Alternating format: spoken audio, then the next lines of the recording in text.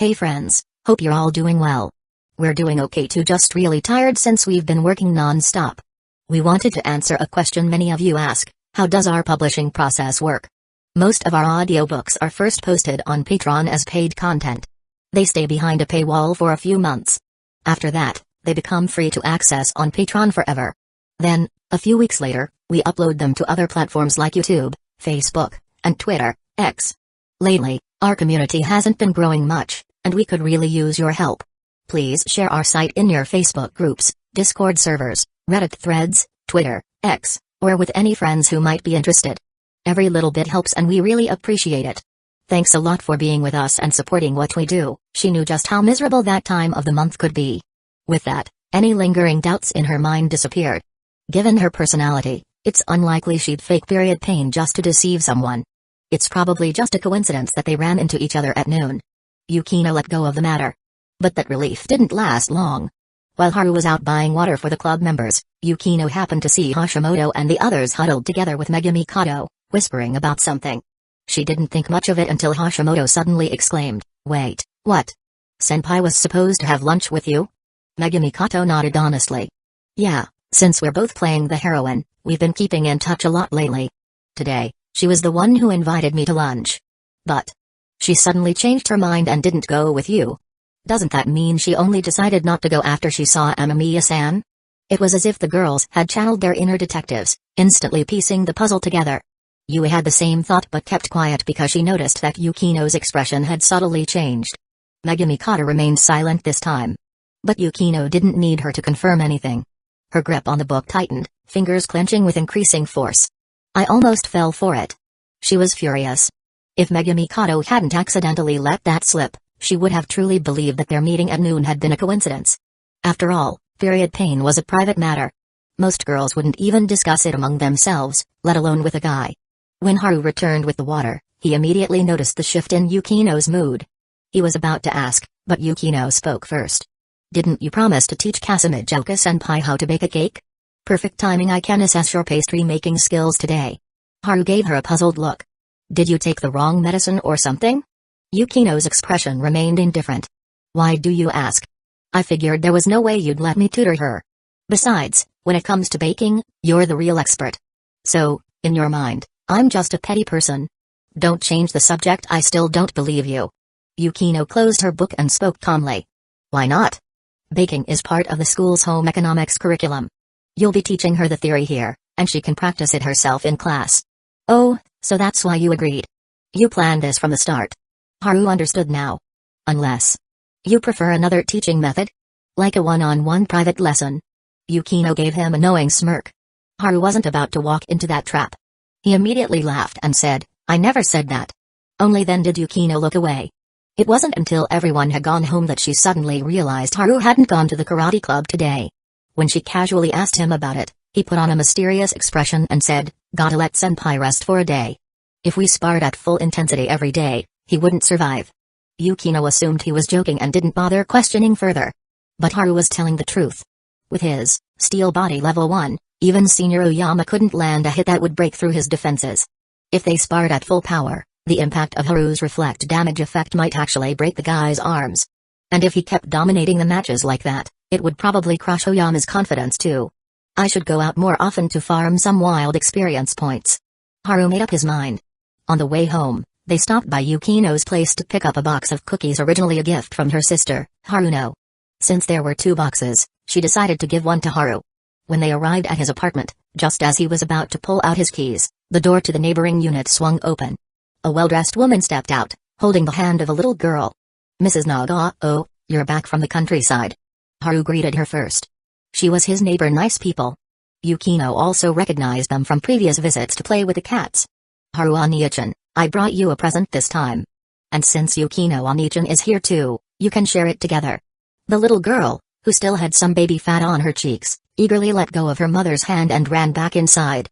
She returned moments later, holding a bag of apples with a proud look on her face. "My uncle grew these. I even helped water them. But my own apple tree hasn't grown big yet." Haru didn't take the apples right away. He first glanced at the woman. She smiled and nodded. "It's a gift for you. Please accept it." After thanking her, Haru turned to the little girl and praised, "That's amazing. So one day, I'll get to eat an apple from your very own tree? Of course. My apples will be the tastiest. I believe it. Haru then lifted the cookie box. Your Yukino Onichan brought cookies. Want to join us? The little girl instinctively looked up at her mother. Are you sure we won't be intruding? The woman hesitated. The girl nodded solemnly. Yeah. Haru Onichan, it's rare for you to bring your girlfriend home. I shouldn't disturb you. Haru chuckled. Yukino smiled gently. It's no trouble. This brand of cookies is delicious, you should try them, Sakura-chan. And so, the little girl was successfully bribed with food. The mother and daughter's plan for an outing was postponed. These cookies are so good. In the living room, Yukino watched as the little girl happily munched on cookies, her gaze softening. You didn't even correct her. I guess Sakura's cuteness got to you. Haru teased while reaching for another cookie. I do like cute things whether people or animals. Yukino replied calmly, taking a bite. Haru smirked. So in other words, you think I'm cute? Yukino nearly choked. Just as she was about to retort, she noticed Sakura watching her intently. What's wrong, Sakura? The little girl said seriously, I'm waiting for you to return the favor. Return the favor? Yep. Haru Onichan fed you a cookie, so now it's your turn to feed him. Yukino. Meanwhile, Haru burst into laughter. Yukino sighed, picked up a cookie, and held it out. But just as Haru bit into it, he also bit down on her fingers. Yukino's cheeks turned crimson. Across from them, Sakura clasped her hands together and sighed, so romantic. Yukino thought she might explode. Yukino quickly pulled her hand back, calmly wiped her fingers with a napkin, and asked, You're only in elementary school, and you already know what romance is? The little girl puffed up her cheeks in protest. Of course. A boy in my class even confessed to me, but I turned him down. I'll only start dating when I grow up to be as beautiful as Yukino Nay. Yukino, who had been slightly embarrassed just moments ago, instantly felt a wave of happiness wash over her. A compliment from a cute child carried far more weight than flattery from her peers or even adults. Her smile brightened. Feeling pleased, she not only let go of the minor incident of Haru sucking on her fingers but even fed him 2 more times. She decided to keep the girl for dinner and put her best cooking skills to the test. Later, from the kitchen, she overheard, Haru Onichan, I did well, right? You said that if Yukino Onichan came over, I should praise her a lot. You did amazing. Here, your Gojo Satoru figure as promised. Yay.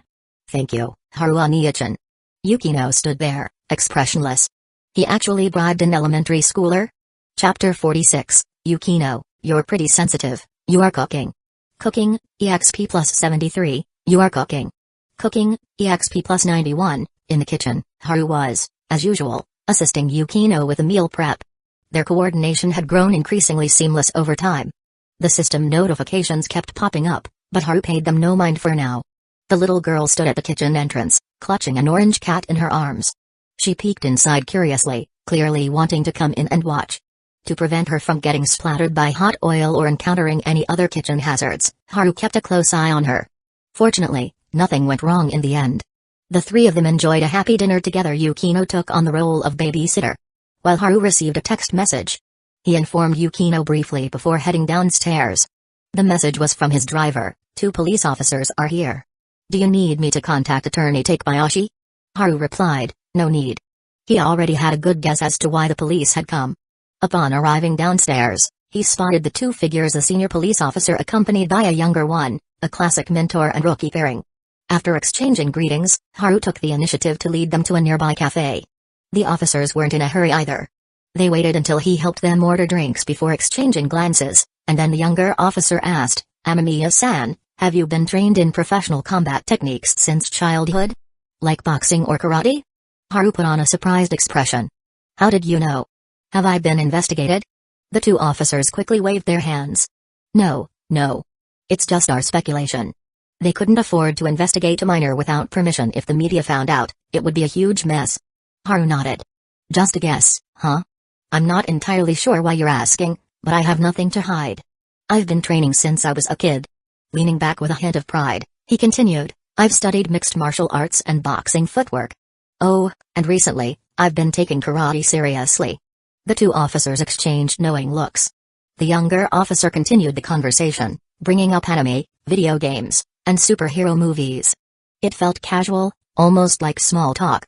Finally, he pulled out his phone and showed a photo. It was a picture of Haru from that night dressed in his unique outfit while roaming the streets. This person is you, right? Yes.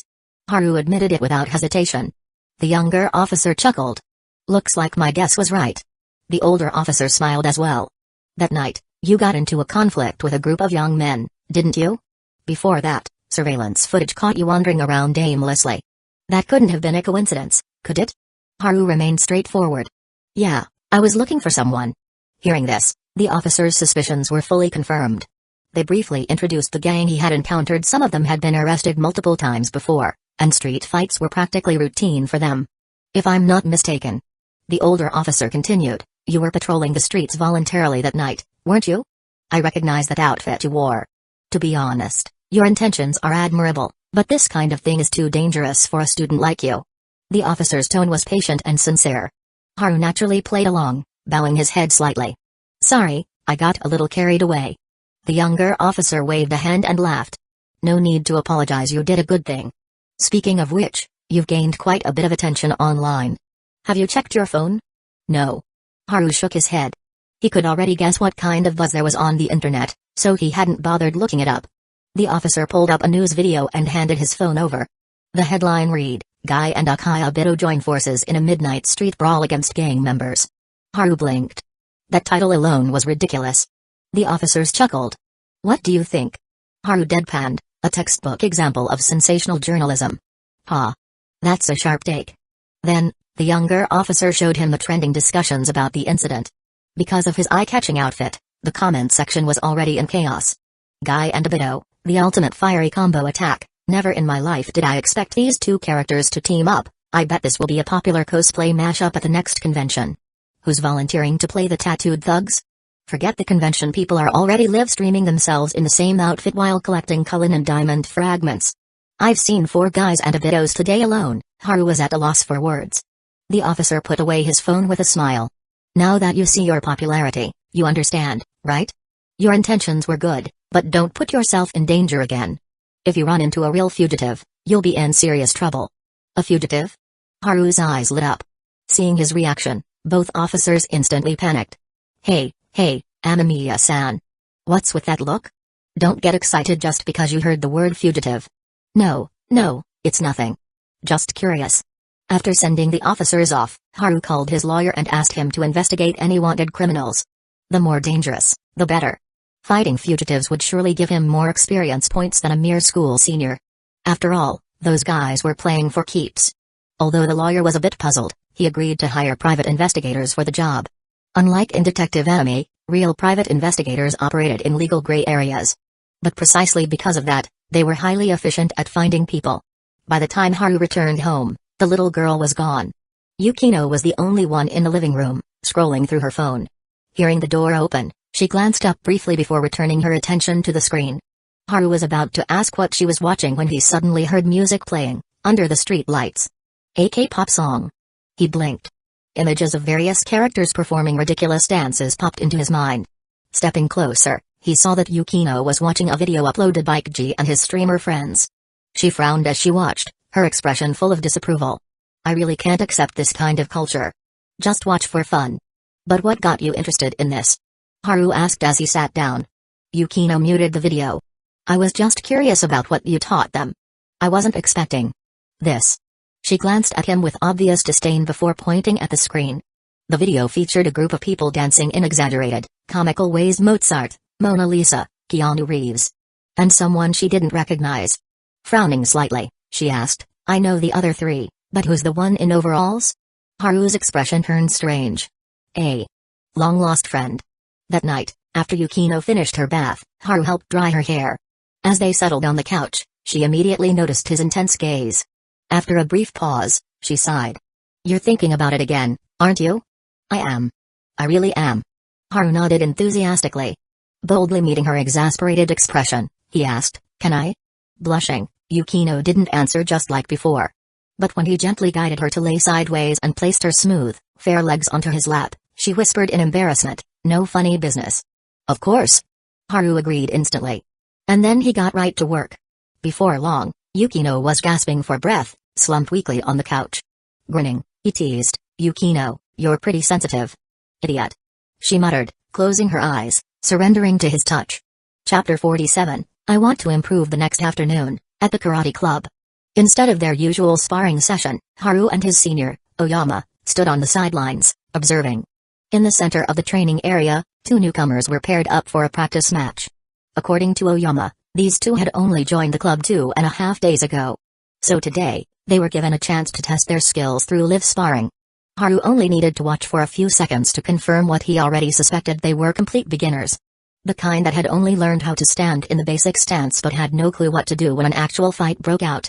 As soon as they started, the match quickly devolved into a wild, uncoordinated brawl. At this point, both of them had tumbled to the ground, grappling each other in what could only be described as a messy entanglement. Haru glanced at the calm-looking Oyama beside him. You're not stopping them. Let's wait a little longer.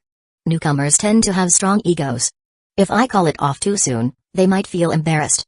Besides, ground fighting is part of Jiu-Jitsu too. Haru raised an eyebrow. So, you're the gentle type, huh, senpai? Hey, don't make it sound weird. We're both guys here. The two continued chatting as the fight on the ground got even more chaotic. The two newcomers on the ground had already lost their composure and were fighting chaotically on the soft ground. One of them reached his hand behind the crotch of the other and started to do something random on the spot, causing the other to scream in pain. Haru turned to Oyama in silence before finally asking, this is part of Jiu-Jitsu too? That move must be something he picked up from a video game. Oyama mused. It's called pressure point grab. If executed correctly, there's a chance to trigger a magic effect on the next hit. Haru let out a short laugh. Wow, you actually tried to justify that. Honestly, he wouldn't have been surprised if Oyama claimed the guy was a rock climber and just had an instinct for gripping onto, well, anything. Realizing he couldn't keep making excuses, Oyama quickly stepped in and called off the match before things got any weirder. Then, it was time for Haru and Oyama's own sparring session. As Oyama strapped on his protective gear, Haru casually suggested, Senpai, maybe you should wear gloves this time. Please, I'm a karate practitioner. Wearing gloves would be ridiculous. Oyama scoffed, full of confidence. 3 minutes later, someone get me a pair of gloves. This guy's body feels like it's made of steel. Oyama groaned, flexing his sore hands. After wrapping up his training and earning some valuable experience points from the session, Haru returned to his own club room. It was unusually quiet. Yutaha was there. But unlike usual, she didn't greet him or throw out a sarcastic remark.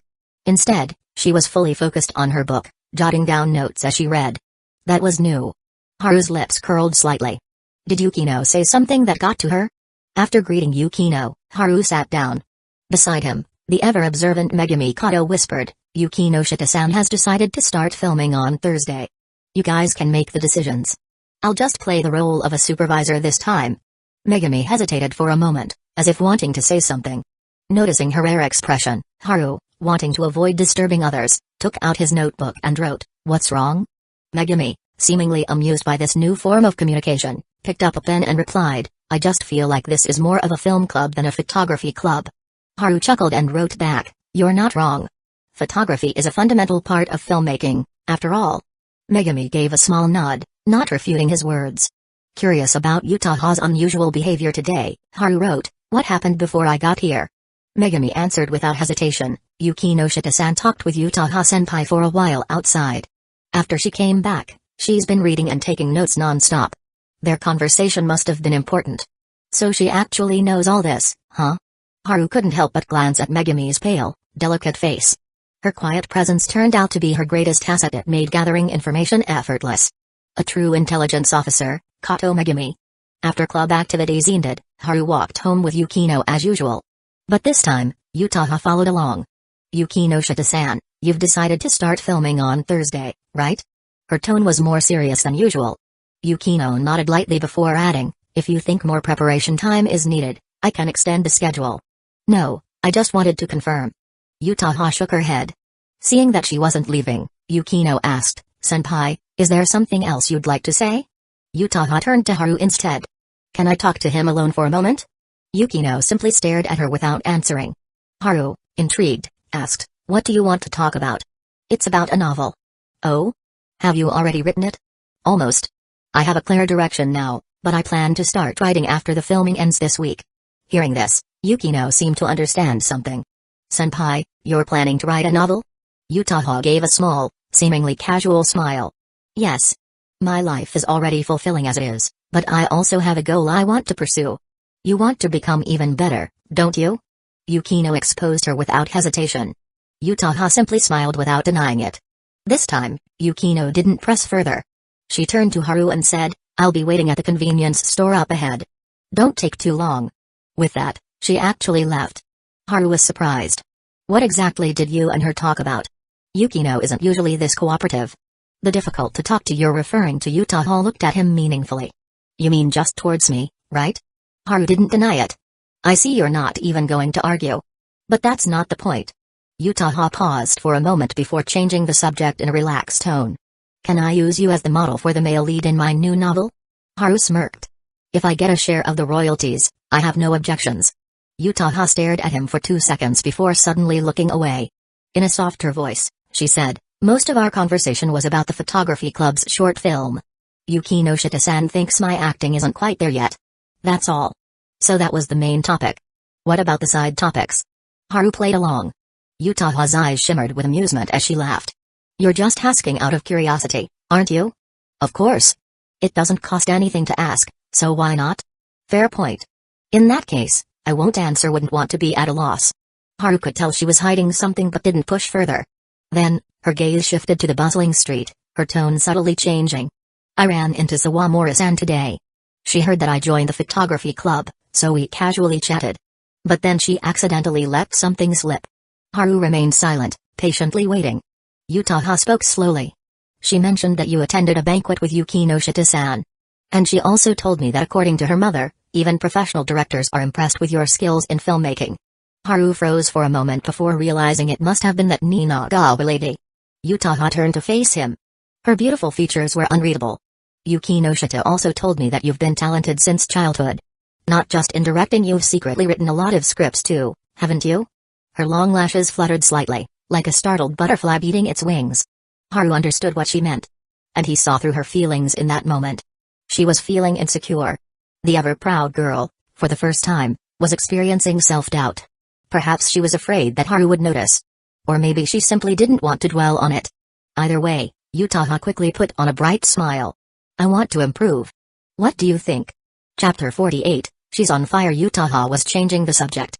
And it was very obvious. Haru noticed something off about her mood, so he played along, pretending to think deeply. If you really want to improve, you should focus on the path that suits you best. Oh?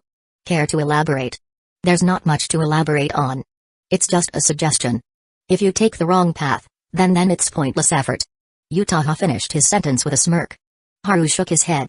Actually, according to physics textbooks, when achieving a goal, any unnecessary effort beyond the required work is called extra work. If you round it up, extra work is approximately pointless effort. So, technically, you were wrong. Approximately? Yutaha looked at him like he was an idiot, her expression clearly saying, how do I even know someone like you? Yes, approximately. Haru remained unfazed. Yutaha rolled her eyes, but her smile remained. Now that the atmosphere had lightened, Haru got back to the real topic. Doctors have their own skills, and so do you. Filmmaking is just a club activity. Don't forget where your true talents lie. Yutaha froze for a moment, then grinned. I didn't expect this from you. Are you actually the gentle type? She playfully clasped her hands behind her back. The way you were talking just now, it'd really suit a guy with a guitar, singing while strumming. That'd be quite the scene. I do know a bit of guitar. Haru admitted. But I'm actually better at another instrument. Oh? What instrument? Who? Who? Yutaha blinked in confusion. Seeing her puzzled expression, Haru pulled up a video on his phone. It was an old recording from his mother's birthday a few years ago. She had been so overjoyed by his performance that she made sure everyone in the family got a copy. Even Yukino had one. Yutaha's eyes widened. The video showed the younger Haru sitting confidently in the middle of a crowd. He crossed his legs, raised his rahu, and played. Despite his youthful appearance, the sound that flowed from the instrument painted vivid imagery like an ancient moonlit bridge, a quiet pavilion by the water. It was the kind of melancholy often found in TV dramas. The video ended. Yutaha turned to him, still in a daze. Impressive, huh? Haru smirked. Very impressive. She nodded repeatedly, her usual sharp demeanor replaced with something softer. Maybe she was still lost in the music. The ever-sultry, ever-woody Yutaha was now just smiling absent-mindedly. So cute. I kind of want to wait, no. Haru caught himself slipping for a second. This was a side of Yutaha he had never seen before. I think Yukino's patience is running out, Yutaha suddenly said, bringing the moment to an end. Without giving Haru a chance to respond, she stepped forward with a light bounce in her step. Thanks for showing me that video. Now I feel even more motivated. Take care on your way home. Haru waved. She turned back and flashed him a dazzling smile. When Haru finally caught up to Yukino, he casually remarked, looks like Senpai was pretty shaken up by you. Yukino kept a serious expression, as if deep in thought. After a couple of seconds, she finally said, she has her own pride. I just see her as someone equally excellent as myself. I was curious to see how she'd react if she got serious. Then, she suddenly stared at Haru's face without saying a word. He raised an eyebrow. What? Yukino shook her head. She's actually feeling insecure because of you. That was what she had wanted to say. She had sensed it earlier when they spoke privately in the afternoon. That was also why she had slightly changed her opinion of Yutaha. A girl who knew her limits, had a sense of dignity, and carried her own pride yet still felt self-conscious because the boy she liked was just too exceptional. If she ever gets to know Haru even better, she's in for an even bigger shock. The composed grace of the rightful queen at that moment, it was fully embodied in Yukino. Meanwhile, Yutaha arrived home. Her parents were in the living room watching TV. She glanced at the screen. It was a music competition show. After greeting them, she idly watched the band performing on screen. Her mother, seeing her interest, teased, "Oh? Did they catch your eye? This is the band I'm rooting for." Her father, sitting beside her, looked less enthusiastic. Clearly, he had been forced to watch. Yutaha chuckled. Not really. It's just. Compared to guitar, I think I'd rather watch another instrument being played. Oh? What instrument? I'll tell you later. Yutaha left them hanging. Her parents exchanged puzzled glances. She headed to her room, shut the door, and opened her laptop. Her outline and character designs were already complete. Just like what she had said to Haru before, the character of the male protagonist is that guy. The way he plays the Rahu is way cooler than any band on TV. A rare, girlish smile appeared on her face. Then, she dazedly sat in front of her computer. Yukinoshita-san, so you and I are the same kind of person. She murmured to herself. The inferiority she felt because of the boy she liked, she couldn't deny it. But at the same time, she had uncovered Yukino's secret. Growing up beside that boy, pushing herself to become even better, working so hard it was almost terrifying to imagine. Was it really just Yukino's pride at play? Probably not. The only difference was she had been found out. But Yukino was doing everything she could to bury it deep inside. Yutaha chuckled. She still had a chance to win. She recalled what Haru had said about talent. She understood what he meant. He was telling her not to overdo it. That she didn't have to juggle both the film club and her novel at full throttle, because it might take a toll on her body. But she wanted to show him. I'm not inferior to Yukino. Right now Yutaha was on fire.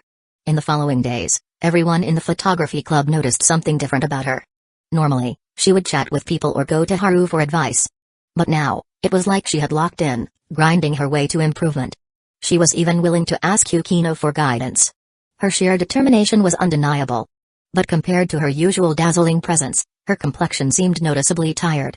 Yukino eventually spoke up, her tone as cold as ever. I don't know how late you've been staying up, but if you show up to the shoot looking like this, I will reject you. I think I'll be fine. Yutaha smiled. Composed and unwavering. For once, it was Yukino who frowned. Then, on Thursday, Haru overheard something from his classmates. Yutaha had called in sick. A top student, a near-perfect attendance record, a high-profile beauty suddenly missing school. Of course, the gossip spread fast. As Haru walked through the halls, passing by students whispering about it, his gaze darkened. How stupid. He sighed. Chapter 49, Stupid Woman. So, Senpai really did take a day off? I heard about it from a classmate this morning, but I thought they were just joking. After school, in the photography club, Yua spoke with a surprised expression, just like most of the other students who had heard the news. Since Haru was still at the karate club, training as usual, it was up to Yukino to take charge. She smoothed her brow, looking slightly displeased. It seems our shooting schedule will have to be postponed for a day. Then, she glanced at Megumi Kato. The quiet girl gave a slight nod. I'm ready for it. That lifted Yukino's mood a little. At least, their lead actress wasn't slacking off. Yua, however, tilted her head. Why do you two look so uninterested in why Senpai took a day off? No way. We're super curious. Hashimoto and the others raised their hands eagerly. Yua pouted. I meant you two, Yukino and Kato. Yukino didn't answer immediately. Instead, she looked at Megumi, who was sitting quietly as always. You figured it out too? Megumi nodded gently, her voice calm as ever. Senpai has been pushing herself too hard. Yukino hummed in agreement. Overworking herself now, that was something she had plenty of experience with. She had done the same in the past, chasing after Haru's footsteps until she made herself sick. That was also the first time she had ever seen Haru genuinely angry at her. Since then, she had never made the same mistake again. Because Haru made sure to keep an eye on her. Right now, Kasumijoka-senpai was in the same situation. The only difference was that she didn't have someone to supervise or stop her. Yukino sighed, feeling a headache coming on. She wasn't too worried about the shooting schedule, but if senpai kept pushing herself like this, it was only a matter of time before she collapsed. Just like that idiot Aoyama. An image of Aoyama Nanami's bright and sincere smile popped into her mind. When Amamiya Haru returned, Yukino brought it up first. You've probably heard about it by now, haven't you? Yeah. Haru sighed. Looks like she took quite a hit. And on top of that, she's convinced she can handle everything on her own. As he spoke, his gaze landed on Yukino. Reminds me of a certain fool from the past. Yukino's expression stiffened slightly. She couldn't exactly deny it, she had made the same foolish mistake before. Not wanting to expose herself further, she quickly changed the subject. I'll check on her tomorrow. If she's really in no condition to continue, we'll delay the shoot another day. It's fine. With that, the matter was settled for now. That evening, after club activities ended, Haru went home, took a shower, then grabbed his phone and headed out again. Carrying a bag of fruit as a small gift, he pondered as he walked. Kasumijoka-senpai's address was listed on the club application form, so he knew where she lived. But if a male student showed up at her house unannounced, her parents would definitely find it suspicious. I need a decoy. It didn't take him long to think of one. 10 minutes later. Standing in front of him, Aoyama Nanami blinked in shock. Wait, you're giving me a day off? And I still get paid? Then, she waved her hands frantically. No way, that's not fair. You've already helped me so much. I need your help with something. Haru cut in seriously. Nanami hesitated for a moment before nodding. So? It's something really important? Yes. Seeing the seriousness in his face, she didn't argue any further. Instead, she ran back into the store to inform her manager. Her manager, who had long since recognized Haru, agreed with a smile. As they walked, Nanami looked both excited and nervous. So, Haru. What is this important thing? You'll find out when we get there. He replied casually. For now, just treat it as a short break. Don't push yourself too hard just because I've helped you. You should take care of your own health too. Nanami blinked, then laughed sheepishly. How do you even know that? I literally saw it with my own eyes. Haru didn't bother explaining. To ease the awkwardness, Nanami quickly changed the topic. Oh, right. Something crazy happened to me recently. What happened? You've seen that hooded vigilante trending online, right? The hooded vigilante? Haru looked dumbfounded. Nanami nodded enthusiastically. Yeah. There's a bunch of videos of him beating up thugs at night. The police even released a statement most of the guys he took down had criminal records and didn't have jobs or go to school. Just loitering around and causing trouble. Her eyes sparkled with excitement. It's like something straight out of a manga. And the cops haven't even tried to arrest him. I think it's because they secretly approve of what he's doing. Everyone's calling him hooded hero now. No, that's just because the cops think I'm some wannabe superhero with a hero complex. Haru held back a laugh. Seeing how into it she was, he casually said, actually, that guy is me. Nanami snorted. Yeah, right. I'm serious. Sure you are. You, the hooded hero, she burst into laughter. That nickname doesn't suit you at all. You're more of the cool and collected type. Watching her double over with laughter, Haru smiled but didn't argue. After a while, she suddenly straightened up, her expression serious. Alright, let me tell you a secret, I've actually met the hooded hero before. Haru, keeping a straight face, played along. And then? He stole my trash bag. Huh? Nanami sighed dramatically. Now that I think about it, he might actually be a homeless guy who picks up garbage to eat. Maybe he just fights crime as a hobby. What? She continued, unaware of his speechless expression. There's so much bacteria in trash bags. If he eats something bad and gets sick, I'd feel so guilty. Haru blinked. Wait, so you think I'm just a homeless guy who eats garbage? By the time they arrived at a residential area, Nanami was still completely clueless. She watched as Haru rang the doorbell and gestured for her to stay quiet. Her confusion only deepened. Wait. What am I even doing here? And what does he want me to do?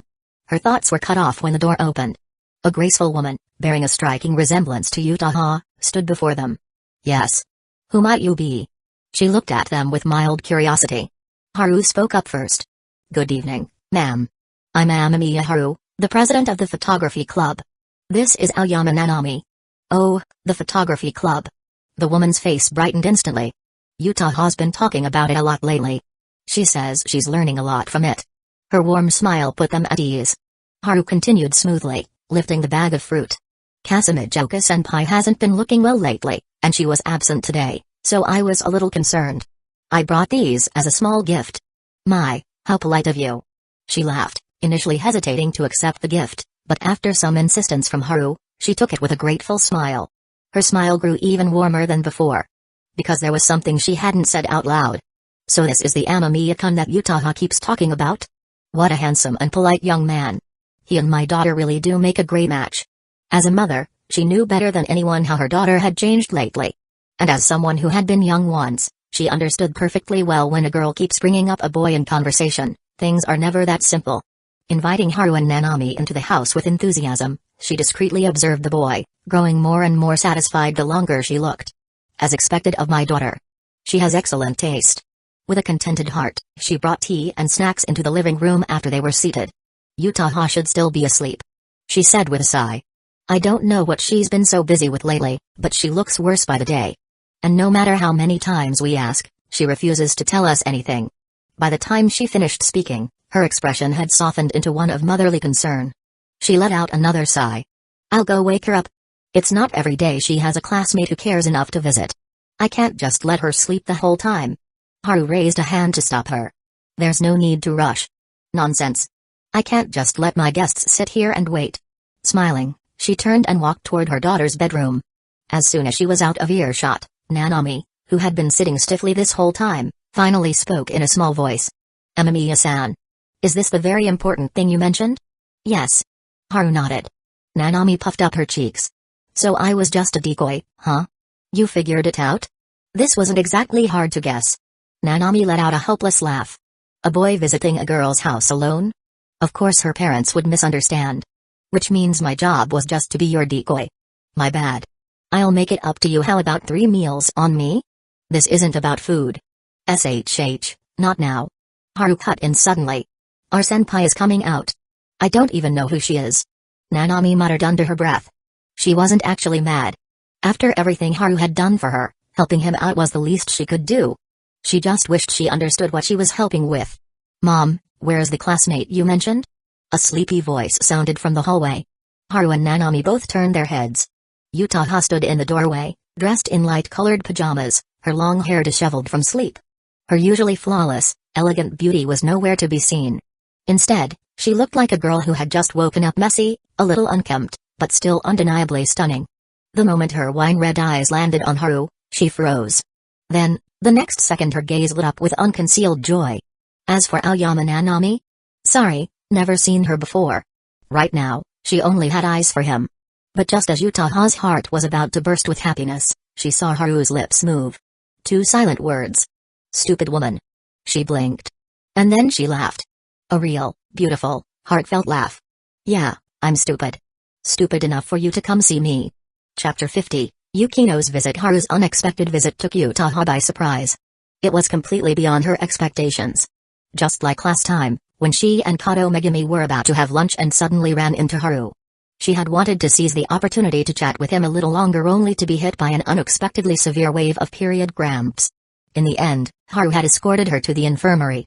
And on the way there, she had felt safe. This time, she had made up her mind to go all in, whether it was club activities, her novel, or her studies. She was determined to give it her all. But pushing herself recklessly had taken its toll on her body, forcing her to take a day off today. What she hadn't expected was for Haru to come and check on her. That made her even happier than seeing her own progress. She didn't recognize the girl sitting beside him, but she was quick-witted enough to figure it out. He probably didn't want to come alone and risk my parents' misunderstanding, so he brought a girl with him. That makes the most sense. Senpai, are you feeling better? Haru, having just mouthed something at her, spoke with perfect composure, as if nothing had happened. Playing along, Aoyama Nanami stood up and added, You still look a little pale. You should make sure to rest properly. Yutaha's mother had no doubts. She assumed these two were just her daughter's club friends. Thanks for your concern. I just haven't had enough sleep for the past 2 days. I'll be fine after resting today. Wait for me a moment, I'll go get changed. Humming cheerfully, Yutaha headed back to her room. As Haru sat back down, he discreetly gave Nanami a thumbs up. Nice teamwork. Nanami almost laughed. I still have so many questions. Can't you at least give me a little more context? Yutaha's mother chatted with them for a while before excusing herself to prepare dinner, leaving the two alone. By the time Yutaha returned, she had changed into fresh clothes and was drying her long, glossy hair. After briefly introducing herself to Nanami, she turned to Haru with a small smile. Thank you for coming to see me. I just didn't expect someone as exceptional as you to make such a rookie mistake. Haru spoke sincerely, then gestured toward Nanami, who was busy sampling the snacks. The last girl I saw pushing herself this hard almost ended up in the hospital. Nanami's hand froze midair. Yutaha raised an eyebrow. Nanami-san, you too. I've learned my lesson. I'm only working one part-time job now. Nanami forced a sheepish smile. She knew she had been pretty reckless before. Yutaha caught on quickly. Wait. Only one? Meaning you used to work two at the same time? Nanami averted her eyes. Yutaha's eyes widened. 3? What are you, a superwoman? That's all in the past, no need to bring it up. Haru interrupted with a chuckle, smoothly changing the subject. Nanami let out a relieved sigh and went back to stealthily munching on cookies. Yutaha, however, glanced at her with admiration. Just thinking about it made her sure I could never do that. Actually, the reason I came today was to remind you not to overdo it again. Haru's tone turned serious. Yutaha had been expecting this. She lowered her voice. I just want to improve. See? You're rushing again. Haru sighed. Progress comes one step at a time.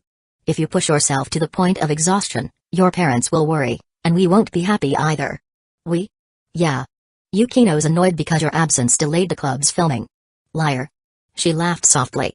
Haru let out an exaggerated sigh. Why is everyone around me so sharp? How am I supposed to maintain my authority as club president at this rate? Yutaha didn't respond, just looked at him, her eyes bright with amusement. Beside them, Nanami sipped her tea at a leisurely pace. This tea is good. The cookies too. But seriously, what's up with these two? Since dinner was approaching, Haru didn't intend to stay much longer. Yutaha's mother had invited them to eat, but he politely declined. After all, staying for dinner on his first visit would have a different implication. At the door, Yutaha spoke earnestly, I'll report to the club as usual tomorrow. Haru, however, shook his head. Knowing Yukino, she's going to delay it by a day just to monitor your condition. This was my mistake. Taking a deep breath, Yutaha admitted it seriously.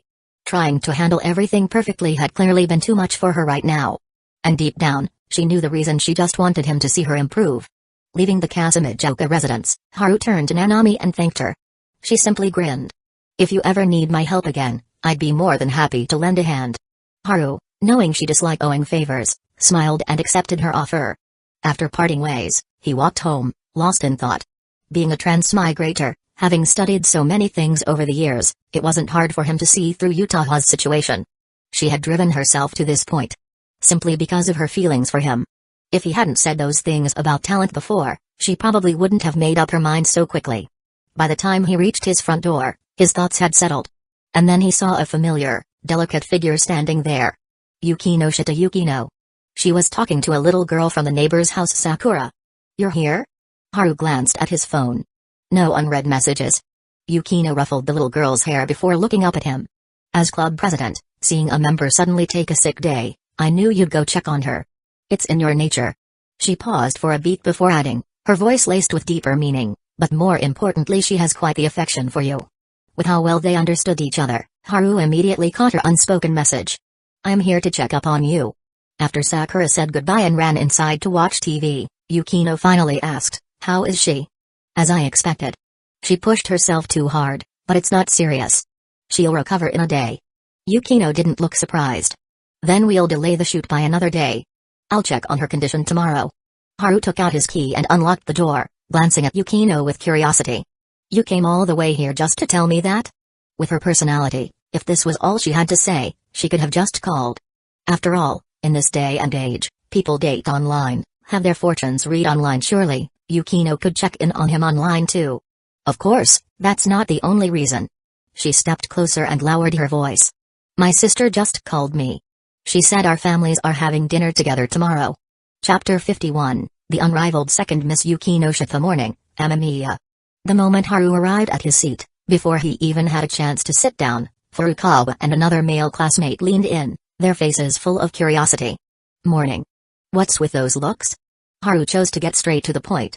The two exchanged glances before Furukawa lowered his voice and asked, we heard your photography club is making a short film? Yeah. Haru didn't bother asking how they knew. After all, he never told Yukino or the others to keep it a secret. It was only natural for the news to spread. So it's true? But aren't you guys a photography club? Shouldn't you be working on photography projects? How did you skip straight to filmmaking? The two classmates were visibly shocked. Haru shrugged. Because when I originally applied to start a film club, the school rejected it. That's quite a simple reason. The two laughed as they commented. Haru also smiled. It really is that simple. After chatting casually for a bit, Furukawa lowered his voice and asked, even if it's just an experimental short film, wouldn't that still require a lot of funding? Is the school actually willing to provide the budget? Of course not. It's all self-funded. Haru didn't hide the truth. The two exchanged glances, looking as if they had expected this answer. Then, they offered, if you're having financial difficulties, we can help you figure something out. Haru was taken aback. Why would you do that? The two looked a little awkward but laughed. Back when school first started, you were the only one willing to talk to us. The moment other classmates heard we were obsessed with certain games, they immediately distanced themselves from us. Their expressions then grew serious. We don't have much allowance, but if you need help, we're willing to support you. Thanks. I'm honestly a little overwhelmed that you trust me this much. Haru felt warmth in his heart.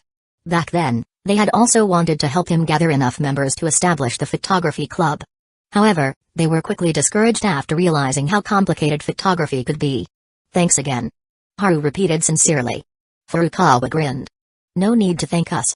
A friend who takes finishing rants seriously is obviously a good person. Haru wanted to point out how flawed their logic was, but he held back. Regardless, these two truly saw him as a friend. After school that afternoon, the photography club members noticed something odd. Their club president, Amamiya Haru, was suddenly overflowing with enthusiasm. No matter who had a question, he would rush to help them before they even finished asking. And if no one had any questions, he would make a point to ask them something almost as if he was creating problems just to solve them. What's up with you today? Yukino finally had enough and called out to him. The shoot is about to begin. As club president, it's my job to support everyone. Haru replied with utmost seriousness. Yukino narrowed her eyes at him. I get the feeling you're not being entirely honest. Is there something wrong with me being enthusiastic? Not exactly wrong, but you're too enthusiastic today. You're just overthinking it. Haru brushed off her suspicions. Of course, the real reason was to gain experience. Ever since his physical fitness skill evolved into steel body, the problem he had anticipated finally arrived. He had to cut back on his sparring sessions with the karate club. Earlier today, even with full protective gear and padded gloves, his upperclassman was effortlessly crushed by him. Haru had even considered not fighting back at all. But even when he held back, his opponent's gloves ended up splitting open from repeatedly hitting his body. Though he hadn't gained much experience today, it was a wake-up call. Since his teaching skill was already at level 9, he figured he might as well max it out and see what it evolved into. Naturally, this wasn't something he could explain to Yukino. Fortunately, Utaha had just returned from her revival match, diverting much of Yukino's attention. Yukino dutifully interrogated Utaha to confirm she was truly back to normal before simply remarking, "Please don't do anything foolish again, senpai." Utaha could only nod awkwardly. After the club activities ended, Utaha approached Kato Megumi. It wasn't until they stepped out of the school gates that Utaha finally spoke. "I've been thinking these past 2 days. I was wrong to stand you up last time. I should have given you a heads up." Megumi shook her head. "It's fine. It wasn't a big deal." Then, noticing Utaha seemed to be in a particularly good mood, Megumi asked casually, "Did something good happen?" "I suppose you could say that." A smile crept onto Utaha's face unconsciously. Megumi's voice was light as she remarked, "Seems like it has something to do with Amamiya-san." Utaha chuckled but didn't reply. "I do feel much better now. Even though I made a fool of myself before, at least now, I have hope." Megumi opened her mouth as if to say something but ultimately stayed silent. Does she really have a chance? Megumi didn't think so. After spending these days in the photography club, She had already realized that Yukino had an advantage no one else could compete with. She was always by Haru's side. More importantly, Yukino was an exceptionally capable girl. Proud, sharp, intelligent, and merciless when she saw an opportunity. In the photography club, Yukinoshita is unbeatable. Megami had wanted to tell Yutaha this. But the older girl was clearly riding a wave of excitement. Megami had seen similar situations in books and TV shows before. When someone was in such a state, it was nearly impossible to make them listen to contrary advice. What's wrong? Yutaha noticed Megami's silence and slight change in expression. Megami answered calmly, your confidence is impressive, senpai. Huh? Yutaha didn't quite understand. Megami didn't elaborate. Yes, her confidence was impressive. But that was all it was. Meanwhile, after school, Haru and Yukino changed out of their uniforms and met up again in the city. Haruno had called earlier, saying she would pick them up for dinner. Senpai seemed to be in a good mood today. Yukino commented as she casually observed the passing pedestrians. Haru nodded. She probably won't make the same mistake again anytime soon. That's thanks to you. Yukino's tone seemed slightly odd as she said this. Haru was about to respond when she continued nonchalantly, Senpai seems to have misunderstood me. She thinks I'm an excellent and proud girl, so she assumes we're the same type of person. Did you two have another secret conversation? Haru teased. Yukino shot him a look before continuing, before you arrived, I checked on her. She actually started talking to me first. So, how did that go? I feel both pleased and disappointed. Can you put it more simply? With your brain, you should be able to understand. Yukino glanced at him. Haru met her gaze, pretending not to understand. Seeing him play dumb, Yukino sighed. Honestly. Fine. To put it simply, I'm pleased because she isn't as formidable as I thought. I'm disappointed because she misjudged me. And because you visited her, she's now under the illusion that she has a chance of beating me. She rested a delicate finger against her chin, her smile dazzling. I haven't even gotten serious yet. Haru, ever the flatterer, declared, the second Miss Yukinoshita is unrivaled. Chapter 52, Too Despicable, Yukinoshita. Haru stepped inside and handed her a pair of slippers. Are we required to be there? Yes. What a hassle. I have to face both Haruno and that lady? Just thinking about it gives me a headache. As he grumbled, Yukino suddenly smiled. Oh, I almost forgot to tell you Auntie sent me a message earlier. I was heading out at the time, and she asked me to call her back when I was free. Haru looked at her charming smile and his heart skipped a beat. Which auntie? Yukino's smile turned a little playful. What do you think? Feigning ignorance, Haru shrugged. Sounds like someone I don't know. Your mother, Amami Itsugmi. She dropped the bomb without hesitation. Haru's expression changed instantly. My dear and lovely Miss Yukinoshita, could I trouble you to say a few good words on my behalf? I will owe you a great favor. Yukino chuckled. I'll think about it. And with that, she redialed the number. Haru moved closer, catching a faint whiff of her scent as he peered at her phone screen. Yukino turned her face slightly, his breath tickled her neck. The call connected quickly. Yukino made no effort to avoid him, so he could hear his mother's voice clearly. She was just exchanging pleasantries, talking about tomorrow's gathering and how much she looked forward to meeting Yukino again. That put Haru at ease. Then, his mother suddenly asked, Haru hasn't been bullying you, has he? He's always been full of tricks since he was a kid, and you're such a well-behaved girl. If he gives you trouble, just tell me, I'll set him straight. Haru immediately shot Yukino a pleading look. Help me. Yukino blinked innocently, her expression saying, weren't we supposed to be competing in wit and strategy? With a sweet, gentle voice, she responded, he does bully me. Before his mother could erupt in anger, Yukino added softly, but it's just little things, I can handle it. Then, Haru heard his mother's voice shoot up several octaves. Put that brat on the phone. Haru, too despicable, Yukinoshita. There was no escape. Haru obediently took the call and endured a thorough lecture from his mother. Throughout, he kept his tone patient and gentle, answering every question with care. Yukino watched from the side, smiling serenely. She quite liked the way he was with his family. No matter what the situation, he was always composed and considerate. After hanging up, Haru sighed dramatically. You really got me this time. How do you plan to make it up to me? Yukino, of course, refused to fall for his trick. She picked up the orange cat from the sofa, stroking its fur with a satisfied look. I'm actually looking forward to tomorrow's gathering. No surprise there. You're the cunning mastermind behind it all. Is this the first time you've realized how cunning I am? That night, Haru helped Yukino with her studies in the living room. Your teaching skill has leveled up. Teaching level 9, 13 out of 100,000, Haru's thoughts wandered. If reaching level 10 in physical fitness had such an absurd effect, what about teaching? Would it be like something out of a martial arts novel, where knowledge could be transferred in an instant? His imagination ran wild. Glancing at the girl beside him, focused and attentive, his mind automatically supplied a voice. Your Bluetooth is connected. You're thinking something weird again, aren't you? Yukino, as if equipped with an automatic detection system, immediately sensed his odd gaze. If I say no, will you believe me? No. Then I won't say anything. You're an idiot. Now that's just hurtful. Idiot. She insulted him again, completely unfazed. Haru thought to himself, there will be plenty of time to get back at you later. Once their study session ended, Haru stood up to grab his clothes for a shower. Just as he was leaving, Yukino spoke up. I've put together a shooting plan. Want to take a look? Sure, I'll check it after my shower. The document is quite long. Should I send it to your phone? Yeah, go ahead.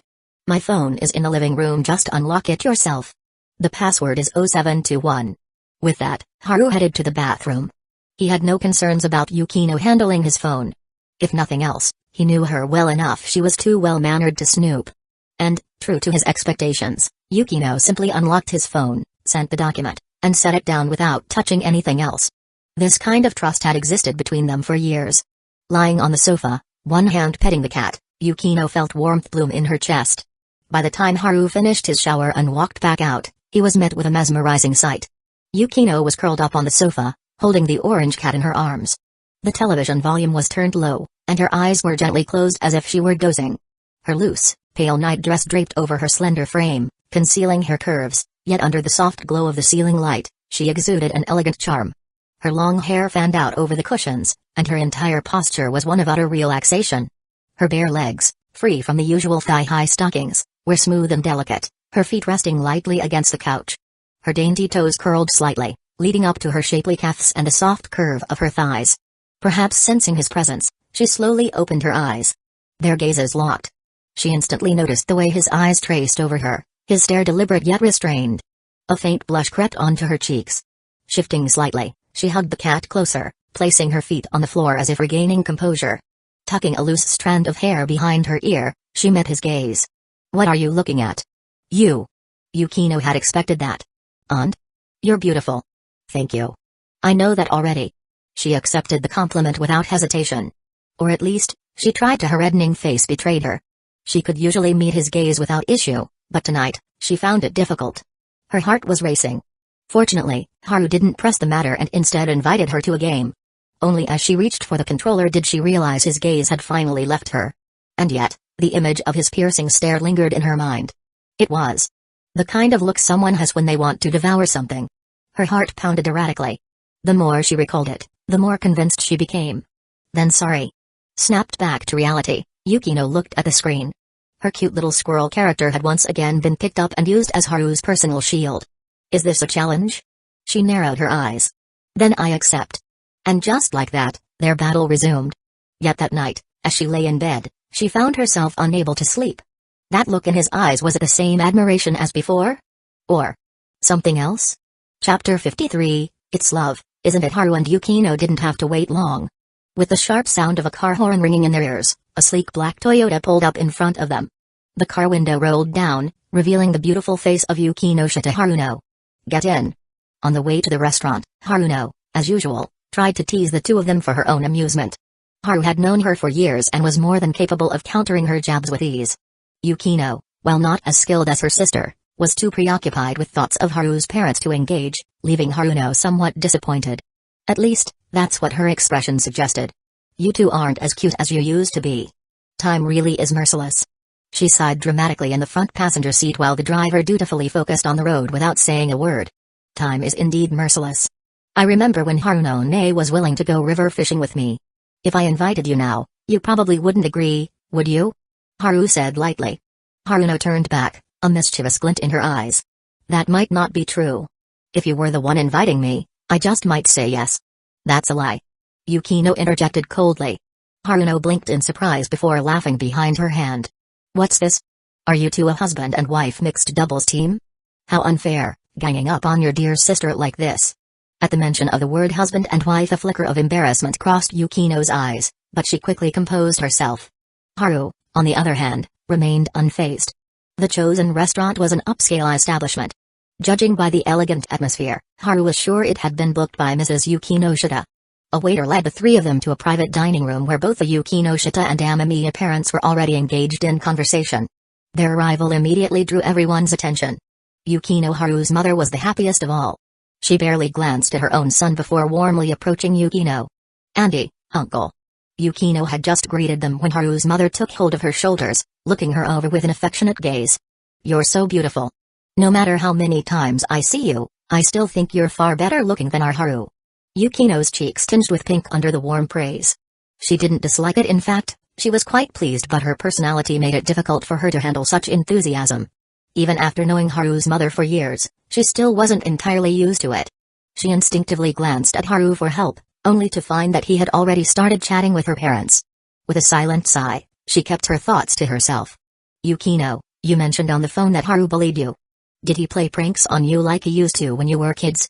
Mrs. Amamiya asked as soon as she sat down beside Yukino. Haru, sitting nearby, sighed helplessly. "Mom, don't you think you should confirm that with your son first?" "No need. I can just ask Yukino. You're too good with words, and your father and I have never been able to win an argument with you since you were little." Mrs. Amamiya shot him a look. Mr. and Mrs. Yukinoshita and Haruno all smiled knowingly. Haru turned to his father, silently pleading for help with his eyes. His father, as usual, remained silent. Noticing his son's gaze, he simply took a sip of tea, pretending he hadn't seen anything. "So this is my place in the family hierarchy, huh?" Haru sighed. Every time his parents saw Yukino, his status in the family plummeted instantly. But who could blame them? His parents adored Yukino. After some casual conversation, Haru gave Yukino a subtle look. There was another table nearby. "Shall we sit there?" Yukino gave a slight nod. Since dinner hadn't started yet, she didn't want to sit at the adults' table. If possible, she'd rather sit at the kids' table. The two excused themselves and moved past the partition to the adjacent table. "They get along so well," Mrs. Amamiya remarked cheerfully. Mrs. Yukinoshita smiled. "Yes, they've been close since they were little." Mrs. Amamiya's interest was piqued, and the two women began chatting about the topic enthusiastically, with Haruno occasionally chiming in. Meanwhile, Mr. Yukinoshita and Mr. Amamiya sipped their tea in silence. At the next table, Haru took a glance around. The small decorative items on the nearby tea table all looked expensive. Yukino also noticed. She was clearly knowledgeable. These teapots and hand warmers are likely replicas. Makes sense. If they were authentic, they would have been collected long ago. Haru agreed. Lowering her voice, Yukino suddenly asked, "Has Koji been in contact with you recently?" "Yeah, he messaged me last night about discussing the revenue split for his live streams. I originally joined just for fun, but since they're taking it seriously, I plan to have lawyer Takebayashi handle the negotiations." Hearing this, Yukino's eyes showed approval. That's the best approach. It's always better to settle financial matters early to avoid future disputes over profits. She pondered for a moment before adding, "My suggestion? Have the lawyer draft a formal contract. Since they're willing to discuss things professionally, you should do the same." Haru chuckled. "As expected of you. You always find the best solution." Yukino accepted the praise without hesitation. "How about becoming my personal assistant?" he teased. Yukino gave him a half smile. "You mean you want to keep me all to yourself?" "Can't I?" "You could, but I doubt your intentions are pure. When is keeping a beauty to oneself ever about purity?" Haru's confident retort turned him a glare from Yukino. A moment later, a voluptuous and beautiful waitress entered to refill their tea. As she approached, Haru instinctively glanced her way, but before he could react, he felt a sharp pressure on his foot under the table. He looked up. Yukino remained perfectly composed. Only after the waitress left did she coolly remark, "Your gaze just now reminded me of the poster hanging in your room." Haru laughed. "You're getting jealous surprisingly easily today." A slight flush crept up Yukino's face, but she couldn't refute him. His mother's enthusiasm earlier, combined with how everyone looked at them, had made her overthink things. The word compatible lingered in her mind, leading to other thoughts. Seeing Haru's amused expression, she attempted to stomp on his foot again. But this time, his reaction was faster than she expected.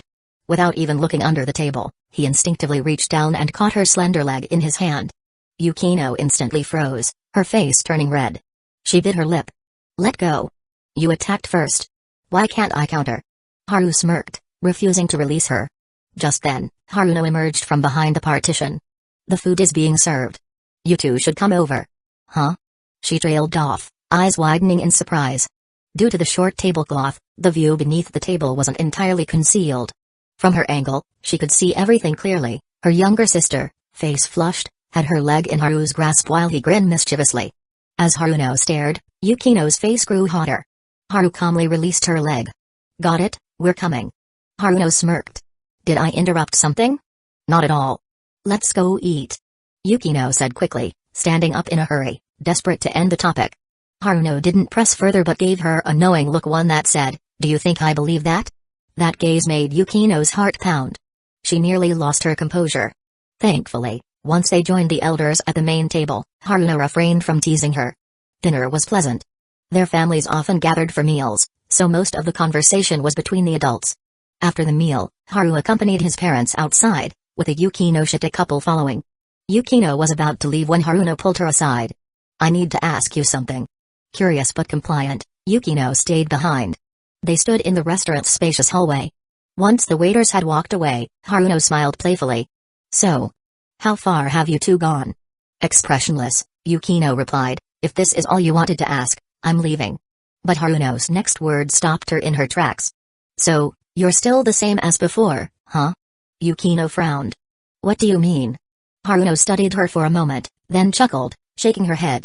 You're smart and capable, yet in some things, you remain utterly clueless. She glanced down at the parking lot, laughing softly. You know you're beautiful, right? Then you must also realize that he really likes you. Yukino flushed but remained composed. What are you getting at? Haruno spoke lazily. You've worked hard all your life, trying to match his pace, hoping to stand beside him with confidence. But have you ever thought about what he's been thinking all these years? She turned to her stunned sister with a sly smile. He's been waiting for you. Because you wanted to grow and prove yourself, he respected that, so he never made a move. Her smile turned teasing. But trust me, teenage boys are full of energy. He's been holding back a lot. Yukino was speechless. Yukino took a deep breath and whispered, I'm leaving, sis. Heart pounding, she rushed off. How foolish I've been. I should have realized it long ago. But I was always so focused on improving myself, on trying to catch up to him, that I kept overlooking the most important thing. I love him. That's why I've been working so hard, striving to stand by his side. That's why he's always been waiting for me, respecting my choices. Yukino's eyes grew more anxious. For the first time in her life, she was losing control of herself. But right now, she didn't care about that. She had to find him. Haruno watched her go, stretching lazily. Maybe I should have let her figure it out herself. Watching would have been more fun. Chapter 54, Let's Date Hotel Parking Lot. The Yukinoshita couple stood on the right, while Haru was pulled to the left by his mother. His father, meanwhile, had taken the car keys and gone to fetch the car. How are things progressing with Yukino? The moment his mother spoke, she echoed the exact words Haruno had said just moments ago. The only difference was that Haruno had delivered a line with a leisurely, knowing smirk, as if she had seen through his every move. His mother, on the other hand, looked at him with pure curiosity and anticipation. We're just good friends, Mom. You already knew that, didn't you? Haru responded with a smile. Just good friends? Otherwise? What else would you think? You're usually so smart, how are you acting like an idiot now? Come on, Mom, don't be like this. If I really turned into an idiot, that'd be genetic. Mother dearest, could you tone down that look in your eyes? It's kinda scary. Haru's tone suddenly changed as he skillfully played the role of a lowly underling. You brat. His mother had originally planned to pinch him a few times, but seeing how quickly he surrendered, she was both amused and exasperated. Glancing at the Yukinoshita couple chatting quietly in the distance, she lowered her voice and asked, You two were so close as kids, why hasn't anything progressed all this time? Haru responded naturally, Yukino is working hard toward her goals, and as her good friend, I'm helping her. That's not what I meant. His mother shot him a glare. Then, as if something suddenly occurred to her, she looked at him in surprise. Wait a minute, don't tell me you've fallen for someone else? Haru was speechless. His mother was still as prone to wild speculation as ever. And realistically speaking, with how sharp and perceptive Yukino was, how could he possibly have feelings for anyone else? Is it that Kasumijoka-senpai of yours? Her words were a direct hit. Haru blinked in surprise. Mom, you know her? I don't, but don't forget I was the one who drove you and Yukino to school on the first day. That school of yours has a rather famous girl, right? Kasumijoka Utaha. I heard a lot of people talking about her, so I looked her up later. Wow, you really have time to spare. Ignoring her son's sarcasm, she continued, That Kasumijoka girl is indeed beautiful, and she's got a great figure too. But since I've never interacted with her, I still think you and Yukino are the best match. Yeah, I know. You're the president of Yukino's fan club. Watch your mouth, kid. She playfully smacked him before her gaze flickered toward the restaurant's entrance. There, a slender figure came running out. The girl anxiously scanned her surroundings. The moment her eyes landed on them, her tense expression softened instantly. His mother giggled. Looks like Yukino came looking for you. Did you see how worried she looked just now? And you still say you're just friends? This time, Haru didn't refute her. Because he had seen it too. That brief moment when Yukino's gaze shifted from worry to relief, it struck his heart with pinpoint accuracy. Once again, he thought of all the years she had spent persevering and working so hard. Good evening, Auntie. By now, Yukino had walked over, still slightly breathless as she tried to steady her breathing. Haru's mother responded with a smile, then turned to look at her son with an amused expression. He had no choice but to speak up. What were you talking about with Haruno? Yukino said nothing.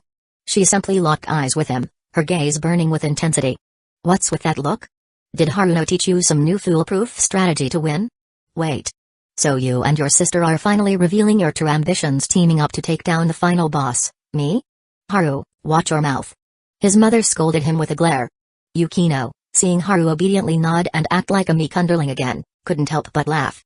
I would never team up with my sister. Besides, she'd never come up with such a plan. Don't be so sure, watch out for karma. Haru countered. Yet isn't your statement just as confident? Yukino responded smoothly. Oh, using my own words against me now. So you really do have a plan with Haruno? If she pranks me, won't you feel bad for me? Yukino gave him a stunning smile. I'd feel bad. You heartless woman. Haru didn't believe her one bit. He'd heard those exact words before, only for the person saying them to turn around and do the opposite. Turning to his mother, whose grin was now stretching wider than an X-recoil, he groaned, Mom, can you stop laughing? She shook her head, eyes twinkling with amusement. No. Watching this play out from the front row was far too entertaining to pass up. Then she turned to Yukino with a warm smile. I knew I had good taste. Yukino, you're absolutely adorable. A faint blush dusted Yukino's cheeks, but she remained as poised and confident as before. Andy, Haru has said the same thing before, he also thinks I'm very cute.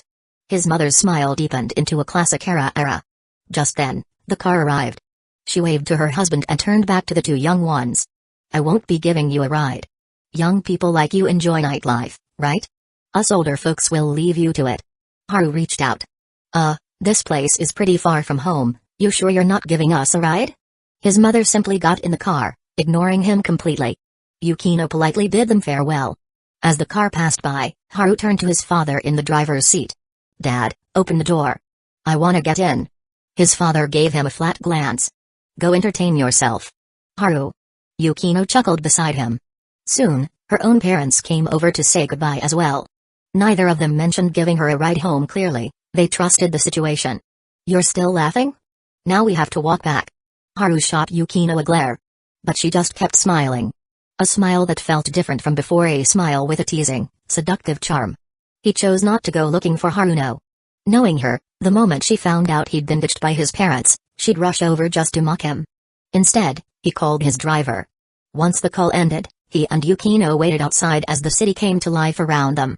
The streetlights flickered on, shop signs lit up, and the bustling night scene transformed into a glittering tapestry of colors. Haru absent-mindedly took in the view, but deep down, he was pondering something else. Yukino's mood felt off. Only someone who had grown up with her could sense the subtle emotions she was hiding. He was watching the city lights. She was watching him. The car arrived quickly. They both got in the back seat, and Haru asked, Are we dropping you off at home, or? Let me think about it. Surprisingly, Yukino didn't give a straight answer. Definitely feels off. Haru nodded and gestured for the driver to start driving. Yukino pulled out her phone, seemingly checking something. Assuming she was looking up study materials, Haru didn't interrupt her. About 10 minutes later, she put her phone down. How about we go to the aquarium? She suggested softly. A question mark slowly appeared in Haru's mind. Yukino, however, looked completely at ease. You're not objecting, so that means you agree. Ikami-san, please take us to the aquarium nearby, the only one still open at this hour. Ikami, the driver, nodded. Understood, Ms. Yukinoshita. The car turned around as the navigation system recalibrated for a new route. Yukino turned back to look at Haru, Noticing his skeptical gaze. With a composed expression, she asked, "What is it? You're acting strange today." Haru decided to confront her directly. Yukino remained unfazed. "You figured it out already? So you're admitting it?" "Yes, but admitting it doesn't mean I have to explain it to you." "Oh, great, playing mind games with me now." Eventually, the car pulled up in front of the aquarium. Yukino stepped out first, glancing toward the small shops near the entrance. "I'll go buy the tickets. Do you want anything to eat or drink?" She gestured toward the vendors selling ice cream, drinks, and even balloons. "Just water." Haru had mostly cut out sugary drinks. Yukino nodded and walked off. As Haru unbuckled his seatbelt and stepped out of the car, he caught sight of the driver hesitating as if he had something to say. "If there's something on your mind, just say it," Haru said with a smile. "No need to hold back between us." The driver was silent for a moment before speaking in a low voice. "Boss, haven't you realized yet?" "Realized what?" "The aquarium. It's the perfect place for a date." "Who said that?" "My wife." It was rare for the driver to talk this much. Seeing that Haru was open to the conversation, he continued, "My wife says that an aquarium date is ideal because it's unaffected by the weather, rain or shine, it doesn't matter. Unlike a movie theater, you don't have to worry about whether both people are interested in the same film. Plus, there are tons of adorable sea creatures, so there's always something that appeals to a girl's tastes." Haru gave him a thumbs up. "Respect. Respect. What does that mean?" "It's the highest form of admiration." "Then, on behalf of my wife, thank you." Haru walked up to the entrance of the aquarium, where Yukino was already waiting with the tickets in hand. Her presence alone drew the attention of several men passing by. And when Haru approached, those gazes shifted, becoming noticeably less friendly. "Here you go," she said, handing him a ticket. Yukino handed him a bottle of water. "Thanks." Taking it, Haru walked past the ticket gate with her. Then, suddenly, he stopped in his tracks, putting on a contemplative expression. Yukino looked at him, puzzled. Haru solemnly declared, "An aquarium is the best place in the world for a date." Yukino was momentarily stunned. Haru had perfectly inherited the copy ninja Kakashi's technique, repeating the driver's words for words. Yukino seriously considered his statement. "I never knew aquariums had such deep knowledge behind them." Seizing the opportunity, Haru probed, "Didn't you just look this up on your phone?" Yukino's beautiful eyes reflected his face as she replied, "No, I only searched for good date spots." This time, it was Haru's turn to freeze. Crap. His casual attack had triggered her ultimate move. And this kind of direct hit packed serious damage higher than the fiercest boss attack. His HP continued to drop. Yukino tucked a strand of hair behind her ear, her cheeks tinged with red. Her smile, however, was breathtaking. "Let's go inside." With half his HP gone, Haru reached out a hand. Yukino blinked, hesitated for a moment, then, blushing even more, took his hand. And then their fingers intertwined. Once inside, everything unfolded just as the driver's wife had predicted. There were plenty of adorable sea creatures, many of which perfectly matched Yukino's aesthetic preferences. With each passing exhibit, her mood visibly brightened. Meanwhile, Haru spent most of his time watching her. He couldn't help it. Right now, she was glowing. Some women were like flowers that bloomed for anyone who paid attention. But Yukino, reserved and proud, was only blooming for him. "What do you want to see next?" Snapping out of his thoughts, Haru tore his gaze away from an octopus in front of him. Yukino held a small guidebook, flipping through it. "Dolphins and penguins. I'm interested in those too." So, they went to see the penguins first. Yukino's eyes sparkled with joy. She looked completely satisfied. Haru, on the other hand, stared at the waddling penguins and muttered, "Tengtsai, since you've seen me as a member of Zainayu, why don't you kneel?" Yukino heard him. She turned her head helplessly. What do these two Chinese words, Zainayu member and Tengtsai, mean? It basically means I'm a Kamen Rider. Just as she was about to scold him, a young boy nearby, holding his parents' hands, suddenly mimicked Haru's pose, leaning against the railing and mumbling, "Since you've encountered me, a Kamen Rider, why aren't you kneeling?" Haru's eyes lit up. "Which Kamen Rider are you?" The kid puffed up his chest. "Kamen Rider 555 inches, great taste." The two shook hands firmly. The boy's parents smiled helplessly before turning to Yukino. "Your boyfriend's pretty handsome." Yukino didn't correct them. Instead, she simply responded politely, "Thank you. Your son is adorable." As they were about to leave the aquarium, a staff member stopped them. "We're currently running a promotion," she said cheerfully. "All paying customers can receive a free souvenir." She gestured to a display box filled with delicate charms featuring various designs. Seeing Yukino's clear interest, Haru asked, "Can we pick whatever we want?" "Of course. You two seem like a couple, so I'd recommend these whale charms." The staff member held up two chibi-style whale pendants. Each whale had a small, pink heart on its head, one upright, the other inverted, forming a perfect pair. Haru glanced at the other charms in the box. They were all in a similar cutesy style with different patterns. Instinctively, he asked, "If couples and spouses get these heart-themed ones, what about friendships?" "Of course, we have those too. Even solo visitors get a special design." The staff member pointed to a box on the right. Haru was stunned. "Whoa, a mech penguin?" Yukino cut in. "Are you going to pick the mech one?" "Of course not. I'm taking the whales." Without hesitation, Haru took the whale pendants from the staff member. Yukino's lips curled into a satisfied smile. After leaving the aquarium, they headed home, Haru's home. Later, while Yukino was in the shower, Haru sat on the couch, stroking his chubby cat. "Her emotions have been all over the place today. You think I don't need to hold back anymore?" Meow. The orange cat let out a soft purr, curling up comfortably on his lap. "I'm talking to you. You eat my food, sleep in my bed, and now, when I need advice, you've got nothing." Meow, meow, meow. Soon, Yukino finished showering. Haru ended up drying her hair for her. By 9:30 p.m. they were sitting in the living room, one playing with the cat, the other absent-mindedly watching TV. "For tomorrow's shoot, you just need to supervise. If I make a mistake, then you can step in." Yukino lazily stroked the cat's head as she spoke. Haru nodded. He had already expected her to say that. "Hopefully, they're in good form. That way, my job will be easier," she added, referring to Kasamijoka and the others. Haru chuckled. "Even in your downtime, you refuse to relax. If you can't even take a break now, how will you ever unwind in the future?" Yukino paused, pressing her lips together. "You have a point. Let's not talk about work anymore." Haru stared at the TV screen. "You know, I'm really looking forward to seeing your future. If you ever become a director, your movies will be the perfect mix of absurd and bizarre. And you? Besides wanting to make a tokusatsu film, do you have any other ambitions?" Instead of answering, Yukino simply watched him, her tone soft. "I haven't really thought about it. Oh, but I do need to get my driver's license soon." "What made you bring up driving? You have all the makings of a strong, independent woman. If I ever end up aimless, I'll just become your driver." Hearing that, Yukino's smile became impossibly gentle. Still, she reminded him, "We have plenty of time. You can figure things out at your own pace." But Haru thought about his steel body. Even he didn't know what the future held. After a brief silence, he spoke again. "If I ever do something you find completely meaningless, will you get mad at me?" "Like what?" she asked. "It's just hypothetical. I don't even know yet." Yukino fell silent. Haru found it strange and turned to look at her only to see her staring right at him. "Is there something on my face? Or have you finally noticed my extraordinary charm and become entranced?" he teased. Yukino didn't look away. In a soft voice, she said, "My world is very small." Haru was taken aback. Yukino held his gaze without hesitation. She had always been proud, confident, and resolute, rarely showing such open vulnerability. But her words were clear. Her world was small. Aside from their families, it was practically just the two of them. If Haru ever truly upset her and refused to apologize, she'd probably sulk for a few days before coming to find him herself. "Haru."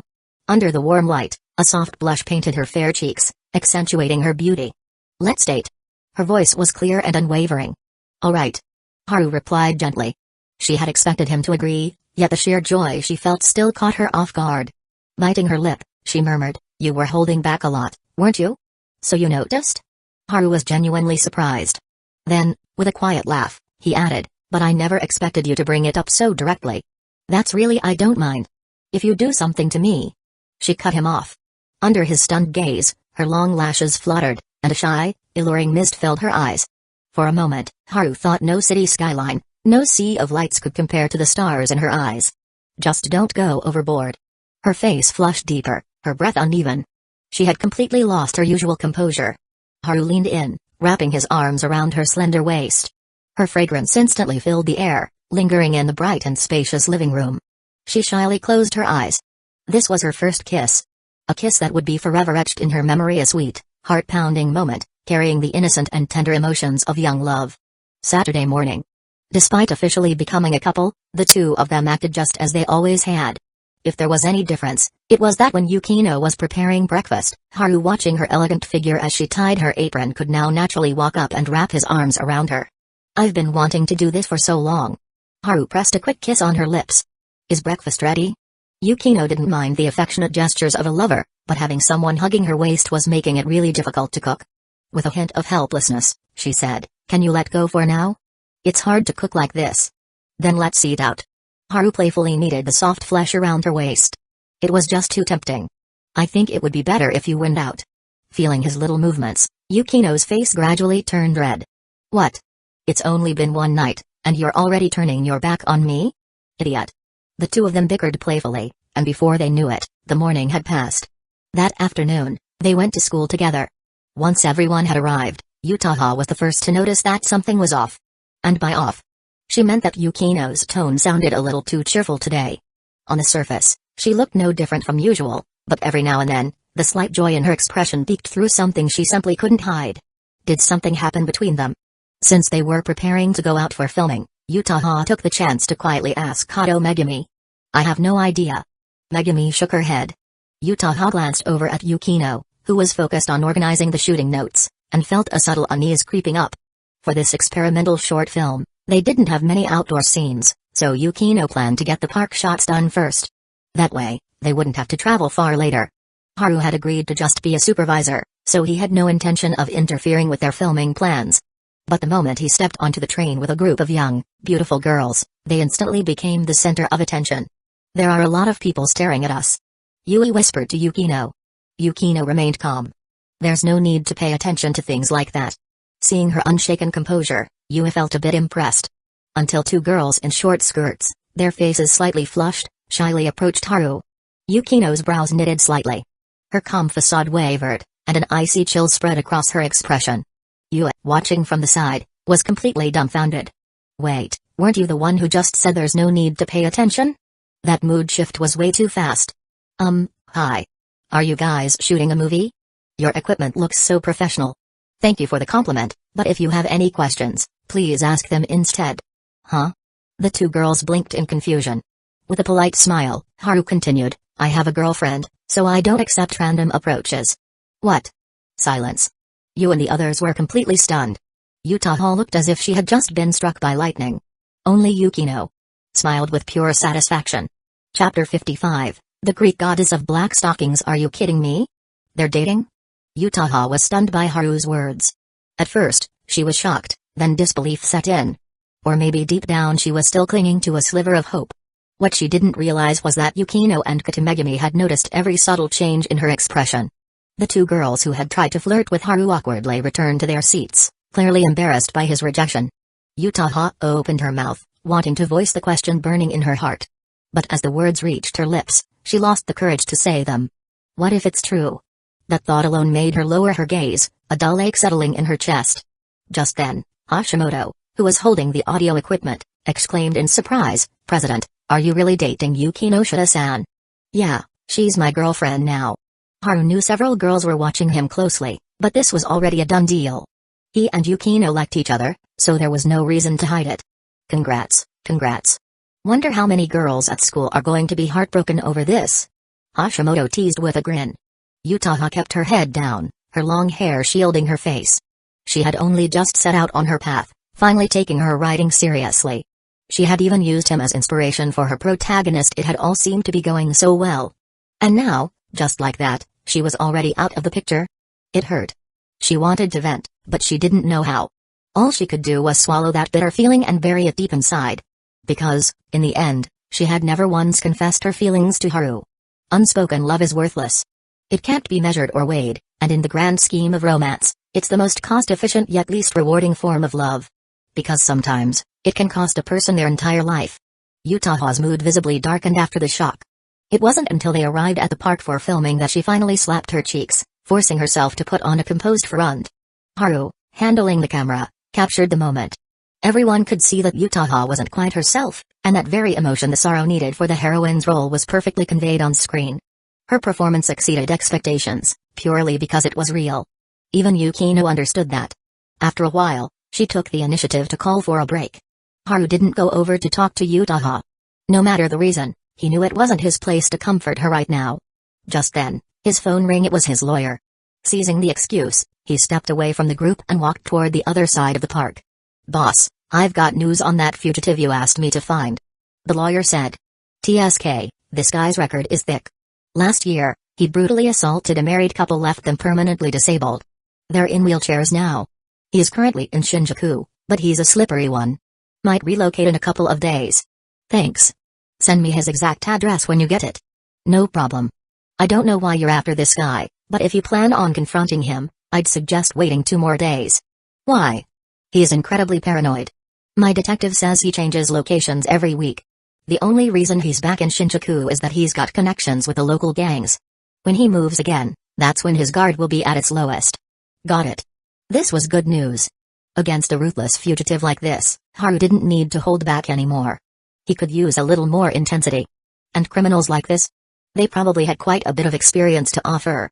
As he mulled over his plans for the night, he reached for a nearby faucet to wash his face. "Hey, that one's broken. Use the other one," a young man in workout clothes informed him. "Thanks." Haru nodded in gratitude and splashed some water on his face. The temperature was rising, and as the cameraman, he had to keep his hand steady, making him one of the most physically strained members of the shoot.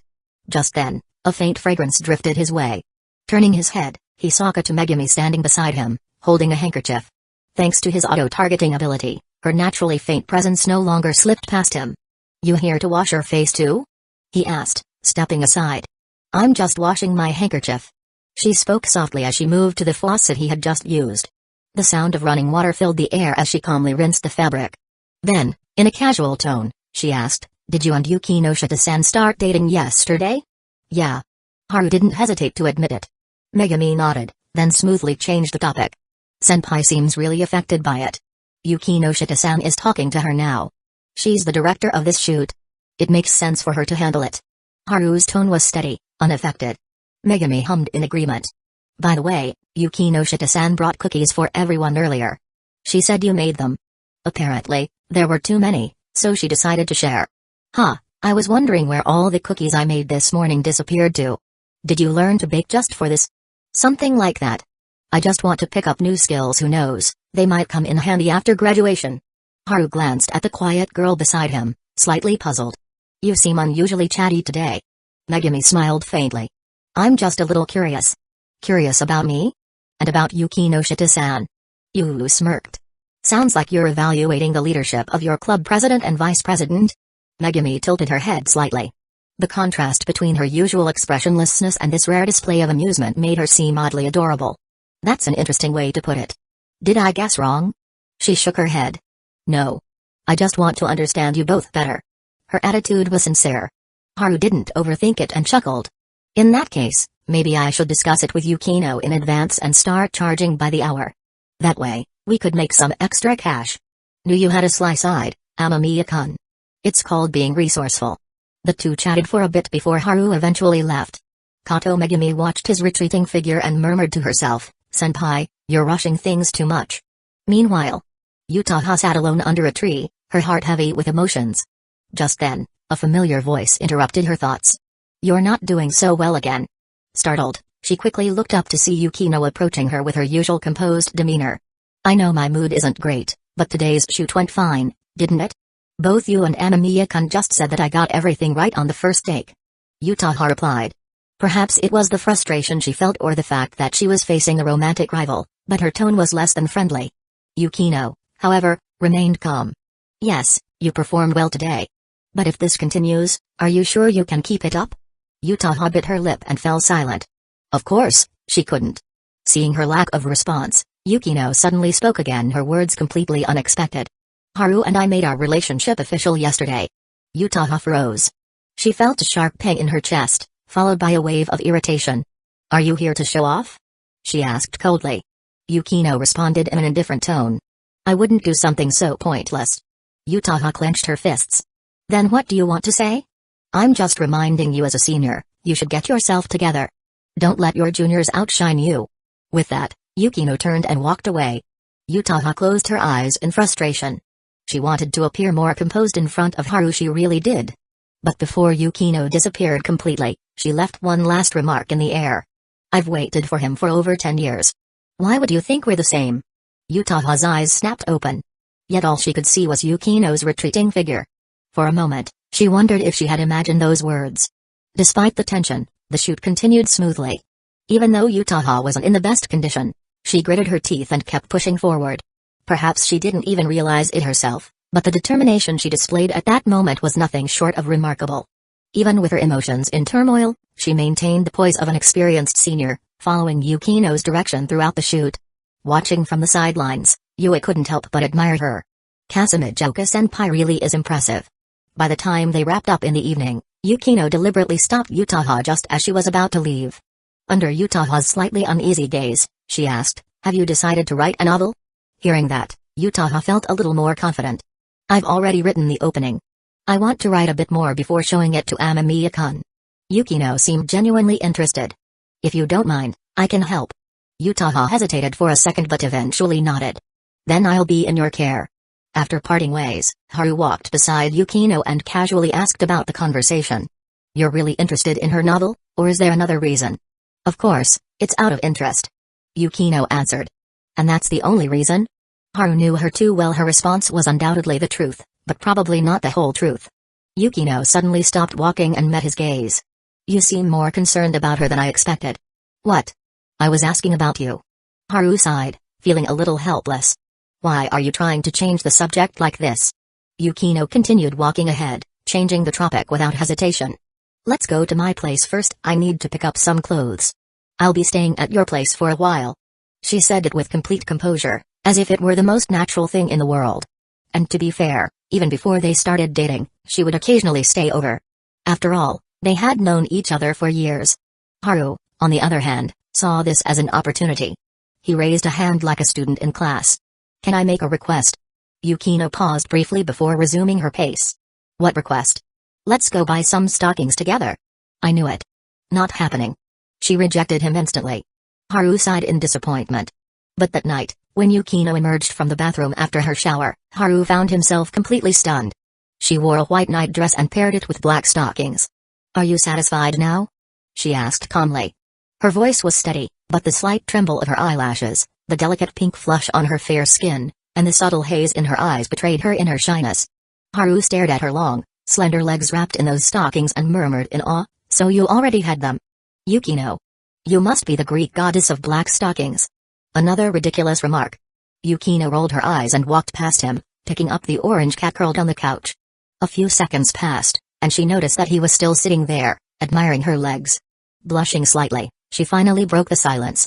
"Aren't you going to take a shower?" "I will. Later." Haru gestured toward his laptop on the coffee table.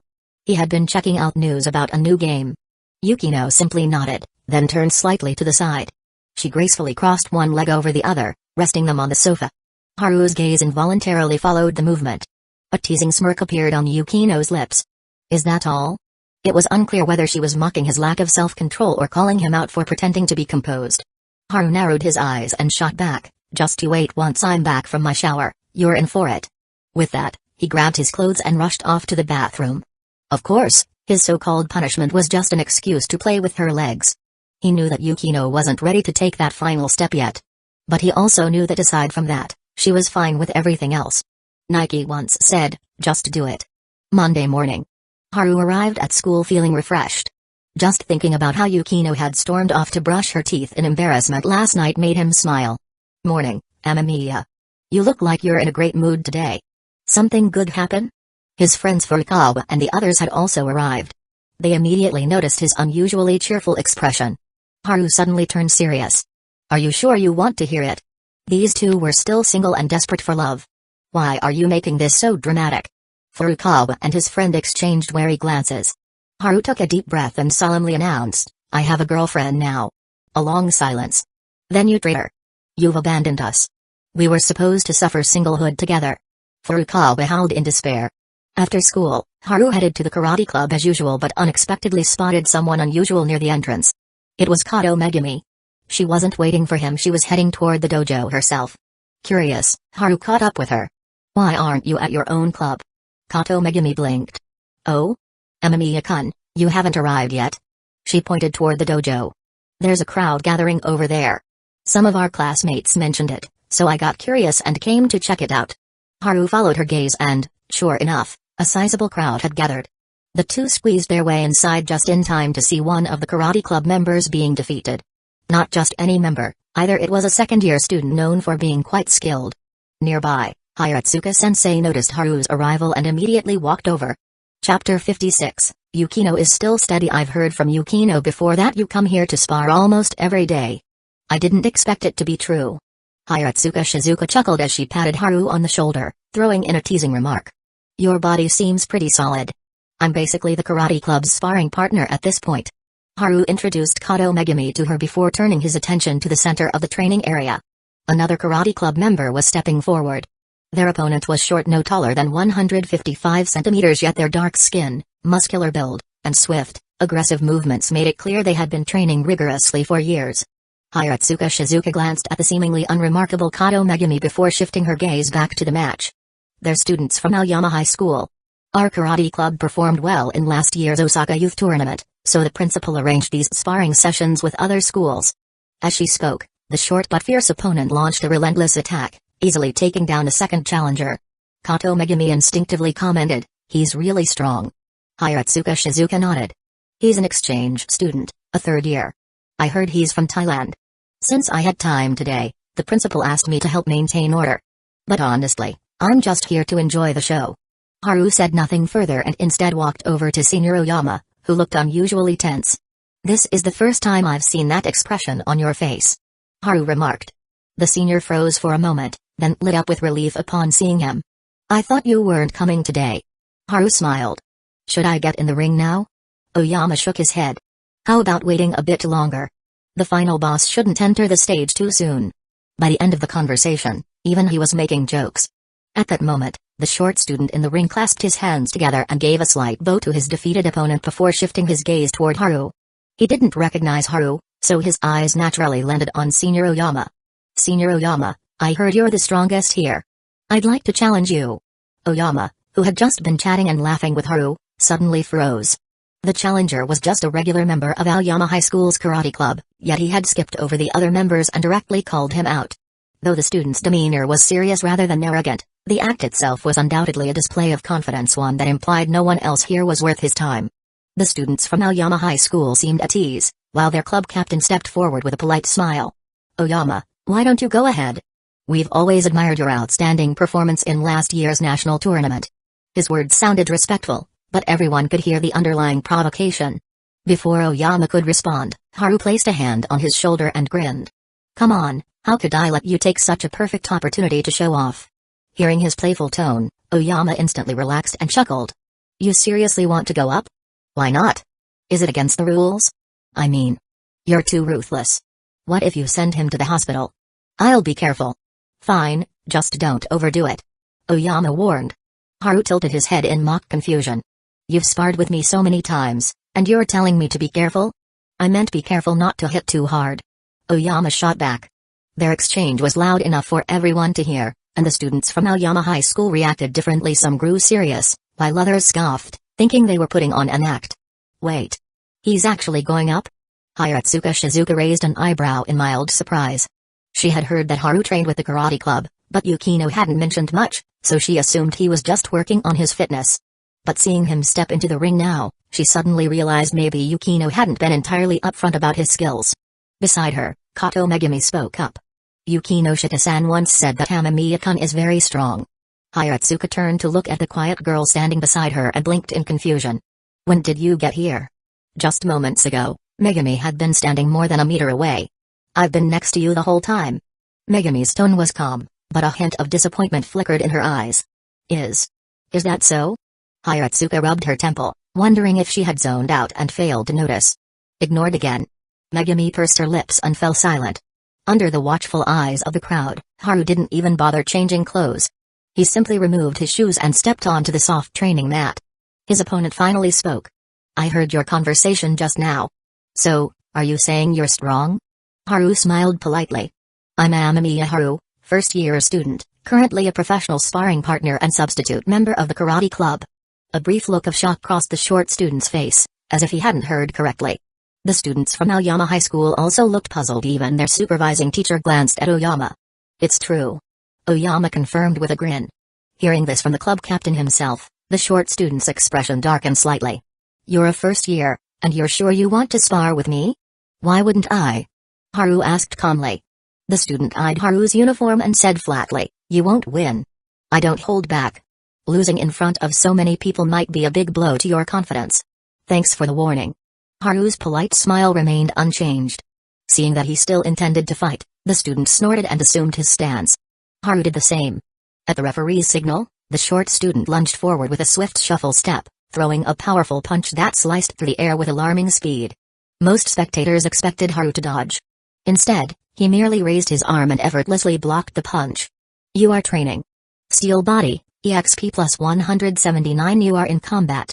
Martial arts, EXP plus 183. Haru's mind stirred. This was a great experience boost. His opponent, however, had suddenly frozen. What's wrong? Not continuing? Haru asked casually, eager to keep farming EXP. The short student's face twitched with irritation. Moments ago, when his punch landed against Haru's forearm, it had felt like slamming into solid steel. A sharp pain shot through his wrist, as if he had accidentally struck the corner of a table. The unexpected pause made the surrounding students exchange confused glances. Haru, unwilling to let the opportunity slip, encouraged him again. Let's keep going. The student's previous composure wavered. You've trained for impact resistance before? He asked. Yeah. Haru had expected this reaction. I see. In that case, I'll go all out. You better be careful. With that, his attacks became noticeably more aggressive. However, as Haru effortlessly blocked each blow, their repeated clashes sent sharp pain shooting through his opponent's arms. With each impact, his attacks slowed. His expression twisted in pain. Haru knew he had reached his limit. As he parried another strike, he whispered, "You're done." Then, in a flash, Haru stepped forward, shifting his weight in an explosive motion. A devastating side kick tore through the air with a fierce swooshing sound, aimed directly at his opponent's chest. The short student barely had time to react. His instincts screamed at him to dodge, but his body refused to move. Just as the kick was about to land, Haru stopped it inches from impact. Slowly, he withdrew his leg and stood upright, hands clasped together. Thank you for the match. Then, with a friendly smile, he added, by the way, should I say? So was the crap? The short student blinked, snapping out of his daze. Instead of reacting to the joke, he solemnly bowed. Thank you for the match. He knew full well had Haru not pulled his kick back, he would have been sent flying and possibly hospitalized. Watching from the sidelines, Oyama sighed in relief. Good thing Haru held back. That last kick was terrifying. Without protective gear, it could have been a disaster. His fellow teammates nodded in agreement. They had watched Haru spar many times, but his growth was nothing short of monstrous. Haru's practically a pro. Hiratsuka murmured. Kato Megumi, curious, asked, is Amamiya-kun really that strong? This isn't just about being strong, it's about being trained. Hiratsuka explained. The speed and power he just showed completely overwhelmed his opponent. That means he's been doing highly specific conditioning for years. Normally, only professional athletes train like that. Megumi slowly nodded, a glimmer of admiration in her eyes as she looked at Haru again. Meanwhile, the defeated student returned to his team, rolling up his sleeve to reveal his reddened, numbed wrist. Be careful. He warned his teammates. That guy's been training for impact resistance since he was a kid. In Muay Thai, we have a similar practice. His level is already on par with professional fighters. Their teacher frowned. So if we want to win, we need to avoid physical contact? Silence. Because in a full contact karate match, avoiding hits was simply impossible. But against that monster, it might be their only option. Unfortunately, those who stepped up next fared even worse. Karate matches without physical contact? That basically meant running away. Some refused to accept it and chose to engage Haru head-on. Within seconds, they were clutching their wrists and yelping in pain. By the time their captain lay sprawled on the ground, arms numb and trembling from the repeated blows, Haru had successfully unlocked a new achievement, 1 versus 10. That was more opponents than a Street Fighter 6 champion had to deal with. Thanks to them, Haru's martial arts skill had just leveled up to level 7. Your students are truly exceptional. You're sure to make a splash at this year's karate tournament, said Hiratsuka Shizuka, keeping up the polite exchange. You flatter us. Your students are just as impressive. The opposing teacher replied, smiling. Meanwhile, Haru found himself surrounded by his own teammates. Damn, you've gotten even stronger. Haru, How about you start teaching us? I'd pay for lessons. Seriously, what kind of impact training did you do? Every time they punched you, it looked like they'd just hit a steel wall. Excited voices buzzed around him. For Haru, this was just a good chance to farm experience points. For them, he had single-handedly turned the tide and wiped out every opponent. That overwhelming, unstoppable dominance, exactly the kind of heroism they all dreamed of. Eventually, Oyama stepped in, laughing as he shooed the others away. Then, he sighed and turned to Haru. Man, your strength is on another level. At this point, even I have no idea how strong you really are. Haru chuckled. You've been my sparring partner all this time. Shouldn't you have a pretty good idea? Like hell I do. With that monster-level burst power of yours, if I'd been the one fighting you today, I wouldn't even bother. I'd just pack my bags and go home. He laughed, then sighed again. I swear, I'm only a third-year high school student, but standing next to you, I feel like some relic from a bygone era. Damn it. Haru wasn't about to entertain such dramatic monologues. They weren't discussing a Kamen Rider episode. Thankfully, Oyama moved on quickly, flashing a grin. Speaking of which, the other day, I ran into a guy on the street who looked insanely athletic. Too bad he wasn't from our school, his uniform was from another high school. Haru responded with interest. If you're bringing him up like this, he must be impressive, right? Yeah. He was messing around with his friends on the street, but the speed and agility he showed while joking around were kind of scary. His hair was golden, not sure if it's natural or dyed, but it really stood out. Blonde hair? A memory suddenly surfaced in Haru's mind. The person who had warned him about the broken water tap in the park also had blonde hair. Back then, he had only glanced at the guy while saying thanks and hadn't thought much of it. But now, as he recalled, the man's face seemed oddly familiar. He must have seen him somewhere before. Just then, Senior Oyama added, I actually went out of my way to greet him once. His name is Tanaka Yoshitake. That name sounds even more familiar. Haru thought to himself. After finishing his conversation with Hiratsuka Shizuka, he noticed that Kato Megumi had been watching him for a while. What is it? He asked. I'm just getting more and more curious about you, Amamiya-kun. Megumi admitted frankly. Did Hiratsuka-sensei say something? Haru glanced at the teacher, who had already left, guessing the reason behind Megumi's interest. Yeah, she gave you really high praise. She said you're at the level of a professional athlete. That's an exaggeration. I just started training from a young age, so I got good at it. Megumi seemed skeptical about that answer. She didn't press further, though. Instead, she changed the subject. Yukinoshita-san has mentioned you before too. Not often, but enough to make everyone curious. More like you're curious. Haru pointed out. The way she brought it up, there was no way he could miss her real thoughts. Megumi remained calm. Not just me. Senpai is interested as well. Smartly, she pulled Utaha into the conversation. That left Haru with no way to argue.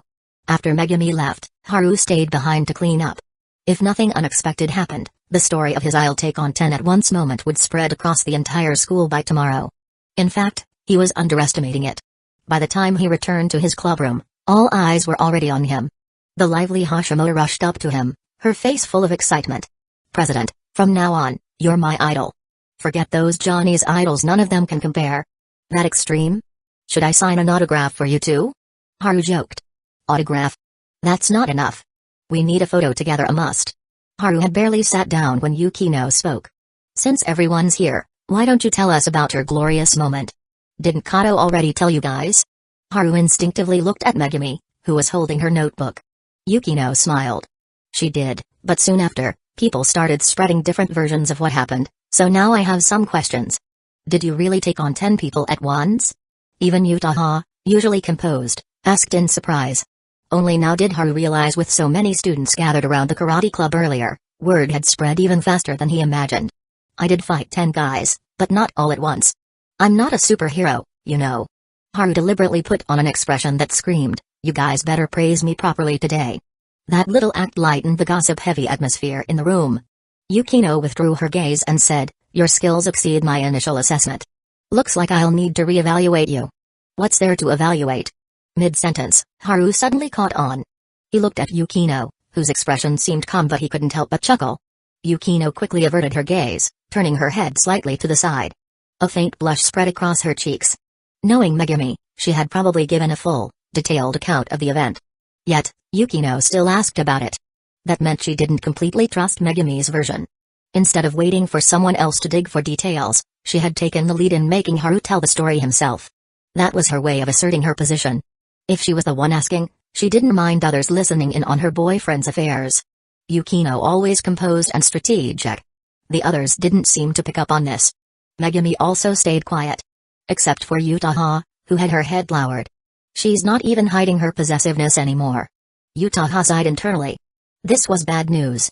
Because it meant their relationship was progressing quickly. She recalled what Yukino had said to her last time, "I've waited for him for 10 years. What makes you think we're the same?" She had been wrong. They were nothing alike. But thanks for the reminder, Yukinoshita. I don't plan on giving up so easily. Yutaha rubbed her face and forced herself to shake off the creeping sense of defeat. Chapter 57, maybe his favorite episode. Yukino wasn't sure if Yutaha had fully adjusted her mindset, so there were no filming plans for today. After the club activities ended, Yutaha didn't head straight home. Instead, she invited Kato Megumi to a dessert cafe, and Megumi readily agreed. "Senpai, do you have something to say to me?" As the two girls settled into their seats, Megumi picked up the menu and asked casually. Yutaha smiled. "You could say that. I'm treating today to make up for standing you up last time. That was a small matter. I didn't really mind it. Then just think of it as a friendly outing. It's just that today, I'm the one paying." Since Yutaha put it that way, Megumi had no reason to refuse.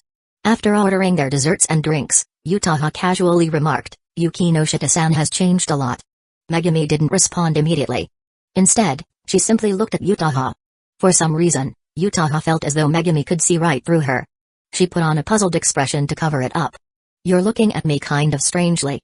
Megumi withdrew her gaze and said softly, "Actually, I wanted to tell you this last time, but you were too caught up in the moment. You probably wouldn't have listened." "Last time?" Yutaha felt a twinge of embarrassment. She knew exactly what Megumi was referring to. Back then, she had been so sure, so confident that he had finally noticed her charm. Yet, in the end, she had been eliminated faster than she ever expected. These past few days, she had been trying to adjust. And she knew she was still an exceptional person. So even though Megumi's words stung, she still managed to say, "If you want to laugh at me, go ahead. I'm prepared for it." Megumi shook her head. "I wouldn't laugh at you, senpai. You were brave. And your resilience is admirable." Yutaha let out a self-deprecating chuckle. "Resilience? More like a desperate struggle. It seems like you never really considered this your starting point, and Yukinoshita-sans were never the same." Megumi's words froze Yutaha in place. Under her stunned gaze, Megumi continued in her usual calm tone, "I understand why you were so anxious. But you overlooked the most important factor." Yutaha stared at the girl across from her. Only now did she realize she had overlooked something.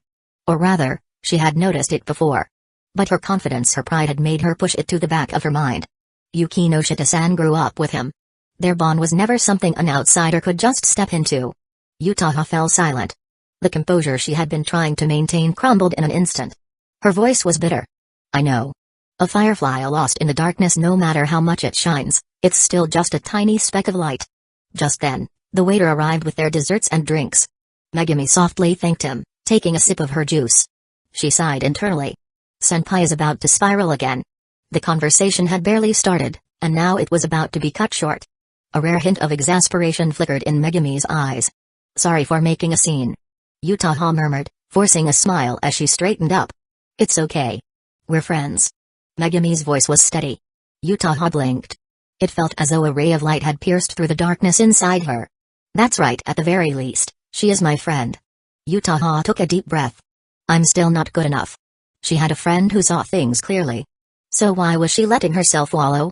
Megumi was on her side. Finally, a genuine smile returned to Yutaha's face. Just as she was thinking of ways to strengthen her friendship with Megumi, she caught sight of a familiar figure passing by the cafe window.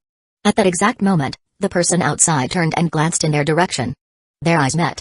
Aoyama Nanami smiled first. "Kasumijoka-san." "Nanami-san." Yutaha returned a polite smile and waved. Aoyama checked the time. Seeing that she had enough, she decided to step into the cafe.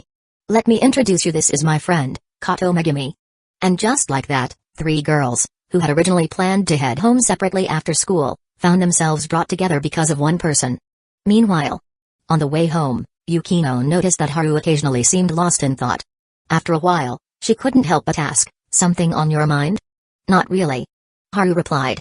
"Earlier, Oyama-senpai mentioned a familiar name. I've been trying to remember where I've heard it before, but I just can't place it. It's bothering me a little. Is this a friend you met before? I don't think he's a friend, but I've probably met him before. It's just been too long, and I don't have a photographic memory, so I couldn't recall him right away. Haru said honestly. Yukino suddenly became alert. Could it be that girl we met at the high jump competition when we were kids? Haru chuckled. You're overthinking it. He's a guy. I actually ran into him at the park the other day, but I didn't pay much attention at the time. A guy? Then it's fine. Yukino let out a small breath of relief. And then, she noticed her boyfriend grinning to himself. She knew exactly what he was thinking and deliberately put on a stern face. What strange thoughts are you having now? Nothing at all. I just think you look really cute when you're being all cautious and jealous. Of course. Yukino's face warmed slightly, but she countered sharply, with such a cute girlfriend like me, you should be the one staying on guard. Ah, right. It's me, not you. Knowing she wouldn't win this argument, Yukino decided to change the subject. Who taught you karate? I don't remember you ever learning it. Senior Oyama taught me. He actually placed in the national tournament. Haru proudly name-dropped his senior. That's it? Yukino clearly wasn't convinced. Haru sighed dramatically. Fine. Actually, I once trained under a real master. My senior disciple may look like a mild-mannered guy with glasses, but he can tear down a wall with his bare hands. And my second senior, Kigaku Makoto, is even stronger. People call him the last Saiyan on Earth. Yukino turned away in exasperation. How did I ever fall for you? That just proves you have great taste. On their way home, they passed by a sloping path. Below was a neatly kept lawn where people often came to rest. Haru suddenly stopped in his tracks. Yukino followed suit and turned to him in confusion. In the golden glow of the setting sun, two figures sat on the grass, one in front of the other. Judging by their school uniforms, they were around the same age. As the evening breeze swept by, the boy and girl's hair ruffled slightly. Yukino's own hair swayed in the wind as well, a faint scent spreading around Haru. Just as she thought her boyfriend might know them, the boy in the distance spoke in a slow, dramatic tone. Today, the wind is particularly restless. Yukino frowned slightly. That was an awfully deliberate and poetic way of speaking. But then, she noticed Haru's eyes light up with recognition. You know him? She asked. To be precise, I've seen him before. If I'm not mistaken, he's a friend of Senior Oyama's. Haru finally remembered. After all, more than 10 years had passed, and plenty of unimportant memories had long since faded. Now he understood why Senior Oyama had once commented on that blonde guy's remarkable physique. Of course, because he was a comedic character. And everyone knew that comedic characters had absurdly unpredictable combat strength. I see. Yukino said, not particularly interested.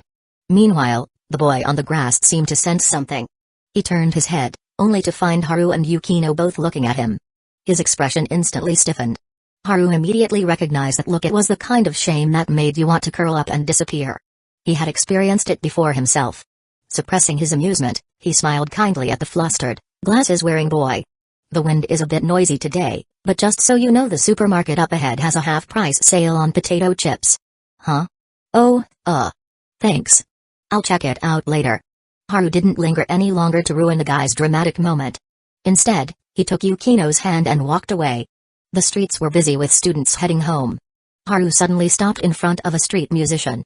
I remember you're really good at playing guitar. He said. You mean that time in elementary school when you tricked me into playing and singing? Yukino's memory was sharp.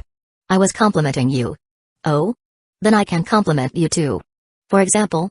Your rahu skills are impressive. That brought back memories. Haru put on a thoughtful expression. So you were admiring me even back then? Yukino remained calm. Then, her gaze shifted to the street musician, and she smirked. If you show me your guitar skills, I might consider evaluating your level seriously. As soon as the words left her mouth, she saw Haru heading straight for the musician. Yukino was stunned. Wait. I was just joking. He's really going to do it? As she watched in slight disbelief, Haru took out his wallet and exchanged a few words with the musician. The man glanced at Yukino, taking in her stunning appearance, and smiled knowingly. Ah, another young man trying to impress his girl. He had seen this plenty of times. Haru smoothly took the guitar and stood before the mic. The gathered crowd perked up in interest. After all, a handsome young student suddenly taking the stage was quite the sight. Sorry for interrupting the performance, everyone. Haru said, looking sheepish. But my girlfriend insisted on hearing me play. I had no choice but to step up. The crowd quickly caught on and exchanged amused glances. This boy's youthful charm and awkward honesty made him instantly likable. This guy, seriously.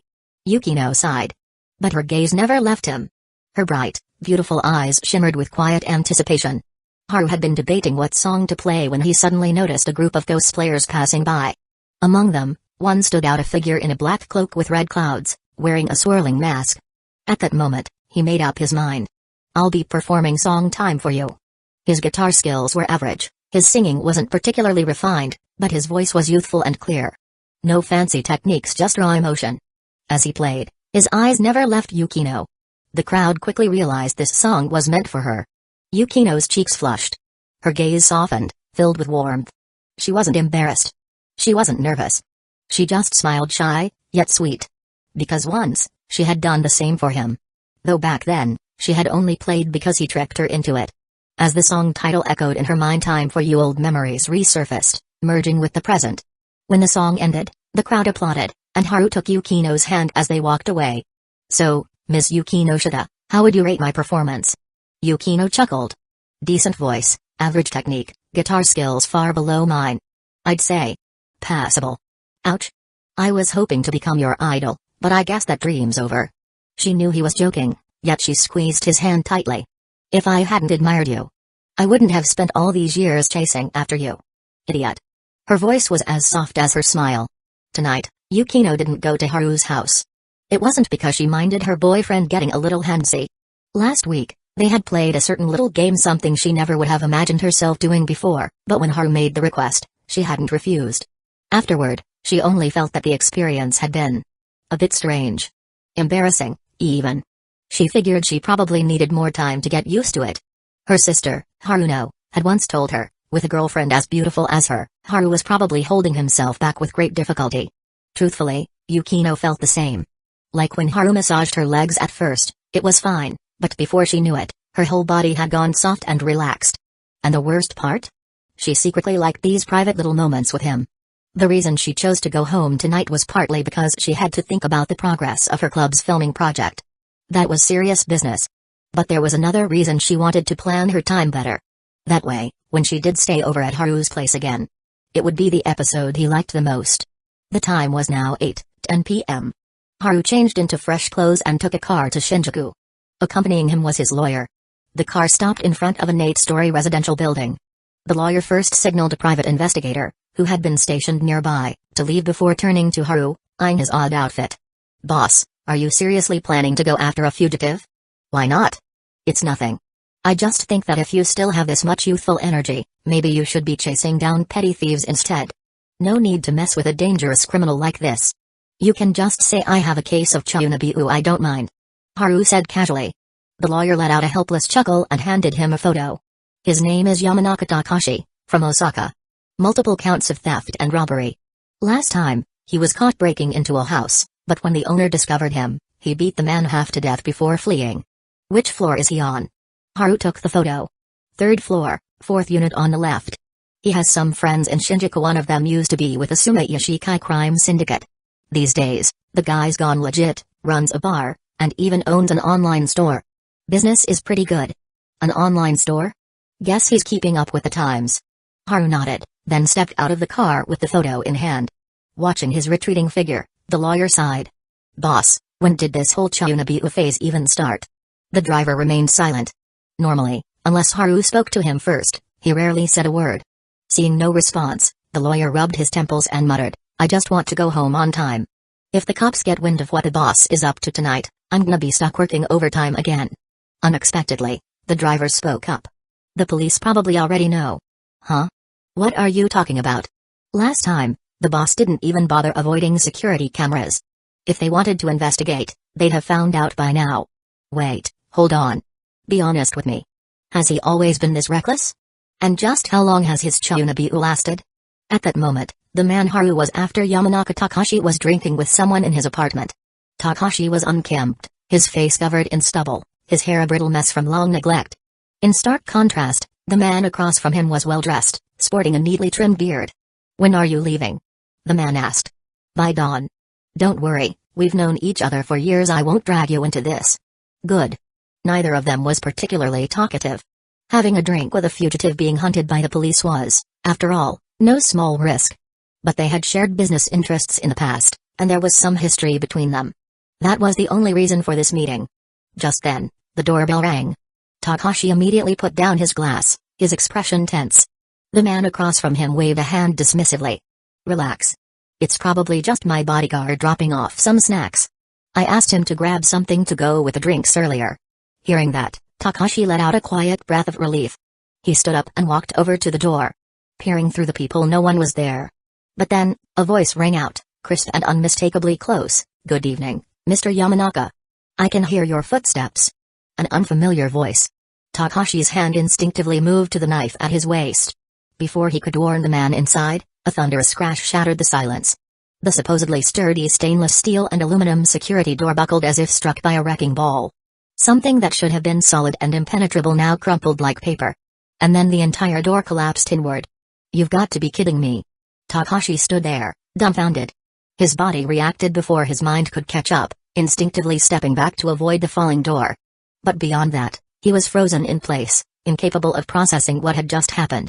The door crashed onto the floor with a heavy thud, crushing a shoe rack beneath it. The aluminum frame shattered into pieces, its parts scattering through the air amidst a cloud of dust. Standing at the entrance, wearing a hoodie and a mask, Haru's voice was calm as he said, "You weren't planning to open the door for me, so I had no choice but to invite myself in."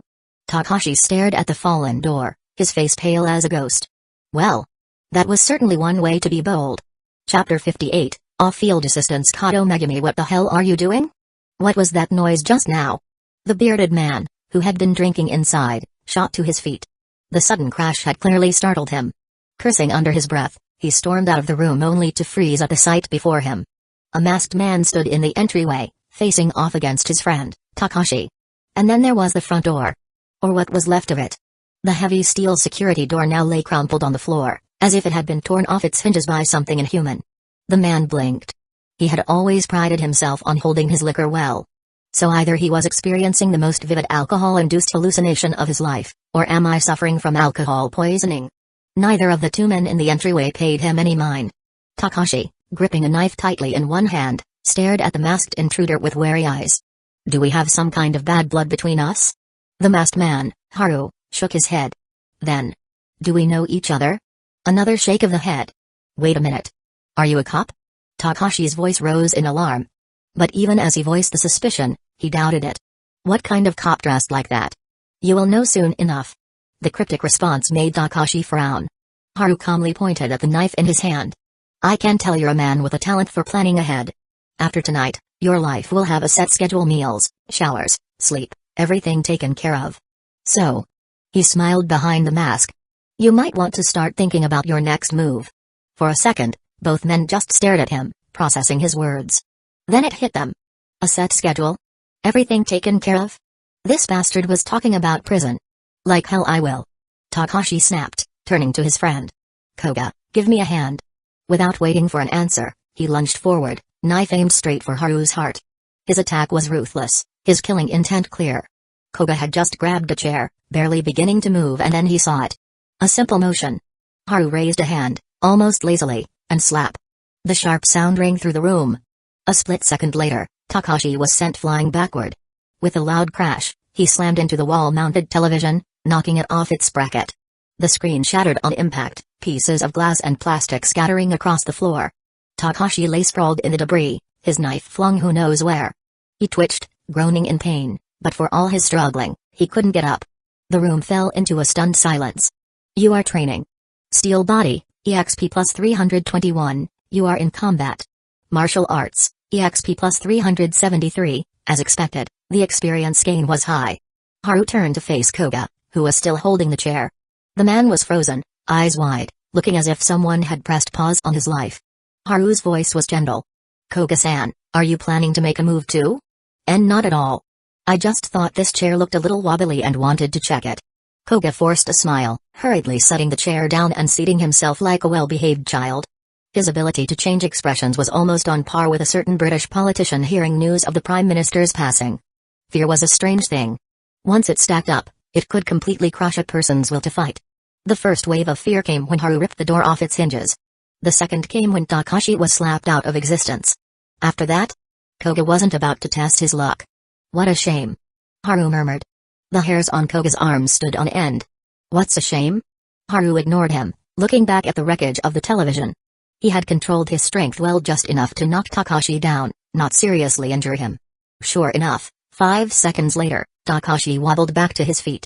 His eyes were filled with pure terror. I can't let my precious EXP source run away. Haru casually picked up the fallen knife and tossed it at Takashi's feet. Takashi froze. Pick it up. Let's continue. Haru said. Silence. Koga turned his head away, refusing to watch. For a man to willingly hand his opponent a weapon, he had to be either completely insane or absolutely confident in his own strength. Koga was sure Haru was the latter. You bastard, I'll kill you. Takashi's fear pushed him past his breaking point. 3 minutes later. He was face down on the floor, barely conscious. His body was covered in bruises, yet somehow, miraculously, there wasn't a single serious injury. And yet, the pain was so overwhelming that standing was out of the question. Haru, satisfied with his EXP gains, turned to Koga, who was now trembling in his seat. I already called the cops before I walked in. They should be here soon. Koga flinched. But then his shoulders sagged with relief. That's very kind of you. He stammered, his words barely coherent. For the first time in his life, a former Yakuza was desperate for the police to show up and take him away. Leaving the apartment, Haru didn't return to his car right away. Instead, he blended into the growing crowd of onlookers outside. The loud crash had drawn attention. Several residents had run outside, fearing structural issues with the building. It wasn't long before the police arrived. And as luck would have it, one of the officers was someone Haru had encountered before. Taking advantage of the moment when the officer's partner was busy questioning the bystanders, Haru casually stepped forward and stopped him. Yamanaka Takashi is upstairs, he said. The older police officer froze for a moment. He quickly stopped himself, grabbed Haru by the arm, and pulled him aside from the crowd. Amamiya-san, was this your doing again? He asked, visibly shocked. Haru nodded. The officer let out a helpless chuckle. And you're the one who called it in? Yes. The officer sighed, exasperated. Kid, how do you keep getting involved in these things? We told you last time having a sense of justice is great, and it's not wrong to want to stand up against criminals, but this kind of thing is too dangerous for you. He shook his head, looking both concerned and frustrated. Haru, already prepared with an excuse, replied smoothly, I just happened to hear about the fugitive's whereabouts and decided to check it out. The officer stared at him, clearly speechless. And? Did you get a good look? I did. How's Yamanaka holding up? His sleep quality isn't great. He's not asleep yet. The officer pinched the bridge of his nose before waving his colleagues forward. Let's go. As he turned to leave, he threw Haru a final warning. This was a big commotion. Don't be surprised if we show up at your place tomorrow. Haru didn't seem to mind. On the way upstairs, the younger officer beside him asked curiously, Senpai, who was that masked guy? You seemed to talk to him for a while. A very capable young man. The older officer replied. A familiar encounter back in the car. Haru's lawyer and driver breathed sighs of relief when they saw he was unharmed. Boss, what exactly happened? I swear I heard something being smashed apart. The driver said. Oh, that. Haru said nonchalantly. I accidentally took down someone's front door. Haha, boss, you're always joking. As they drove home, Haru watched the city lights flicker past the window. When the car neared Snow Ice Cream Shop, he suddenly had an idea and told the driver to slow down. It was closing time. The lights inside were dimmed, and no customers were visible, only a few figures cleaning up inside. After a moment, Aoyama Nanami stepped out carrying several garbage bags. It was almost an exact repeat of last time. The bags were clearly heavy, and she struggled under their weight. Haru, remembering how she had once dubbed him the guy who eats trash, chuckled to himself and walked over. Huh? It's you? Nanami blinked in surprise before her expression shifted to excitement. Haru reached out his hand toward her again. But this time, the girl quickly turned away, clutching the garbage bags protectively behind her like they were priceless treasures. She shot him a wary look. Haru paused. Honestly, she looked kind of adorable, all tense and ready to defend her trash. I'm not giving them to you this time, she declared, like a knight standing guard over sacred relics. Haru couldn't help but laugh. What, do you really think I'm some homeless guy who eats garbage? Wait. You mean you're not? She frowned. Then her eyes widened as realization dawned. Wait a second, that voice Amamiya-san? Can I take those now? Haru asked, still holding out his hand. Nanami just stood there, staring at him, her mind apparently short-circuiting. Without waiting for her to process, Haru grabbed the bags and turned to leave, just like last time. "Hey. Amamiya-san." She hurried to catch up. He slowed his pace slightly. "Something wrong?" "Of course something's wrong." She huffed, puffing up her cheeks. "I have a ton of questions. How can you just walk away like that? It's late. You should get home and rest. We can talk another day." "But the guy in the news, that was you, wasn't it?" "It was," Haru admitted without hesitation. Then, with the same ease, he walked off. Nanami stood frozen, watching his back as he disappeared. I might have just uncovered a huge secret. Her mind whirred with possibilities. An ordinary high school student by day. A crime-fighting hero by night? The thought was so ridiculous that she immediately dismissed it. But one thing was certain: she probably wouldn't be getting much sleep tonight. After returning home and taking a shower, Haru checked his stats. His jumping skill had reached level 6. Between his sparring sessions at the karate club and tonight's training with the fugitive, he had been intentionally focusing on dodging and movement. After all, real combat experience was the best way to rack up skill points. Teaching was also close to maxing out. He was genuinely curious what would happen when it hit the highest level. Fitness had already reached the cap, and that alone had shifted his entire fighting style. At 10:30 p.m., Haru lay in bed, casually texting Yukino. She had just finished her bath and was getting ready for bed. "Haru, it's already so late. You should stop studying for the night. I know you're hardworking, but your health is more important." "Yukino, I'm well aware." "Haru, then let's talk about something interesting." "Yukino, what, are you planning to flaunt your bizarre fetishes again? This time is it thigh-high socks? Stockings? Or something even more indecent?" Haru was caught completely off guard by the sudden verbal barrage. Damn. She had been getting sharper ever since they started dating. The Yukino from before wouldn't have even mentioned such things. "Haru, what kind of wild thoughts are you having now?" "I meant something actually interesting. Like how the script I gave you is about to start filming. I'll probably need to take a few days off to visit the company. Want to come with me?" Yukino, "Oh, so you want to show me off to everyone?" "Haru, you saw right through me."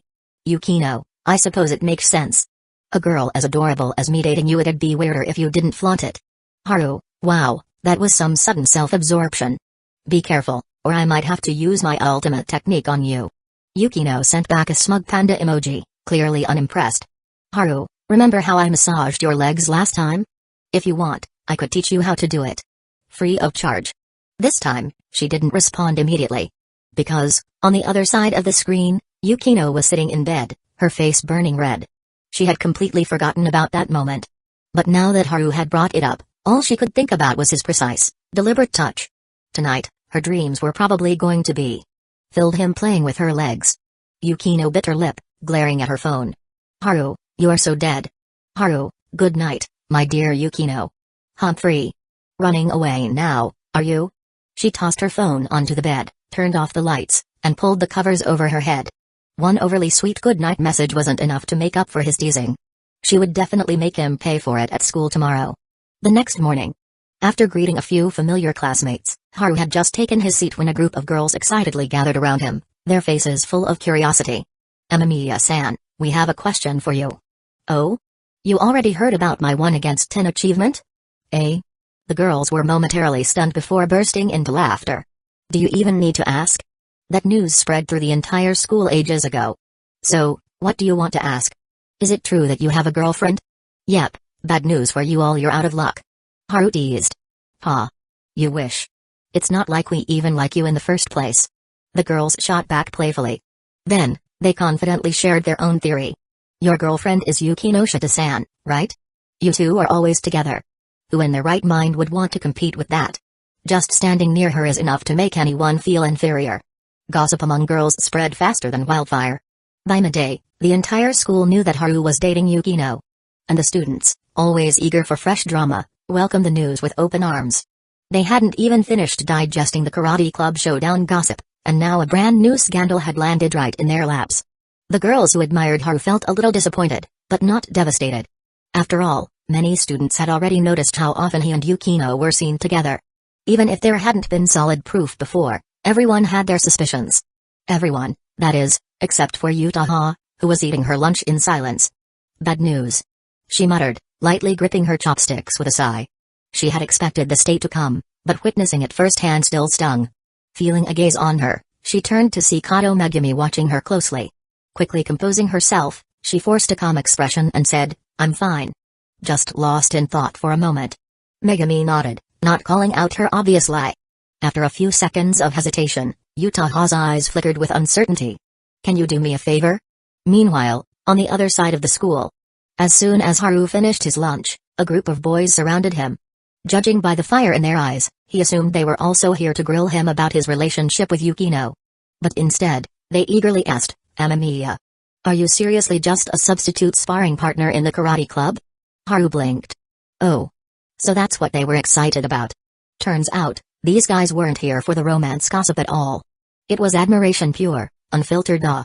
Haru recalled how, back in middle school, he had taken an interest in the Aikido club because Yukino practiced it. That year, the club had performed well in a city tournament, and its leader, an unimposing, stocky senior, became a figure of reverence among the male students. Now, seeing the same starry-eyed expressions directed at him, Haru asked, "Are you guys thinking about joining the karate club?" "Yes. If you're only a substitute and you're this strong, then the club captain must be on a whole other level." Their response was immediate, their excitement unwavering. Clearly, Haru's 1 against 10 feat had completely swept away their sense of reason. Being responsible, he decided to clarify, "It's true that I'm a substitute, but my situation is different. I've been training in various martial arts since I was a kid, so you can't really use me as a reference." As expected. Senior Oyama was right. "You strong types are always so humble," one of them exclaimed, shaking his head in amazement. "Haru? Oh, so that's why they all came looking for me in the middle of lunch. Oyama must have hyped me up again." Having been in the karate club for a while, Haru was well aware that the senior members were his #1 fan club. Most likely, their over-the-top praise was just a tactic to recruit more members.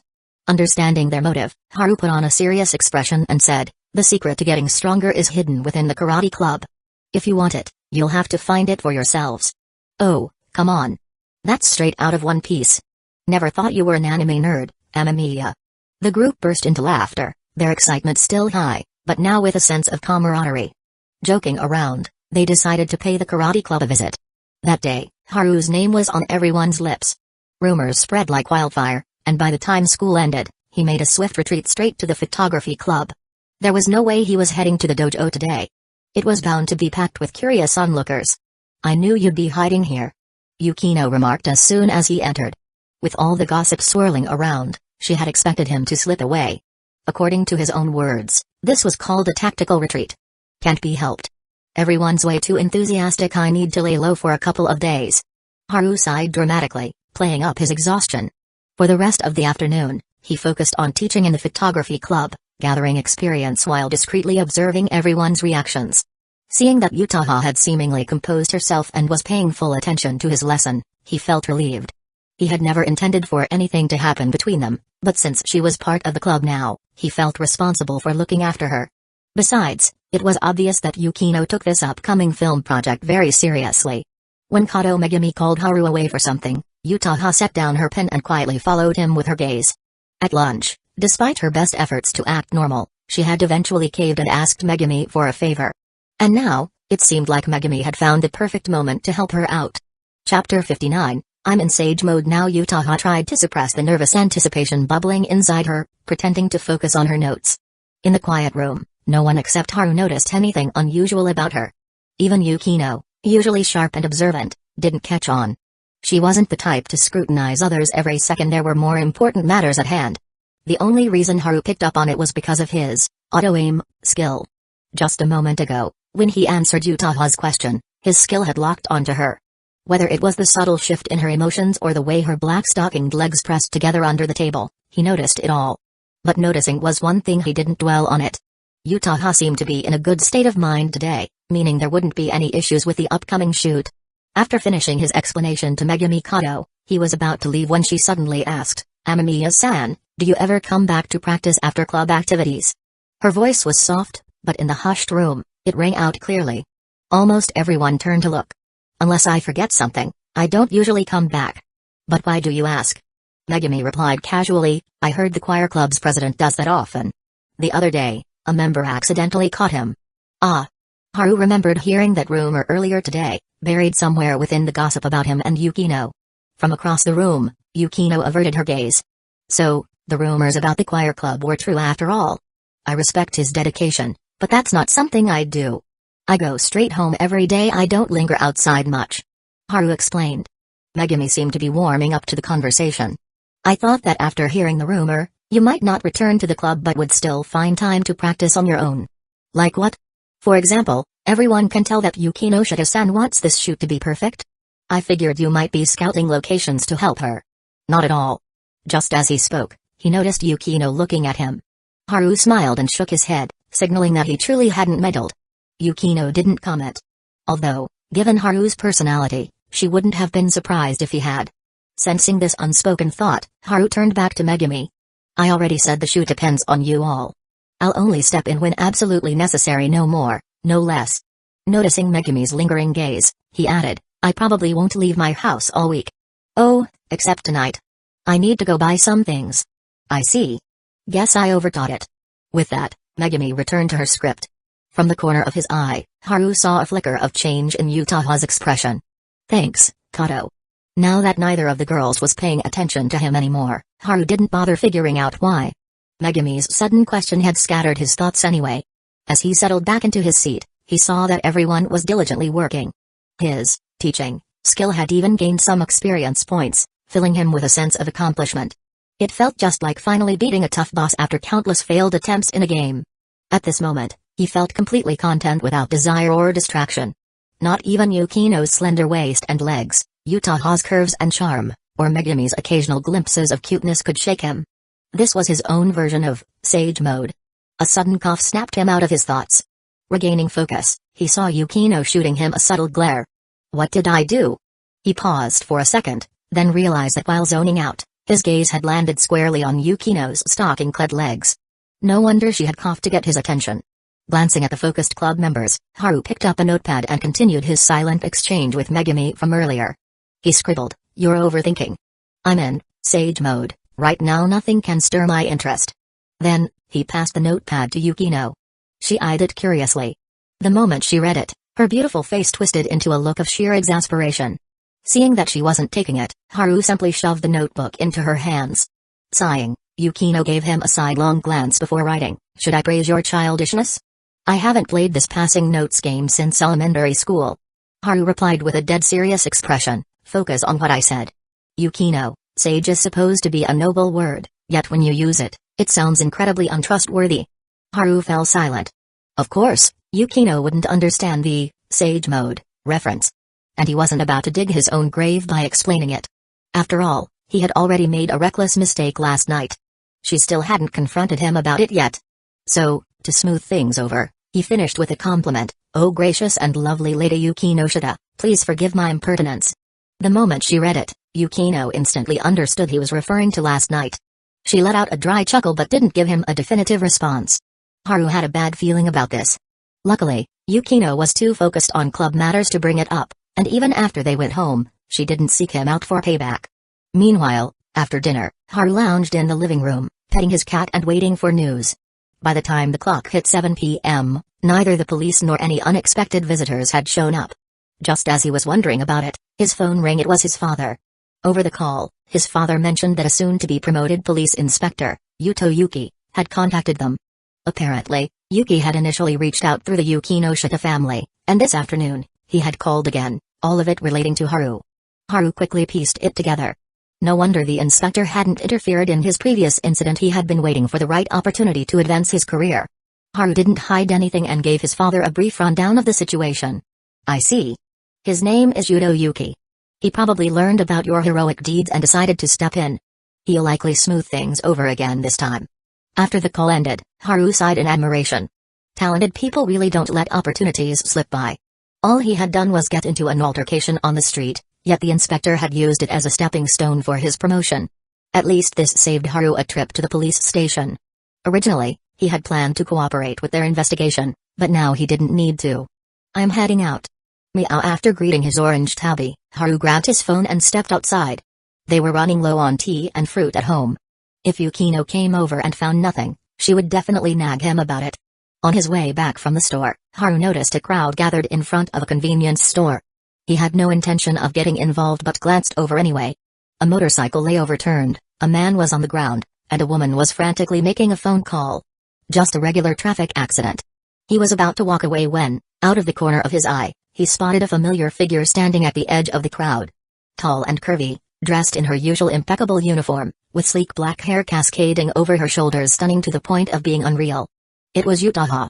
She was craning her neck to see what was going on. After seemingly satisfying her curiosity, she turned her head only to lock eyes with Haru. For a brief second, she froze. Then, a delighted smile spread across her youthful face. What a coincidence. What are you doing here? Before he could answer, she was already walking toward him. Haru greeted her with a smile while glancing at the small bag in her hand. The bag wasn't tied shut, making it easy to see the neatly packaged charger inside. Yutaha also noticed his gaze and lifted the bag slightly as if to show him. My spare charger broke, and since I just finished revising the opening of my new book, I thought I'd come out and buy a new one. What about you? Here to buy some fruit? She had seen the apples and pears in Haru's bag. Yeah, we ran out at home. Haru nodded. So, are you walking with me, or staying to watch the commotion? I'll walk with you. Nothing worth seeing there. True. They avoided the crowd and continued on their way. Given that Haru was now dating Yukino, the atmosphere between them felt somewhat awkward. Even the topics they could talk about seemed limited. Yet, for some inexplicable reason, Yutaha enjoyed this moment. Even if they had nothing to talk about, she still liked it. And she savored it. Nothing else really mattered. Just like how she would never tell him that she actually knew the general area where he lived and had been waiting on this path for 2.5 hours. Nor would she tell him how hard she had to suppress the excitement in her heart when she finally saw him appear, pretending instead to be part of the crowd watching the commotion. Buying a charger was both an excuse and not. She had known for a while that her spare charger was broken but had never been in a rush to replace it. Today, however, the excuse came in handy. Half true, half false. This was the best way to avoid suspicion. If Kitamegami were here, she would probably say, "Senpai, you're being impatient again." Yutaha knew it too. But some emotions were beyond her control. Whenever she felt uneasy, she wanted to see Haru, even though he was already someone else's boyfriend and might not have any feelings for her at all. Yet, just walking beside him now, exchanging occasional words about school, she felt inexplicably content. Like a hamster that failed to store enough food for winter, secretly nibbling on a rare treat in the cold. It wasn't overwhelming joy, but it was enough for now. She probably hadn't even realized that because the person she liked was so dazzling, the once proud Yutaha had started doing things she would never have done before, all because of the creeping feeling of inferiority. I just remembered something. Why don't you go ahead? Haru stopped at the intersection. Yutaha deliberately teased, now that you have a girlfriend, are you planning to keep your distance from all other girls? Where did that come from? I just remembered Koji and the others. You've met them before, the group of young guys trying their best to stream. I haven't checked in on them for a while, so I thought I'd stop by. Oh, them. For some reason, as she said that, her expression became rather strange. A subtle, indescribable kind of strange. And then she gave him the answer. I was a little curious about what you taught them, so I looked up their channel and watched them stream for 2 days. As she spoke, her gaze toward him became even more peculiar. Haru cleared his throat. Aunt? What did you think? Ridiculous. Yutaha gave a single-word response. Then, rubbing her temples as if in mild pain, she added, maybe ridiculous isn't quite the right word, but I can't think of anything better. It's just bizarre. And yet, their streams are insanely popular. I started questioning my own perception. In Chinese, we call that abstract content. Haru chuckled awkwardly. After all, even he found it hard to describe abstract culture. If something looks abstract, then it is abstract. The idea had been his, and Yutaha and Kitamegami had been there to witness the whole thing. Now he was curious, had Megami also checked out the streams? And what did she think of them? Abstract? Yutaha repeated the word with an odd pronunciation.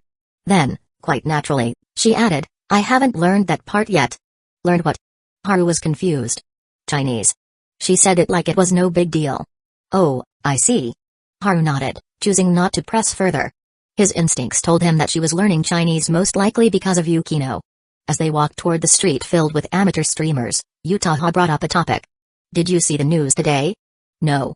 Haru had a hunch about what she was going to say. That hooded vigilante who went viral in short videos last time is in the news again today. As expected, she brought it up. Haru played along. I think I've heard of him, but sudden viral news like this isn't uncommon. It's happened before. Yutaha, however, said, I feel like this time is different. He's made the news twice now for helping to catch criminals. The police even confirmed that he's been acting as a vigilante. She paused briefly before chuckling. Just hearing about it, you'd probably think he's some young guy burning with Chiyunobu's spirit. But he really is doing good things. Haru was slightly surprised. If even Yutaha was taking an interest in this, then the gossip-loving masses must be paying even closer attention. He figured the media's frenzy was likely because the police had confirmed the vigilantes' actions, making it safer for them to report. That, in turn, fueled public enthusiasm. But what does this hooded guy have to do with me? Before long, they found Koji and his friends.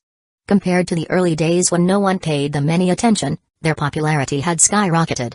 Now, a crowd of young people surrounded them, streaming their performances live.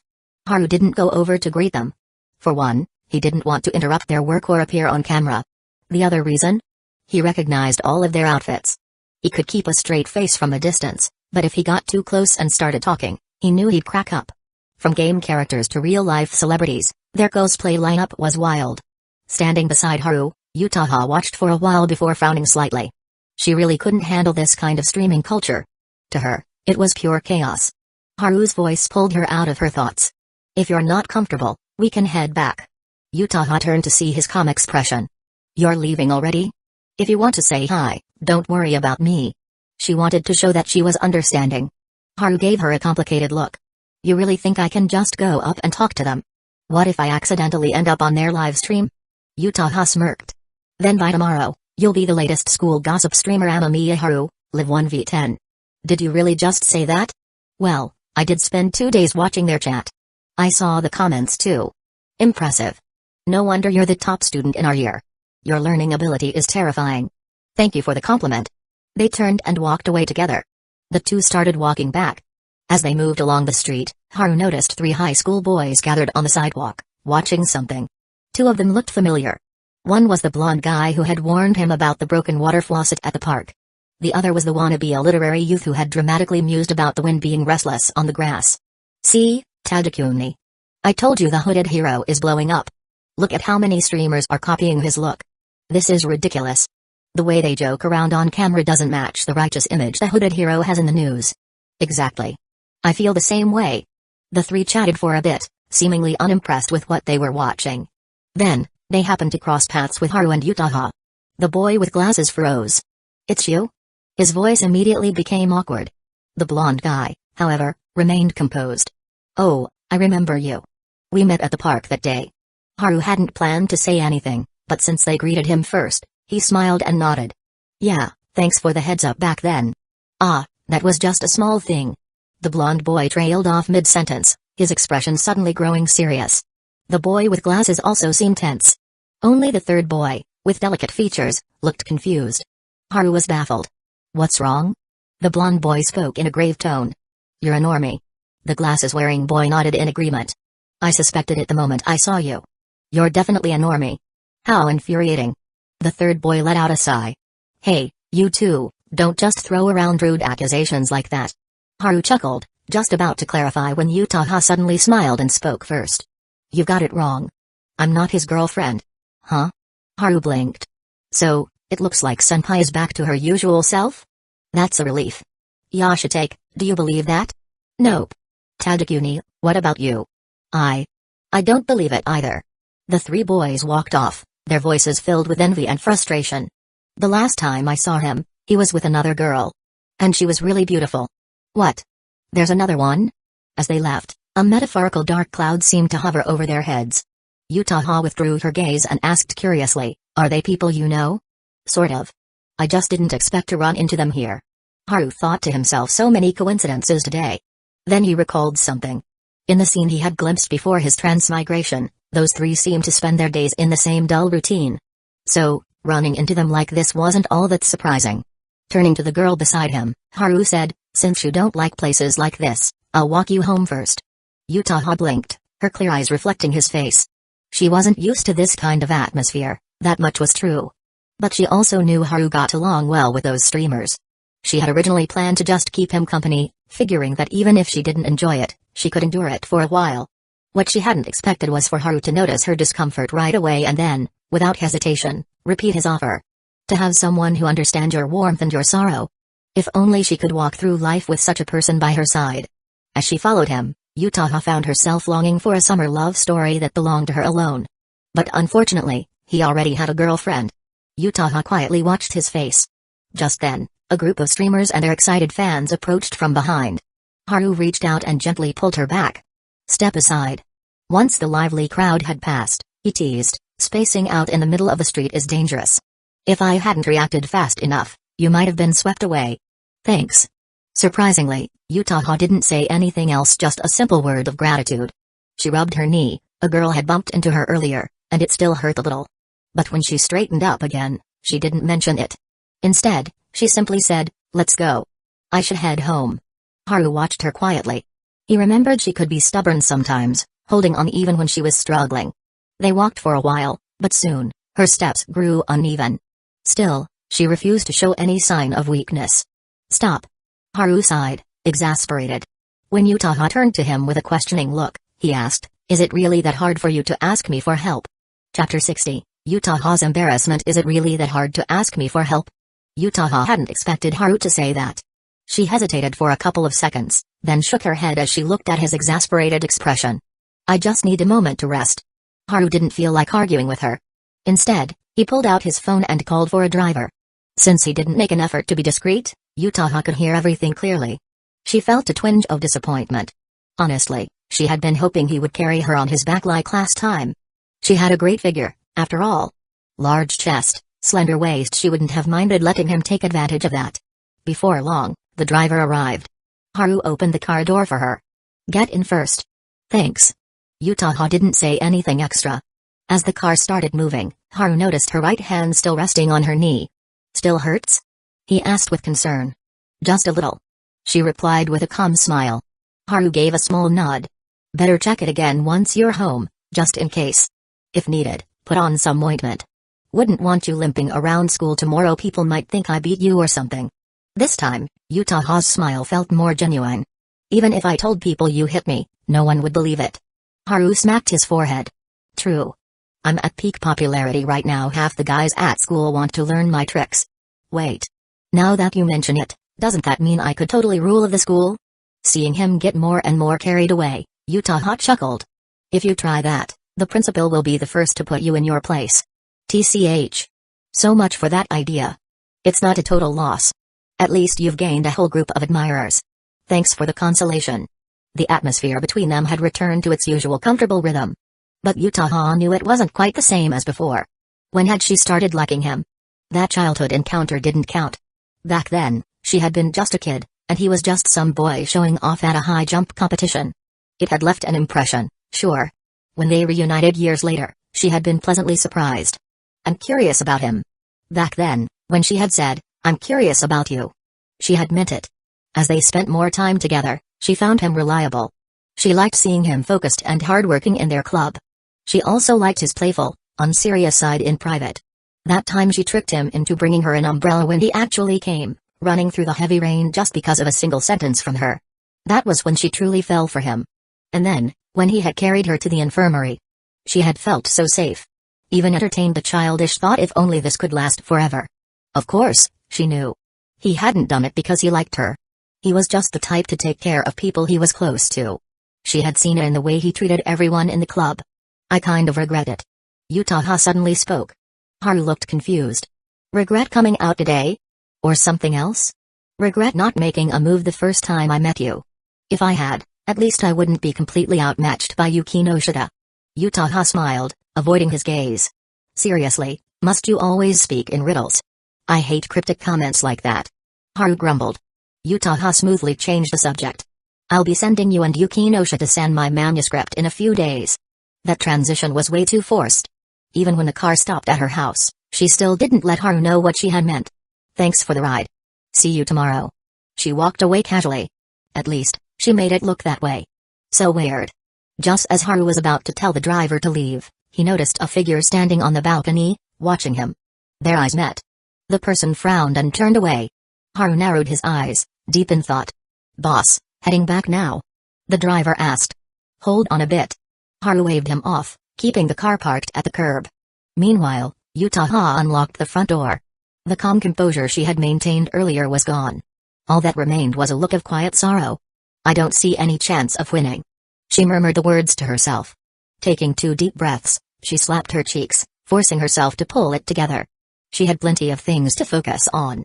Breaking apart at the first sign of pain that wasn't who she was. Just like Haru had thought earlier, she, too, had a side that refused to give up. Stepping inside, she switched into her slippers and wearily walked in. And immediately, she saw her parents sitting properly in the living room, both staring straight at her. For some reason, she felt a little guilty. But her poker face was good. She spoke first. "Were you guys waiting for me?"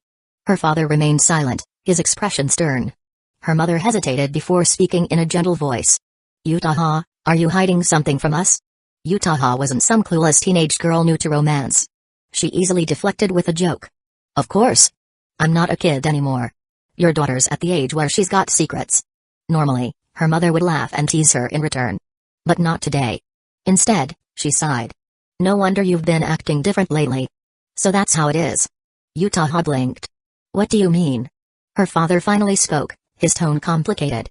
"We've noticed the way you've been at home these past few days. I'm not around during the day, but your mother has been keeping an eye on you." Then, after a pause, he continued, "Yutaha, are you dating someone?" The fact that her father was the one asking made the moment all the more serious. Yutaha froze. Then, she quickly smiled. "Nope. If I had a boyfriend, I'd tell you right away."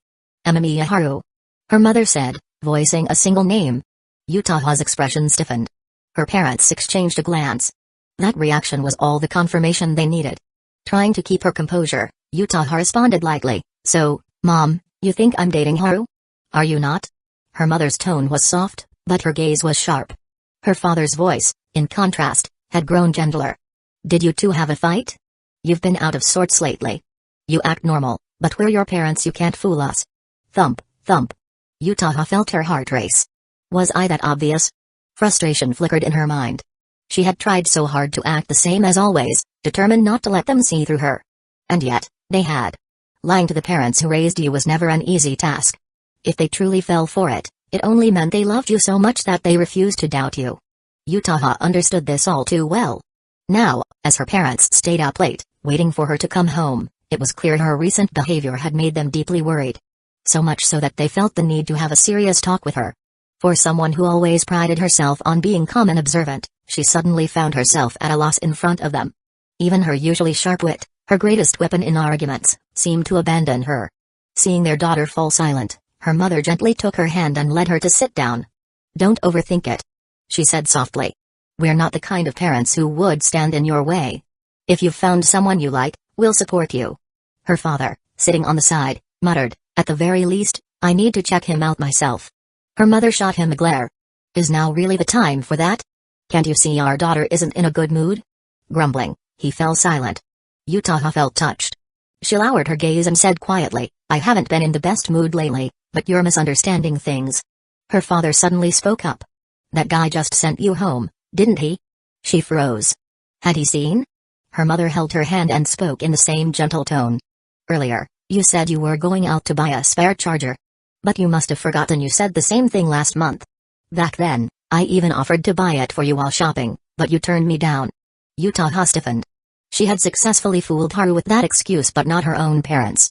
Her mother's attention to detail in daily life was something she had grown so used to that she hadn't even considered this slip-up before leaving. "What did you two fight about?" Her father's tone was displeased, like he was ready to step in and defend her. Yutaha felt both moved and exasperated. "Dad, I'm not dating him. And we definitely didn't fight. He did give me a ride home, but we just ran into each other on the way." "Just classmates, huh?" Her father's voice carried a suspicious pause. It was obvious he wasn't buying it. He got up, walked to the window, and pointed outside. "If he's really just a classmate, then why is he still waiting out there?" "What?" Yutaha's breath caught. She shot up from her seat, rushing to the window so fast she forgot about the pain in her knee. The car was still parked in the same spot. Leaning against the hood was a familiar figure, standing under the dim glow of the street lamp. She felt a mix of emotions, both confusion and a flicker of joy. Confusion because why was he still there? Joy because the person she wanted to see was still within sight. Her father watched her reaction, his expression darkening. "You still say you're not dating him?" Her mother also walked over. Seeing the boy under the street lamp, she gasped and covered her mouth. "Haru is still there?" "Yutaha, Is he waiting for you to go make up with him? The momentary joy in Yutaha's heart was instantly doused by her mother's words. She rubbed her temples, exhausted. I told you, we're not dating. He already has a girlfriend. What? He has a girlfriend? That single sentence was like a spark thrown into dry tinder, igniting the frustration already smoldering in her father's chest. I'm going to have a talk with him. Without hesitation, he stormed toward the door. Wait. Yutaha panicked for real this time and hurried after him. So that boy has a girlfriend? Is it the girl who came over with him last time? No. That girl was pretty, but nowhere near as good as my Yutaha. Her mother mumbled to herself in confusion before quickly putting on her shoes and following them just in case father and daughter did something reckless. Meanwhile Haru, standing under the street lamp, suddenly saw the entire Kasumijoka family charging toward him. Judging by the father's aggressive aura, it looked like he was about to challenge him to a duel under the moonlight. I knew it. Haru sighed, slipping his phone into his pocket and standing up straight. As Kasumijoka's father closed in, he put on a polite smile. Uncle, and, I'm sorry if I disturbed your evening. He was so courteous and composed that the previously fuming man suddenly hesitated, like someone who had been ready to throw a punch but stopped just short. Yutaha arrived right after, still in her indoor slippers, panting slightly. She shot Haru an apologetic look. Finally, her mother reached them. The moment she heard Haru's voice, her expression softened. Thank you for bringing Yutaha home, Haru. She said with a smile. But why are you still here? Her words were phrased as concern and gratitude, yet subtly carried the intent to probe for answers. At the same time, she discreetly tugged at her husband's sleeve, her way of saying, let me handle this. It was no surprise that a woman who raised someone as sharp as Yutaha had her own formidable skills. Haru's perceptive instincts kicked in, noticing every tiny movement and exchange of glances. He let out a helpless sigh, looking at the father who was still eyeing him with suspicion. I knew this would cause a misunderstanding, he said with a wry smile. Kasumijoka-senpai, this is a little unfair, don't you think? All I did was take you to a live stream that you didn't enjoy, and now you've sent your parents after me as punishment? Isn't that a bit too much? Huh? The entire Kasumijoka family was stunned. Haru kept the same expression. I didn't expect you to react so strongly that even when you got home, you were still in a bad mood. Judging by how your parents came to confront me, you must not have told them the whole truth. Now they think I bullied you. The family of three fell silent again. Finally, Kasumijoka's father turned his head stiffly toward his daughter and asked, is that true? Regaining her usual composure from school, Yutaha averted her eyes awkwardly and played along. Sorry, I thought it was just a small matter, so I didn't tell you. But Haru interrupted, not a small matter, right? You accidentally hit your knee earlier, and it looked painful. With that and everything else combined, I doubt you recovered from it so quickly. He played his second card, family. What? Yutaha, you got hurt? Both parents were immediately distracted, their concern shifting to their daughter. Yutaha suddenly felt something strange. Haru's words were half true, half exaggerated, just like how she had deceived him before. Was this karma? Except instead of coming back to him, it was bouncing straight to her parents. But this was a rare opportunity. Yutaha seized it quickly, explaining that she had already checked and it was just a minor injury. If you're still worried, I'll apply some medicine properly after I take a bath. Her words finally eased her parents' concerns. Her father no longer seemed intent on interrogating Amamiya Haru. Instead, in a muffled tone, he asked, Amamiya-san, you and our Yutaha. We're classmates. And friends. Amamiya Haru replied calmly. Her father froze for a moment. Yutaha took the chance and pressed on, now do you believe me? I told you before, Amamiya-kun and I are just friends. We're not dating. Haru seemed surprised, then chuckled. So that's what this was about. No wonder Uncle looked like he wanted to punch me earlier. I already have a girlfriend. Her father's face flushed red. Embarrassment, shame, and all kinds of emotions surfaced at once. In the end, he awkwardly apologized to Haru. There's no need to apologize. Haru said casually. If I thought my daughter was being bullied, I'd probably be even more impulsive than you. He gestured toward a brick by the roadside. With my temper, I might have just grabbed a brick and gone for it. His self-deprecating humor instantly lightened the mood. Kasumijoka's father couldn't help but laugh a little. At that moment, her mother smiled and said, looks like we misunderstood this time. We almost caused you trouble. But we couldn't help it. Yutaha has been acting strangely these past few days, so my husband and I got a bit worried. Impressive, this auntie. Haru silently admired her. She hadn't let go of her doubts, yet instead of probing or testing him, she had brought it up in a casual, conversational tone. This way, there was no reason for him to feel offended. Instead, it naturally pushed him to explain. Fortunately, in his previous life, he had climbed his way up from an ordinary employer to a leadership position. He had no powerful connections, just experience dealing with all kinds of people. Acting strangely? That makes sense. She's been pretending like nothing happened at school, so it must be bothering her a lot. Haru put on a look of sudden realization. Kasumijoka's parents immediately took the bait. Tell us more. Speaking in a relaxed tone, Haru continued, it's nothing serious, really. Uncle, Andy, you know she joined the photography club, right? They nodded. Well, I had high expectations for the club, so my recruitment standards were strict. Senpai has always been outstanding. I heard from upperclassmen that she's been ranked first in her grade since she enrolled. His explanation was mixed with praise, making Kasumijoka's parents beam with pride. She's not that amazing. Her father said modestly. Just generally excellent. Haru chuckled. She's definitely outstanding. But as I said, my recruitment standards are high. So the students in our club are all incredibly talented. Honestly, I'm even worried I won't be able to keep my position as club president for long. This time, they understood. So Yutaha felt pressured? I wouldn't use the word pressured, that would be disrespectful to her. Haru's tone turned serious. Seeing his solemn expression, Kasumijoka's parents unconsciously straightened their backs, taking on a serious attitude as well. Senpai has an admirable competitive spirit, as well as her own unique perseverance and determination. Haru continued.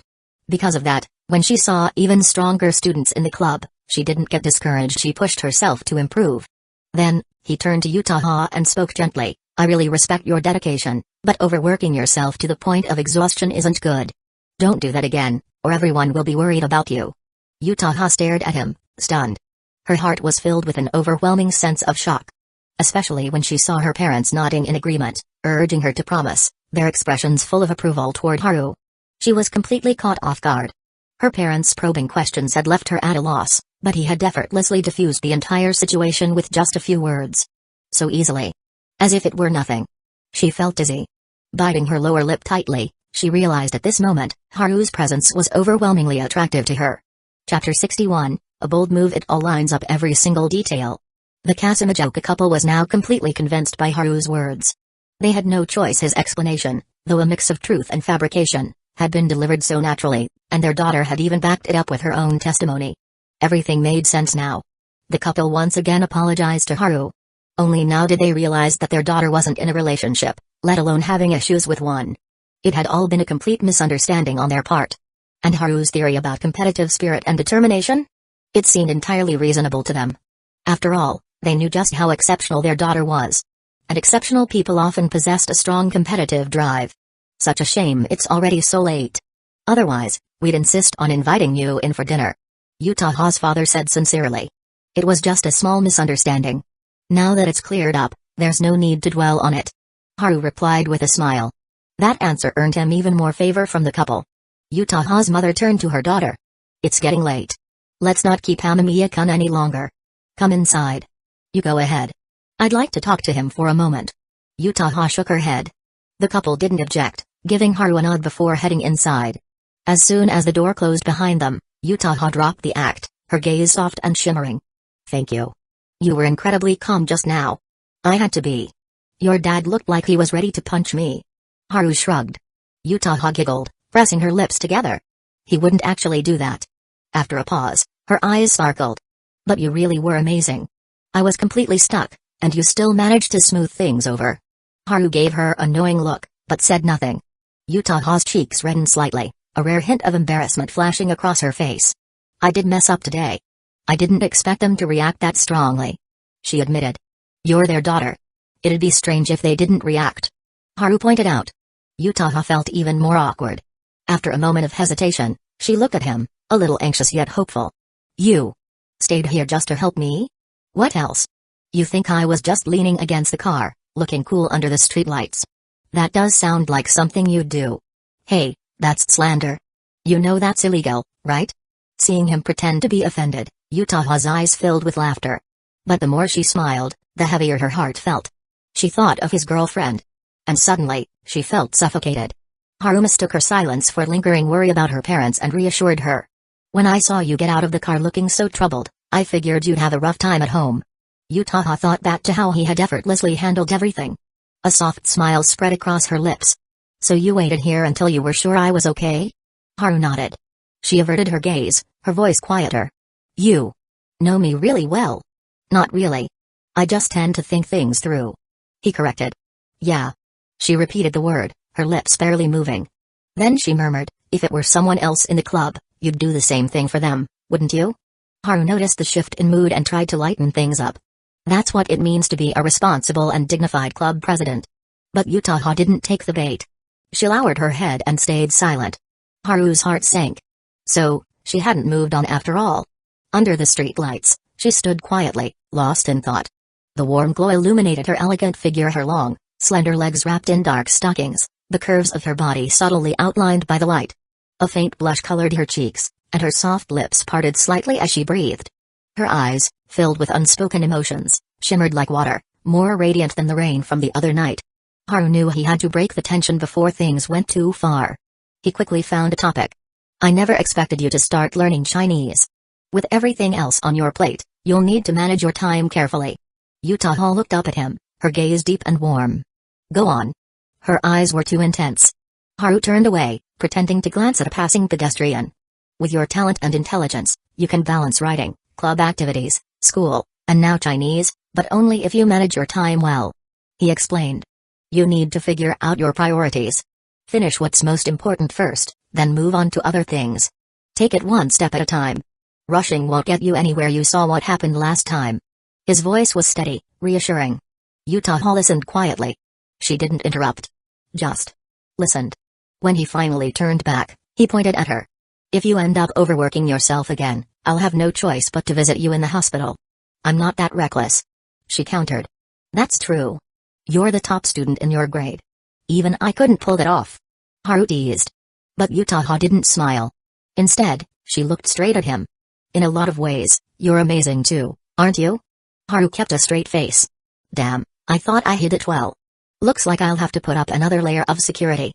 What kind of security? I haven't figured it out yet. I'll let you know when I do. Alright. Their conversation paused again. Silence settled between them. Haru wasn't a fan of awkward silences. He took a step back. Well, I should probably get going, Amamiya-kun, she called out at the same time. Their eyes met. Then she smiled. Her eyes dimmed, laced with a trace of bitterness. For the first time, she didn't bother to hide her emotions in front of Haru. Go ahead. He said, deliberately keeping his tone light to dispel the atmosphere. I like you. Without warning, she said it. Haru was silent for a second before he chuckled. Being liked by the most popular girl in school, what an honor. Yutaha stared at him without wavering. Haru sighed. Alright, no more jokes. Only then did she respond. Leaning back against the car, Haru spoke slowly. Having feelings for someone during high school is completely normal. We're still young, our world is small, and our experiences are limited. A girl as exceptional as you. He smiled slightly. You'll accomplish great things in the future. And when you step into a bigger world, you'll realize you're surrounded by people just as outstanding. Maybe one day, when you look back at your high school crush, you'll just see it as a fond memory, something from your youth. Yutaha nodded. That makes sense. Haru turned and walked away. She stood there, watching his car fade into the distance, but she didn't rush to go inside. Instead, she glanced at the bustling streets in the distance. For the first time, she realized just how vast this city was, so big that it could make dreamers lose their way. She had lost her way once too. But not anymore. The proud Kazumi-juku Yutaha had no intention of giving up. She had to work harder, much harder. Until she surpassed Yukinoshita Yukino. Only then would she have the confidence to stand beside him. All the frustration and disappointment faded away in that moment. What replaced them was a burning fire inside her. Determination. Courage. Some people, no matter how many times they fall, always find the strength to stand up again. Tonight, she had seen firsthand how he handled her parents, how he navigated the situation with a level of maturity beyond his years, resolving everything with ease. All her admiration would now fuel her drive forward. Over the next 2 days, the photography club was struck by a strong sense of déjà vu. Yutaha was serious again. But this time, something was different. She had learned to manage her time and energy properly, always carrying herself with a radiant confidence. She no longer pushed herself to exhaustion. Friday afternoon. Haru and Yukino sat side by side in a dessert shop. Across from them sat Megumi Kato and Yue. Yutaha had gone straight home after school. Just yesterday, after classes, Yukino had led another club activity, another photography session. Everyone had performed exceptionally well. While Yukino was pleased, she was also a little curious. Utaha's performance had far exceeded her expectations. She suspected Haru must have spoken to her about something. She planned to ask him about it tonight. But for now, there was something more pressing. The club's budget. Do any of you have suggestions? Yukino's gaze swept over the three of them seriously. Are we running out of funds? Yui looked surprised. From the very first day she joined the club, she had noticed how well equipped it was, professional-grade gear, everything in abundance. She had assumed money was never an issue. Yes. Yukino confirmed. Even for a simple experimental short film, the costs add up quickly. Yu instinctively asked, can we apply for funding from the school? Impossible. Unless our club wins a competition, the school won't give us additional funding. I see. Yui had no solution to offer. Megumi Kato sat quietly, playing on her phone. The reason she hadn't spoken was simple: Yukino hadn't asked Haru yet. In her view, if Yukino had gathered everyone today, she probably already had some ideas in mind. She just wanted to hear other suggestions first to see if a better one came up. Haru, as expected, Yukino's gaze landed on her boyfriend. Haru made a suggestion. What about getting a sponsor? Yukino blinked. We're only filming an experimental short. Who would be willing to sponsor us? For example, Snow City Shops. Yukino shot him an exasperated look. So you're suggesting sponsoring yourself, huh? I think it's a solid idea. Our script isn't bad, and if we upload the final product online, it could generate some income like licensing rights. That's just speculation. Even if someone is willing to buy it, the amount would probably be negligible. Yukino rejected the idea. Even though she knew it wasn't a bad one. After all, using a self-produced film to advertise his family's business was reasonable. But this was her project, her production. If she let her boyfriend leverage his connections for sponsorship, it would change the whole dynamic. More than anything, Yukinoshita was a proud person. I actually think Hanamiya-kun's idea is pretty good. Why don't you support it? You asked curiously. Yukino calmly explained, Snow City is his family's business. Eh? Yui was stunned. Even Megumi Kato looked up, surprise flickering in her eyes. That brand's chain stores were incredibly successful. She had shopped there multiple times herself. So the big boss was right beside me this whole time? Haru didn't bother elaborating. He simply waved his hand dismissively. Let's drop this topic for now. Since Yukino doesn't approve of my suggestion, that leaves us with one last option. Yukino's lips curved slightly.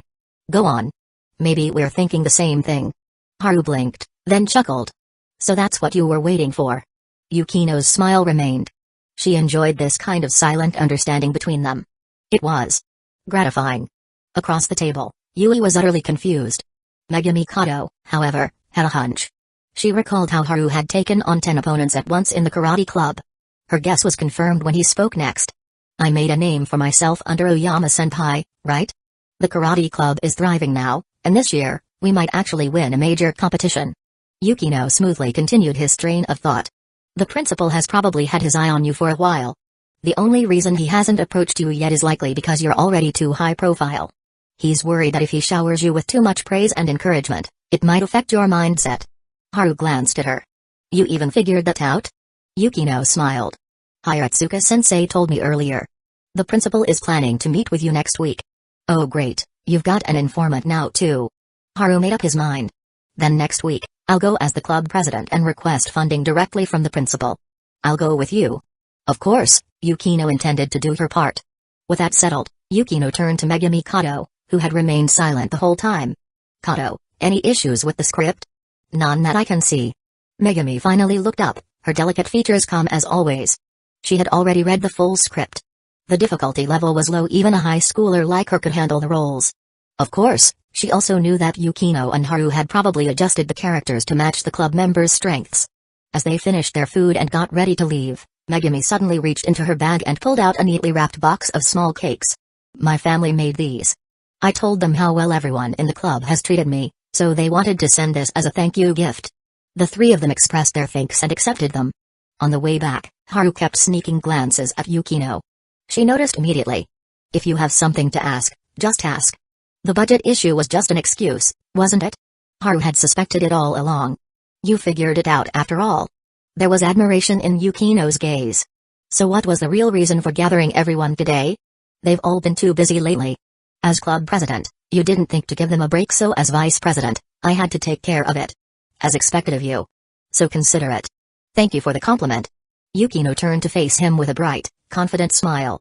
Kazumi-Joka-senpai's change, does it have something to do with you? Yeah. She's fired up again. Thinking back to that night, Haru's feelings were complicated. Having determination is good. But if she channels it the wrong way, she's going to end up getting hurt. There was meaning behind Yukino's words. Confident and formidable, that was Yukinoshita. As they passed by a supermarket, Haru suddenly spotted a perfectly straight wooden stick lying on the ground. He instinctively bent down to pick it up. Why is this just lying here? Yukino glanced at it. A kid probably brought it along, and their parents made them leave it behind. Wait, what are you doing? Before she could finish her sentence, she saw her boyfriend gripping the stick tightly. If no one else wants it, I'll take it. A stick this straight. It's the perfect king sword. Haru marveled. Yukino quickened her pace and decisively left him behind. Hey, wait for me. Back at the Amamiya residence, Yukino finally didn't have to deal with her boyfriend's childish antics. After changing shoes, she went to the living room and scooped up the orange cat. You've gained weight again, haven't you? This time, Haru didn't bother explaining the so-called orange cat curse. Instead, he brought over some fruit and tea. Staying over tonight? Yukino nodded, happily stroking the cat. After a while, she noticed Haru standing by the window, peering through binoculars. What are you looking at? Just admiring the scenery. Relaxing my eyes. Haru replied without hesitation.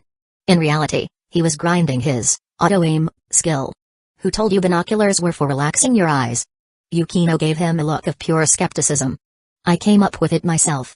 Pretty impressive, huh? You've successfully dumbfounded me. That night, after their showers, Yukino lay on the couch watching TV, her smooth legs resting in Haru's lap. To avoid getting too relaxed, she had warned him in advance he could touch, but not play. Haru agreed. He wasn't in a rush. His left hand absent-mindedly traced her silky skin while his right hand scrolled through his phone. Yukino noticed his focused expression. What are you looking at? Studying for my driver's license. So soon? Yukino froze for a moment. The two of them had always been close, so she was certain Haru had never brought up anything about getting a driver's license before. I told you before, didn't I? If I ever lose my job, I'll just become your chauffeur. Haru said with a grin. Yukino sighed. With your abilities, losing your job is impossible. You're worrying over nothing. Well, it doesn't hurt to learn something new. I'm sure it'll come in handy one way or another. That does make sense. But are you sure you don't have some ulterior motive? As expected of the sharp-eyed Miss Yukinoshita. You caught on so quickly. Idiot. She shot him a glare, but as his hand rested gently on her thigh, she could feel his warmth seeping through. Her cheeks tinged with pink. So, what's your real reason this time? She asked. I was just thinking about the future. Haru replied casually. We're definitely going to get married someday, and we'll have kids too.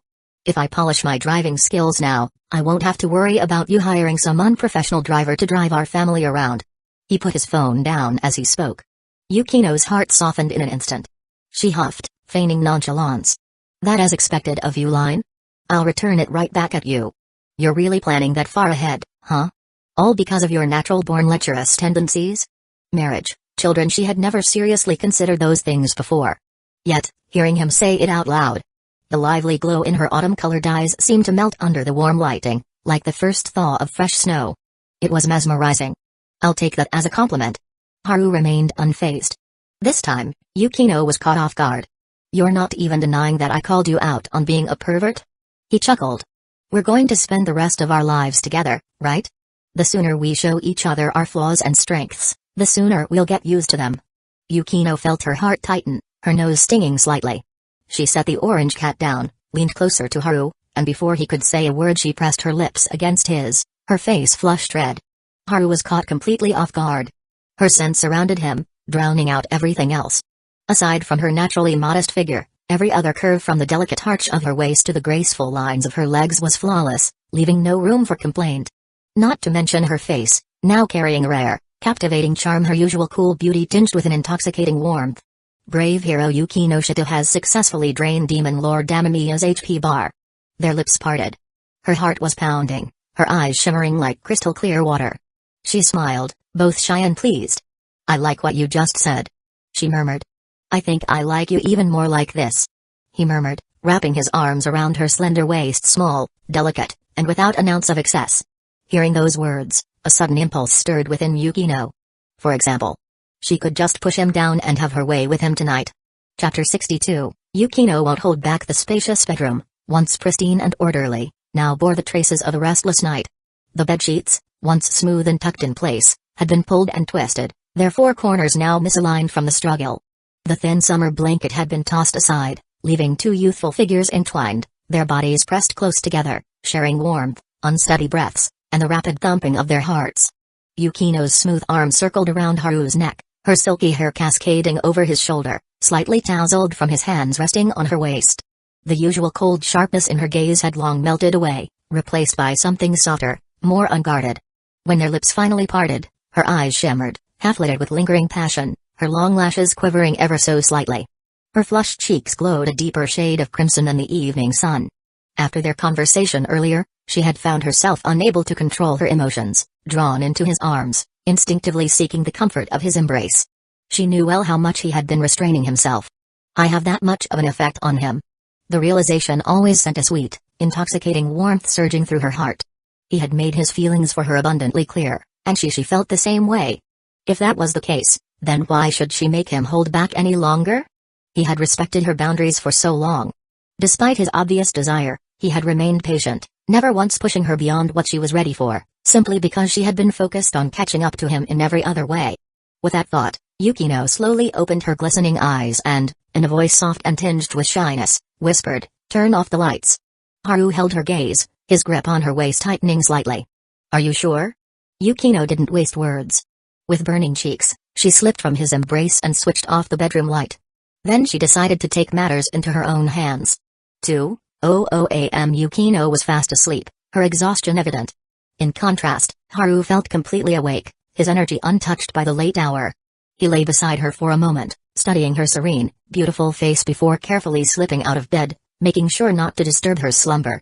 Grabbing his phone, he walked into the living room and sent a quick message in the club's group chat, "No club activities this Saturday. Feel free to make your own plans."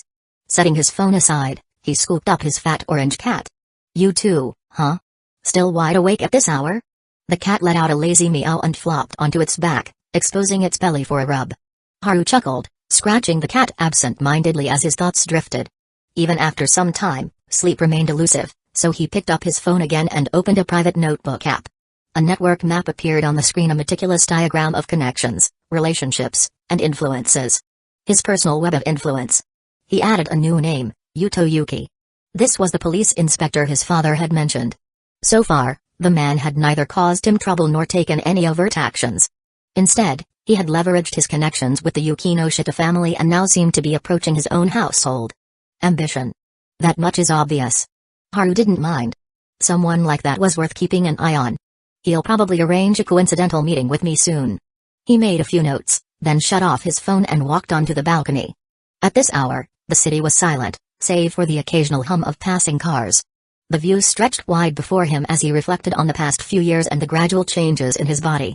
With his steel body, he no longer needed to be as cautious as before. When he first arrived in this world, he had no way of knowing if it would follow the same trajectory as his previous life.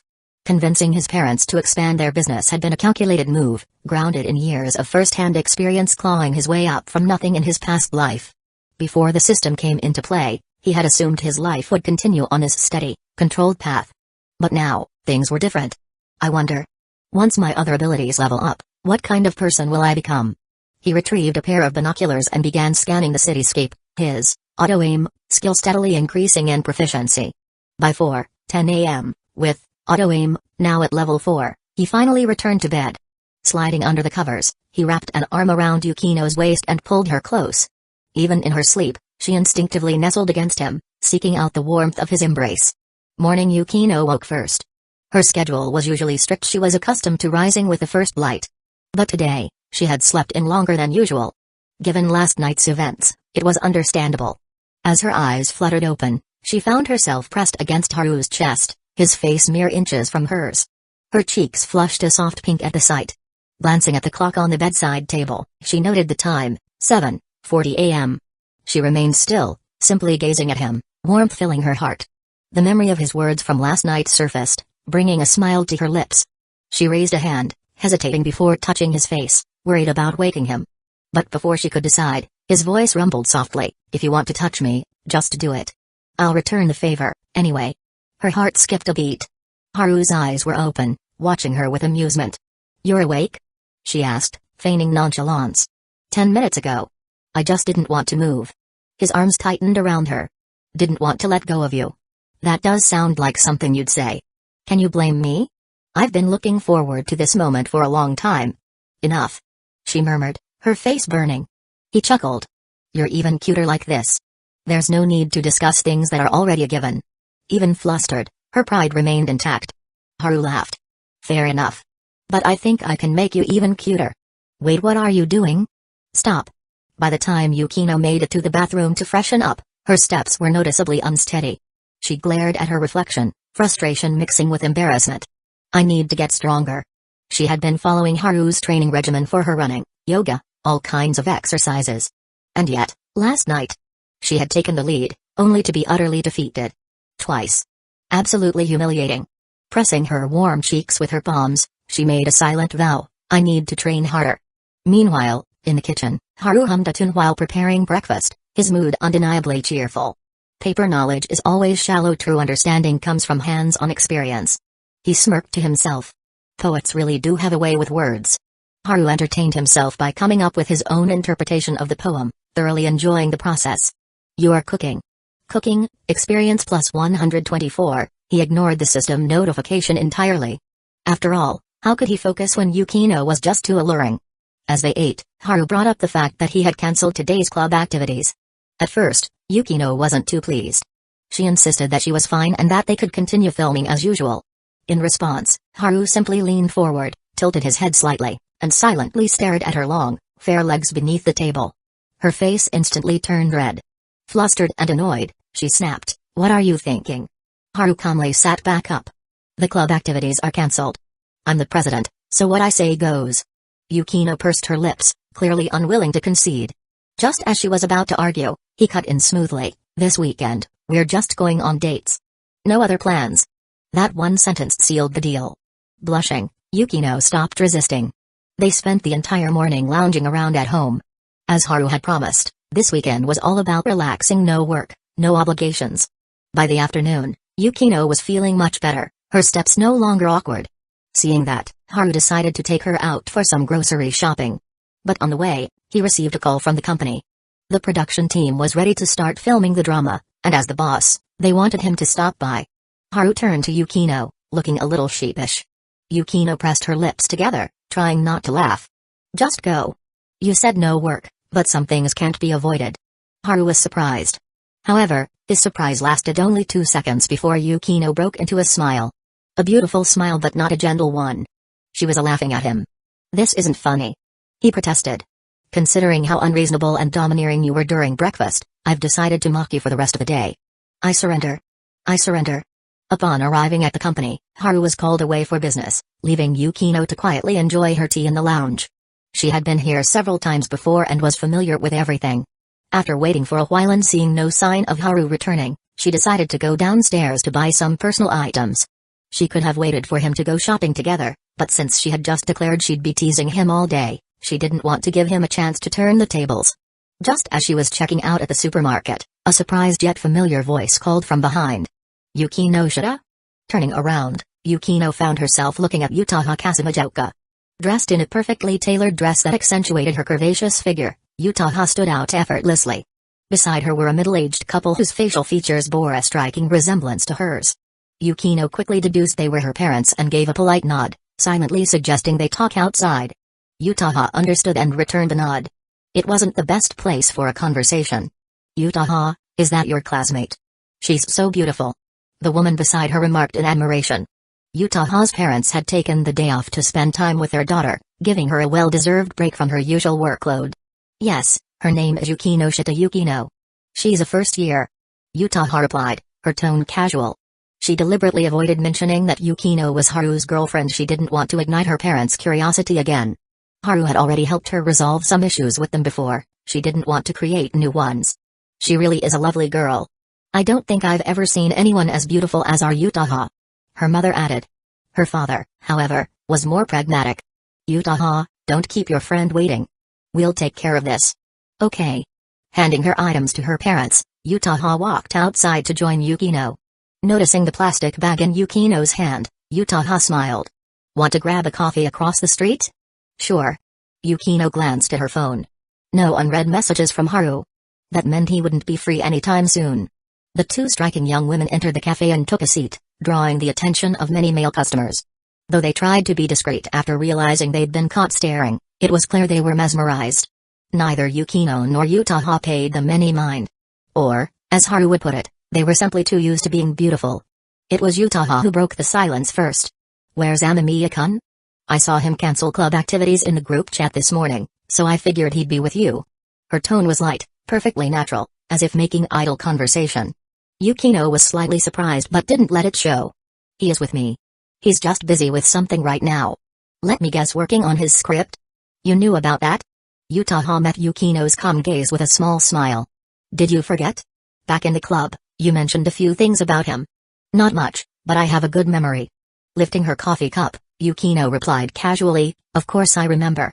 But that day, it was Hashimoto who kept pestering me with questions about Haru, so I just mentioned a few things. Taking a sip, she finally locked eyes with Yutaha. What surprises me is that you still remember all of it. Yutaha maintained her polite smile. Some things are worth remembering. The air between them grew tense yet not quite hostile. When the server brought over their desserts, she hesitated for a moment, glancing curiously at the two girls. As a fellow woman, she could sense something strange about the atmosphere. They're both so stunning.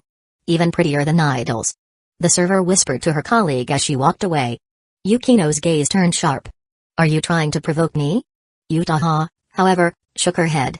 Then, unexpectedly, she let out a soft, self-deprecating chuckle. Yukino frowned slightly. Yutaha took a slow sip of her coffee and murmured, if it were the old me, I probably wouldn't have hesitated to say yes. So you're trying to change? This time, Yukino was genuinely surprised. She had been ready for a battle of wits, but Yutaha had taken a different approach. Yes, I'm changing. Yutaha admitted. Her response was open, natural. Yukino placed her cup down, her posture impeccable. I see. Seems like Haru has influenced you quite a bit. Yutaha was silent for a moment before saying, I was too arrogant before. Whether at school, in the club, or in life I was always a little too full of myself. Yukino, ever the judge, replied in an even tone, recognizing your own shortcomings is the first step to becoming better. Yutaha let out a soft laugh. I always knew that. I just never acted on it. Yukino studied her carefully. What do you want to do now? Is she trying to have an honest conversation? Yutaha wasn't sure what Yukino was thinking but answered anyway. A lot of things. My new novel, the club activities, my studies, and my daily life. Yukino immediately evaluated her words. With your current energy, you won't be able to handle all of that at once. Even she couldn't manage it without exhaustion. I know. That's why I've started planning things properly, focusing on my studies and club first. The novel can come later. That's the right choice. Yutaha paused for a few seconds before sighing. I finally understand what Amamiya-kun meant when he called you a talent and stats monster. Having known Haru for years, Yukino easily deciphered the meaning. She remained composed. I doubt that would discourage you. Besides Haru and my sister, I've yet to meet anyone more talented than you. Yutaha blinked. Aren't you forgetting someone? No. Yukino replied matter-of-factly. I was including myself. Yutaha nearly choked on her coffee. She had forgotten Yukino was just as confident and proud as she was. Suppressing a sigh, Yutaha smiled. Thanks for the advice. Yukino's eyes flickered. She understood the deeper meaning behind Yutaha's words. She was changing, improving, becoming more capable.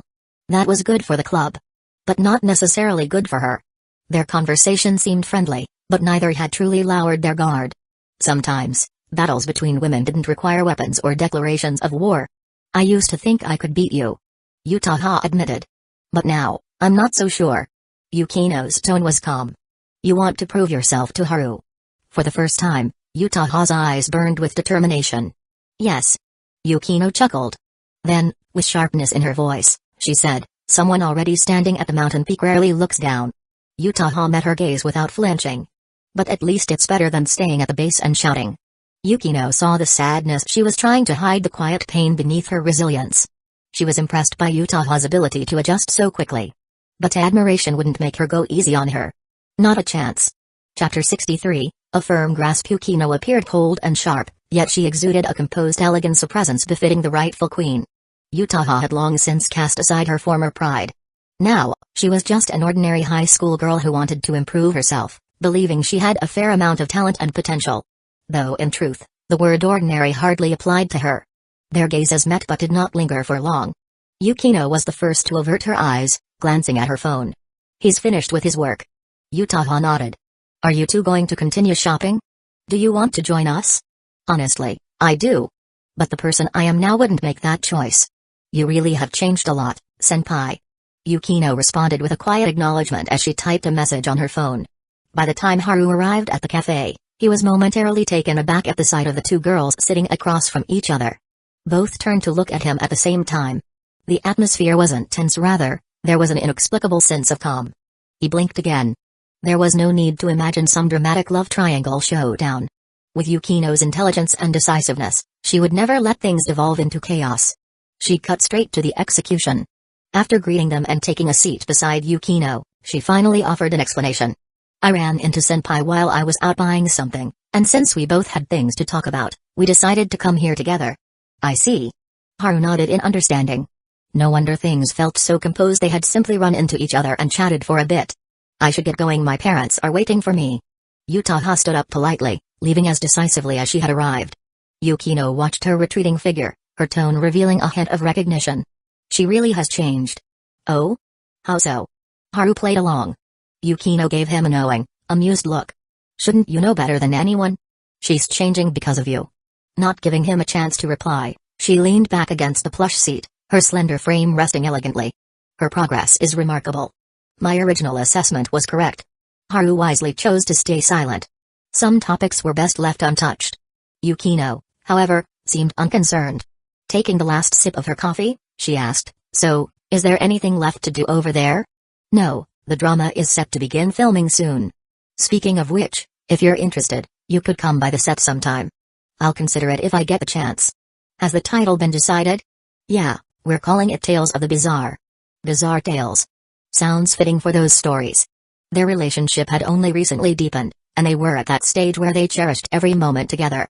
Naturally, Yukino wasn't eager to return home just yet. They spent the rest of the evening wandering the streets, finally heading back together after dinner, Yukino's arm gently linked with Haru's. The 2-day delay in filming means we'll have to make up for it next week. That night, freshly showered and dressed in a silk nightgown, Yukino sat in the living room, diligently taking notes. Haru peeked over her shoulder, catching a glimpse of densely written schedules, times, locations, personnel, all meticulously recorded. He couldn't help but marvel. Your efficiency is terrifying. Yukino had a different perspective. Once I've committed to something, thorough preparation and planning are necessities. I get that. But tell me, are you really willing to sacrifice a rare, peaceful night just to leave me sitting here while you work? She paused for 2 seconds, setting down her pen and notebook. Her gaze shifted, emotions flickering in her deep eyes as she looked at him. You make a good point. And with that, Yukino took action.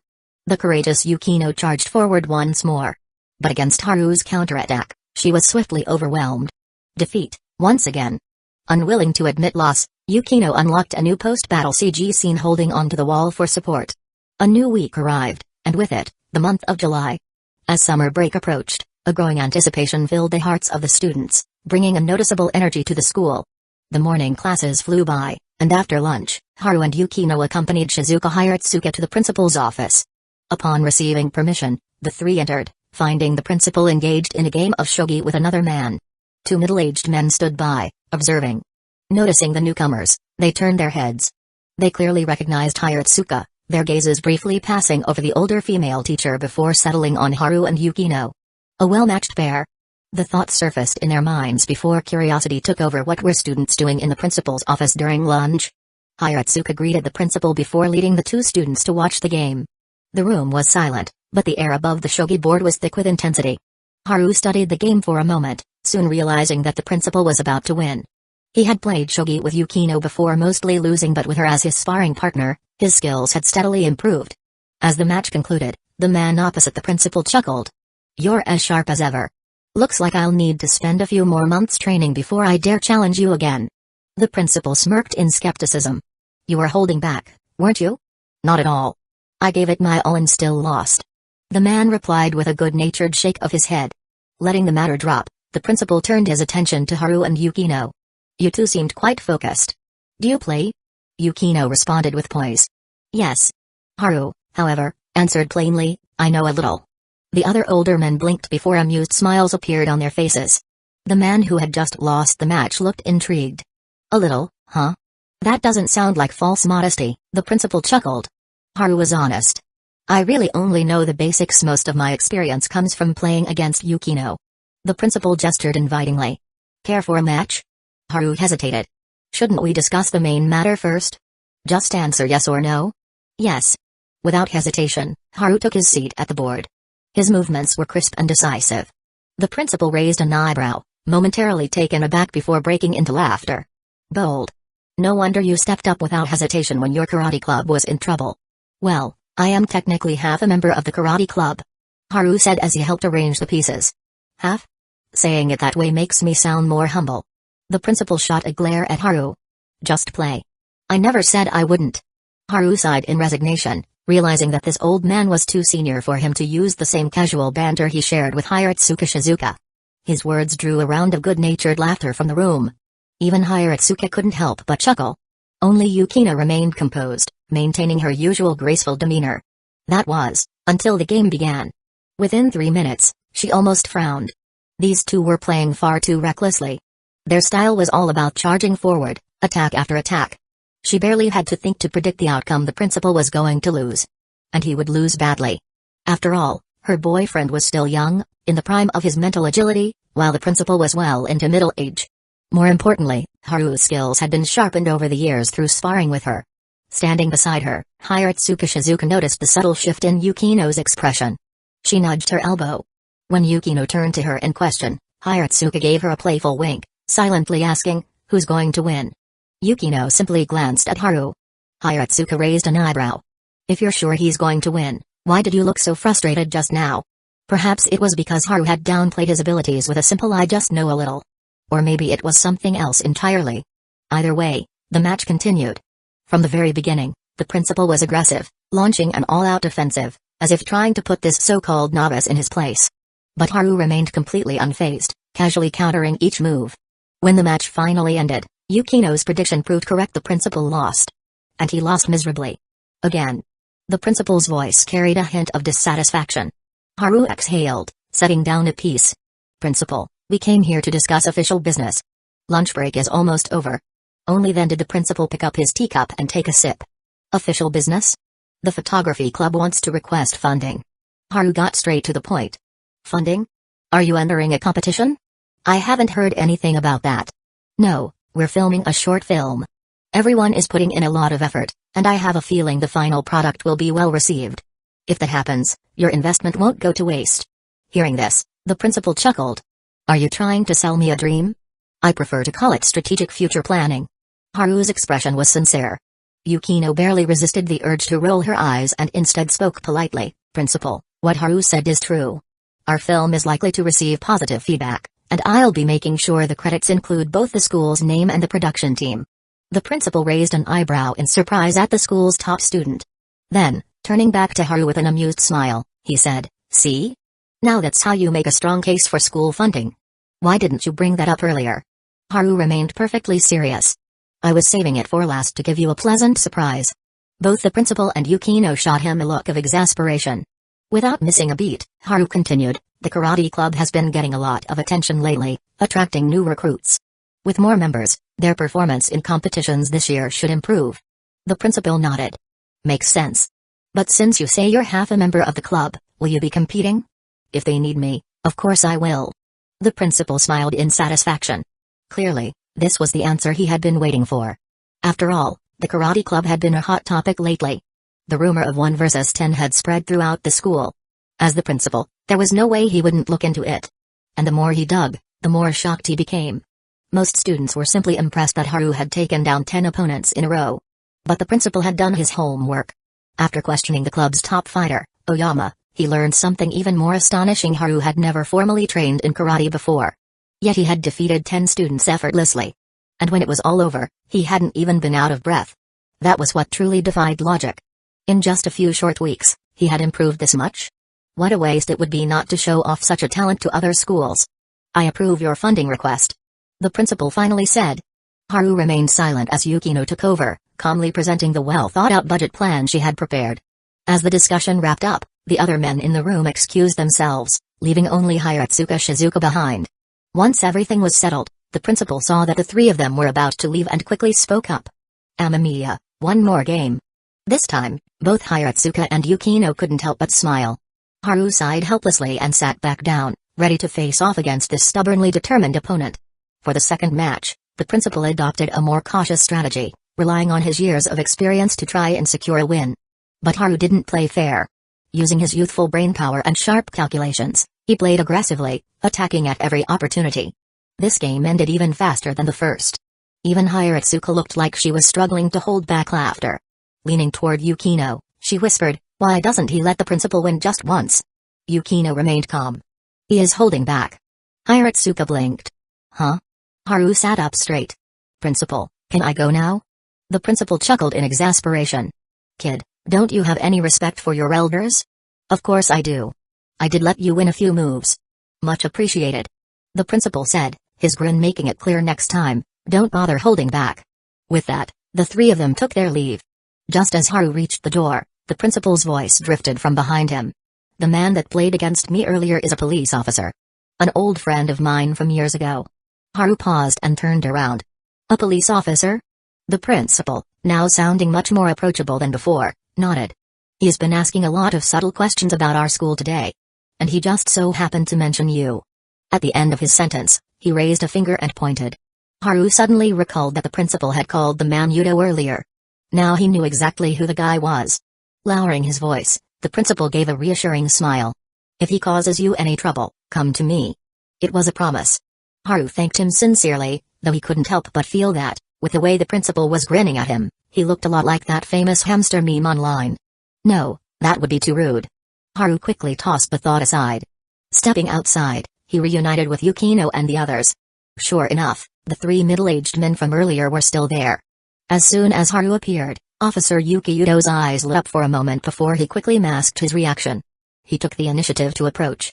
"You're Amamiya Haru, right? Your shogi skills are impressive. For an amateur, you're quite the expert. Thank you for the compliment, but I'm really not that good. You're too modest. Oh, by the way, why don't we exchange contact information? If I run into trouble with shogi in the future, I'd love to ask you for advice." His smile carried just the right amount of awkwardness. "I've been playing against the principal for years, and I lose almost every time. I figured it's about time I got some outside help." It was a perfectly reasonable excuse, and his expressions were flawless. Even Yukino and Hiratsuka, standing nearby, didn't notice anything unusual. Haru, however, knew better. Anyone who climbs up the ranks in a field is never simple. The two exchanged numbers. "Well then, we'll be off." With that, Officer Yuki and his companions left. Hiratsuka playfully nudged Haru's arm. "Not bad, kid. You've got admirers in school and even outside of it." Haru chuckled. "If you're interested, Hiratsuka-sensei, I can teach you too." "Ha. Don't even try to fool me. You think I don't know that Yukino was the one who taught you shogi? Sensei, you're so smart. Hey, what's with the elder speaking to the young tone?"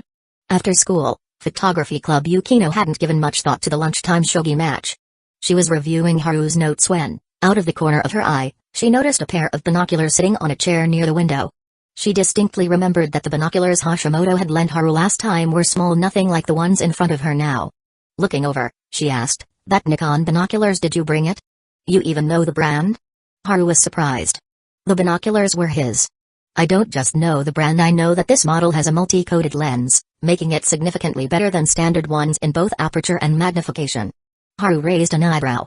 "I thought you were an encyclopedia for entomology. When did you get into binoculars?" "I saw you seemed interested in them last time, so I read a bit about them." Haru stared at her calm expression and muttered under his breath, "Encyclopedia Yukinoshita." Something told him that when she said she read a bit, she had probably absorbed an entire textbook with inhuman efficiency. Hearing their exchange, Utaha clenched her fists slightly and sighed inwardly. The genius and the stats monster. Those nicknames really are fitting. At least, she knew she was far from Yukino's level. But she had her own goals now, and with a quick adjustment of her mindset, she turned her attention to the binoculars. "Amamiya-kun, why'd you bring those to the club?" "Just thought it'd be something fun to play with when I'm bored," he replied casually. Nobody believed him. Sensing the skepticism, Haru quickly changed the subject. By the way, why are you all so sure that I bought the binoculars? I mean, technically speaking, matter is just atomic arrangements. Given enough time, atoms could naturally assemble into a pair of binoculars. His words earned him an identical reaction from both Yukino and Utaha. Two beautiful girls staring at him with the same deadpan "are you an idiot" expression. Meanwhile, Hashimoto and the others giggled from the sidelines. Kato Megumi remained as quiet as ever, only speaking when someone addressed her directly. That evening after everyone had gone home, Yukino received a call from her mother. Haru patiently waited for her to finish. When she finally hung up, her expression seemed off. "What did she say?" Haru asked. Yukino frowned slightly. "She said there's something important I need to know, but she didn't specify what. And before hanging up, she told me not to let you find out, at least for now."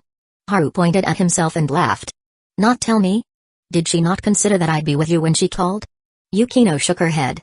She didn't quite understand it either. A short while later, the car her mother had arranged arrived. Haru didn't hesitate to hitch a ride. That night, to Haru's mild surprise, Officer Yuto hadn't contacted him. Huh. Pretty patient, isn't he? If Haru hadn't known about the officer beforehand, he might have been fooled by that flawless performance earlier. But since the officer didn't reach out, Haru saw no need to rush either.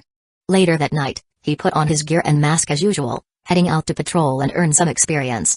On the way, he spotted Ariri Sawamura pedaling past in the opposite direction, wearing an old-fashioned green tracksuit. A plastic bag hung from her handlebars. Judging by the shape at the bottom, it looked like books. Once he arrived in Kabukicho, the driver, who was already used to Haru's nighttime activities, didn't bother trying to talk him out of it. He simply reminded him, "If anything happens, call me." Haru casually agreed but fully intended to do whatever he wanted. At this point, nighttime street dangers were no longer a concern for him. "I might be even more ridiculous than Kigaku Makoto now." Strolling through the bustling streets, he suddenly stopped in his tracks. His auto-aim on level 4 skill had triggered. Someone was following him. Chapter 64, Kato Megumi, I'll keep your secret. Haru was a little surprised to realize he was being followed, but he didn't break his stride. Instead, he subtly changed direction, heading toward a quieter alleyway. At the entrance of the alley, two figures were squatting on the ground, surrounded by scattered empty beer cans. The alcohol had loosened their tongues, and they were chatting away as if they had endless things to say. Noticing someone approaching, they looked up. The moment they saw Haru's outfit, they froze. Haru studied the younger of the two. Isn't he a member of the karate club? He still remembered the guy's name. A third-year student struggling academically, he'd even complained about it in the club before. As for why he was out here drinking with an acquaintance so late at night, Haru didn't really care. Sure, underage drinking was technically illegal, but in anime, a teenage protagonist could commit murder, destroy cities, and even reshape the world, just not drink alcohol. In reality, though, Haru knew plenty of his classmates had already tasted it. It's the hooded vigilante. Cousin, look. I see him. The high schooler excitedly slapped the shoulder of the man next to him. The older one scowled, clearly annoyed. Despite their excitement, they struggled to stand up, probably because they'd had too much to drink and had to steady themselves against the wall. Haru ignored their enthusiasm and turned around, only to see a group of about 10 men approaching. Standing front and center was a man in a sharp suit, someone Haru recognized immediately. Oh, it's Mr. Koga. The same guy who, back when Haru had farmed experience off a fugitive, had been too scared to make a move. Yet now, here he was, following Haru with an entire crew. Revenge for his friend? Haru doubted it. Koga's expression was cold as he signaled his men to get ready. You're not easy to find. The two drunken young men behind Haru were completely stunned. Just moments ago, they'd been giddy about their chance encounter with a hooded hero. But in an instant, the atmosphere had shifted. Suddenly, they were surrounded by over a dozen men holding weapons. Haru glanced at the trembling pair and pointed deeper into the alley. Realizing what he meant, they stammered their thanks and hurriedly scurried away, abandoning their beer cans in their escape. Are they your friends? Koga asked. Haru shook his head. Oh, so you really are the Good Samaritan the news claims you to be? A superhero? Koga sneered. Haru finally spoke. You're here for revenge? Revenge? I'm not that stupid. That guy's going to rot in prison for the rest of his life. Koga's expression darkened. I'm here because of what you pulled that night. The police treated me like an accomplice. You cost me a lot of money, hooded hero. Haru understood now. So your little bar had some shady business going on, and the police shut it down along with the rest? Koga's face twisted in fury, confirming the guess. He took out a lighter, lighting a cigarette as he glared at Haru. "You're not just some random vigilante, are you? I tried digging up information on you, but the police shut it down. Even warned me to stop looking." Haru now understood why Officer Yuto had come to his school. The guy probably figured that after helping him a few times, it was time for a proper introduction. Only 3 people in the entire police force knew the truth. Since everything was clear now, there was no need to keep talking. Haru curled a finger at Koga. "Go ahead." It was the same gesture people used when calling over a stray dog. If he made a little PS noise to go with it, the resemblance would be complete. "I've changed my mind," Koga muttered, his voice filled with venom. "My original plan was just to rough you up and get my money back. But now I think I'll break your arms and legs first." Before he could finish, a sudden gust of wind howled past him. A sharp, violent sound split the air. In the blink of an eye, no, even faster than a blink, Haru had crossed the 3-meter gap between them. "I hear smoking is bad for you," Haru remarked. Koga barely registered the words before his cigarette vanished from his lips. He didn't even have time to process what had happened. Then bang. Koga's body was sent flying at an angle. He crashed to the ground, his face colliding with the pavement in a brutal impact. His lighter and phone tumbled from his pockets, shattering into pieces. The lighter burst apart, sending tiny fragments scattering. A few nearby pedestrians instinctively turned toward the noise. Blood dripped from Koga's obviously broken nose. He clutched his face, groaning, unable to form coherent words. His men stood there, dumbfounded. The usually bustling nighttime streets were eerily silent. Haru listened as his system notified him of gained experience points. He casually flicked the stolen cigarette away and turned to the stunned group. "Do you guys understand now?" Still reeling from shock, one of them stupidly blurted out, "Understand what?" Haru pointed to the bleeding, groaning Koga. "Smoking is bad for you." The logic was so absurd that everyone's minds blinked for a second. The nearest thug, still in a daze, instinctively swung his baton at Haru. It cut through the air with a sharp whoosh. Haru didn't even bother dodging. He simply lifted his arm and blocked it. A dull thud echoed. The young man's hands went numb. The heavy baton slipped from his fingers and clattered to the ground. "You've got to be kidding me." The others froze in horror. Haru nonchalantly bent down and picked up the fallen baton. Then, as the thug stared at him in disbelief, Haru grinned. "My turn." "Huh?" The words barely left his mouth before Haru drove his elbow into the guy's gut. The thug let out a choked scream as his body lifted off the ground. At the same time, Haru pivoted, narrowly dodging a sneak attack from the side. His left hand clenched into a fist and slammed into the second man's face. A perfectly executed straight punch. Even though he held back, the moment his fist connected, a sickening crack rang out. Blood sprayed as something broke nose? Eyebrow bone? It was hard to tell. The force sent the man spinning through the air like a human yo-yo. He crashed into a group of his own allies, streaks of blood tracing crimson arcs in the air before splattering onto the pavement. A grotesquely beautiful scene of violence. The rest of the gang abandoned any thoughts of attacking. They hadn't even seen how he countered. All they knew was that he raised his hand and their friends were gone. As they stared at the groaning bodies of their comrades, then back at their unconscious boss, fear swallowed them whole. Haru clapped his hands together in a polite, almost casual stance. All at once, or one by one? 2 minutes later, the 2 young men hiding in the alley finally peeked out. All they saw was absolute carnage. Their jaws dropped. He did all this by himself? They exchanged glances, seeing the same shock in each other's eyes. Damn it. If I knew, I would have recorded it. I could have gone viral. Maybe even become a streamer. The high schooler clutched his head in regret. His cousin sighed heavily. They had hidden too well. And now, they'd never know exactly what had happened. One thing was certain, though neither of them was getting any sleep tonight. On the other side, Haru hadn't walked far before a group of energetic young people started following him. They had rushed over to the scene of the earlier fight, witnessing firsthand how he single-handedly took down a gang of armed men. If there had been cameras around, they might have thought they were watching an action movie. Hooded hero. Can you say hi to my live stream viewers? A young man excitedly held up his phone, his face full of enthusiasm. Haru glanced at him but kept walking. The streamer's excitement faded into disappointment. Just as he was about to follow whoosh, Haru suddenly picked up speed and effortlessly lost the crowd. Wait, am I seeing things? Was that speed faster than a pro sprinter? One of the guys rubbed his eyes in disbelief.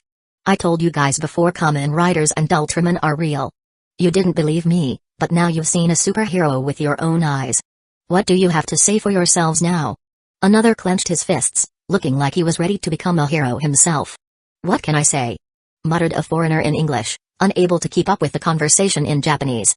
Meanwhile, Haru took a detour to ensure no one was following him before finally making his way back to the car. He didn't particularly care if someone had caught him on camera again. As the driver started the engine, he asked, "Heading straight back, or are we stopping by the usual spot first?" Haru paused for a moment, then smiled. "Let's stop by for a quick look." The driver wasn't surprised. Haru had already come here twice to stake out Aoyama Nanami. At this point, it was practically routine. A short while later, the car stopped across the street from a small shop. The lights inside were dimmed, and Haru didn't see Nanami anywhere. Just as he was about to leave, a familiar figure stepped out of the store. Haru blinked. It wasn't Aoyama Nanami. It was Kato Megumi. A voice called out from inside the shop, "Kato-san, you don't have to wait for me. I still need to take out the trash." Megumi responded softly, but her voice was so quiet that Haru couldn't make out what she said. She didn't leave, though. How do they know each other? Haru frowned. He had only ever introduced Nanami to Yutaha, and even then, it was just a brief meeting. They hadn't exchanged contact information or anything. No use overthinking it. He let it go for now. A moment later, Nanami stepped out of the store carrying a garbage bag. Haru was just about to go over and steal the trash from her when their eyes met. Her lips parted in surprise. Then, she quickly glanced at Megumi beside her before winking at Haru. "Don't worry, I won't tell anyone." Her small, playful expression was surprisingly cute. A smile formed under Haru's mask. Even after their last encounter, Nanami hadn't impulsively called or messaged him. He knew she must have been incredibly curious, but because he hadn't brought it up himself, she had the courtesy to respect his silence. Megumi, noticing Nanami's gaze, turned her head and saw Haru in his usual mix-and-match streetwear. She froze. Her normally calm and expressionless face showed something rare, genuine surprise. Haru stepped forward and held out his hand toward Nanami. I can carry it myself." Nanami puffed up her cheeks in protest, determined to show her strength. Afraid that Haru would try to take it anyway, she quickly added, "If it's too heavy, I'll just ask my friend for help." She gestured toward Megumi. Seeing how insistent she was and knowing she had someone to assist her, Haru decided to let it go this time. He had only stopped by on a whim, after all. Since there was nothing else to do, he turned and left. Nanami let out a small sigh of relief. Her gaze lingered on his retreating figure, filled with curiosity. Is he off to fight crime again? Ever since she had learned that he was the hooded hero, she had watched every related video and read every news article about him.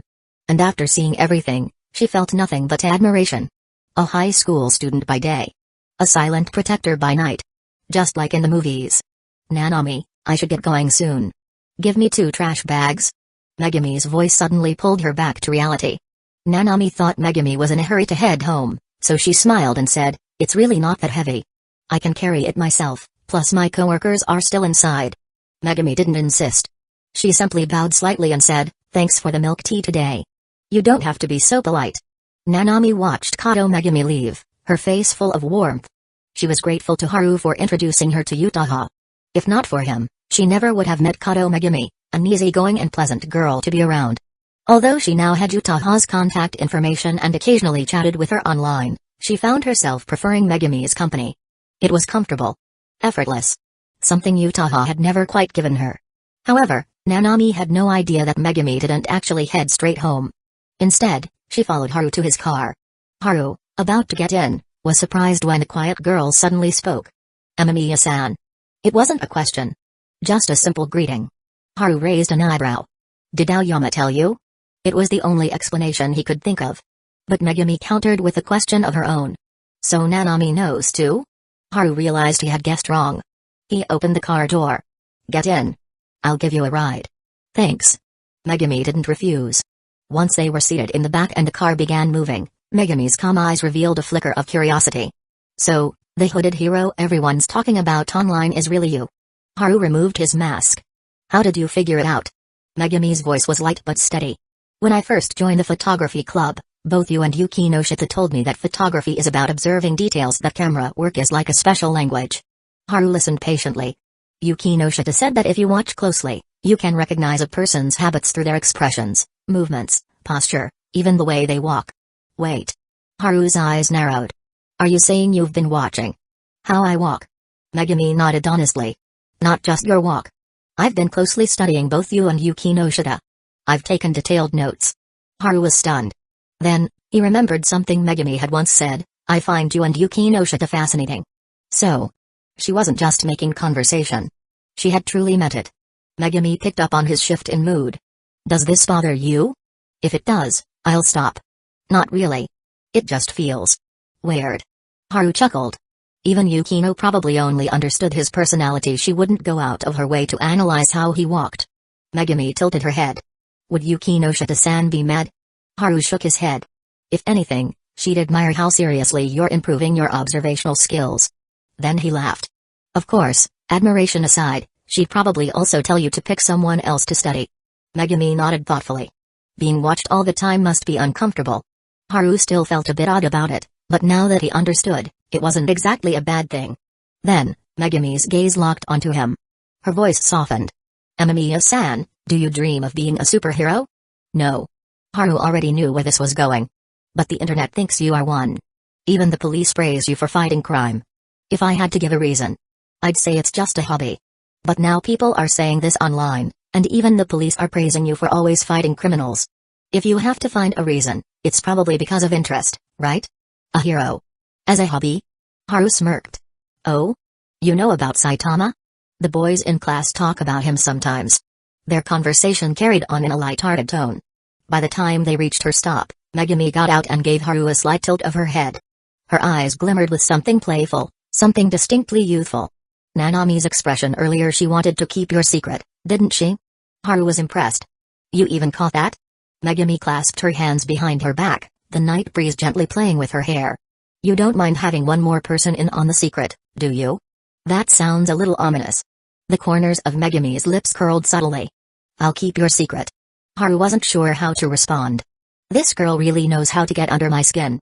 Without another word, he took his leave. As the car disappeared into the distance, Megumi turned and walked away. Another interesting discovery. Not only was he serious about his club activities, he also wanted to be a real-life hero. Megumi found herself looking forward to tomorrow's club meeting. Because judging by his outfit tonight, she was sure by morning, there would be big news. And she wanted to see his face when it broke. Above her, the night sky stretched out like an endless canvas. The moon peeked through the clouds, its silver glow illuminating the delicate features of the girl below. But it could not quite reveal the thoughts hidden behind her gentle smile.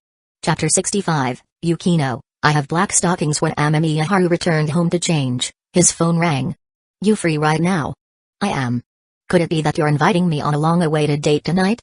Haru teased out of habit, but to his surprise, a different voice chuckled on the other end. A long-awaited date? So this is how you two talk in private, huh? Yukino's sister, Haruno? Just as Haru was processing his shock, Yukino's exasperated voice followed. Come over to my place. He agreed, and just before the call ended, Haruno's playful voice chimed in again. Wait, don't hang up. Let me talk to him for a bit. Haru hung up, wondering why Yukino was calling him over so late. He took a shower in the meantime. After all, he'd been out for a long time and even got into a scuffle. His jacket was a mess. Since their apartments weren't far apart, he didn't bother calling a driver and walked over instead. Yukino opened the door. She handed him a pair of slippers, then wrinkled her nose slightly. Catching the faint scent of shampoo, she asked, You just took a shower? No, I only showered after your call. As they walked inside, Yukino lowered her voice slightly. My mother talked to me about you today. Haru's expression turned serious. I had a feeling. Looks like our secret dates got found out. Yukino shot him a glare but couldn't suppress a small smile. She knew he was just trying to lighten the mood. And yet, she still couldn't help but glare at him. Just like before, whenever he made an unreasonable request, she would glare at him, sigh, and think, honestly, what am I going to do with you? Then, she knelt down, casually tucking her long hair behind her ear. My mother said that lately, a certain Inspector Yudo has been contacting our family frequently. Even your parents, he reached out to them, too. Haru immediately understood. So this inspector is after me? Yukino's gaze was a little complicated. Yes. Because you've done some big things. Her voice suddenly paused. Then, her tone shifted. I didn't expect you to have such a strong sense of justice. It's not something I ever considered before. Hearing that, Haru pieced everything together. That inspector must have leaked some details to the Yukinoshita family, and their mother, in turn, sent Yukino to probe for information. Haru glanced toward the living room. Haruno's here because of this too? Yukino's expression remained blank. She's here to enjoy the show.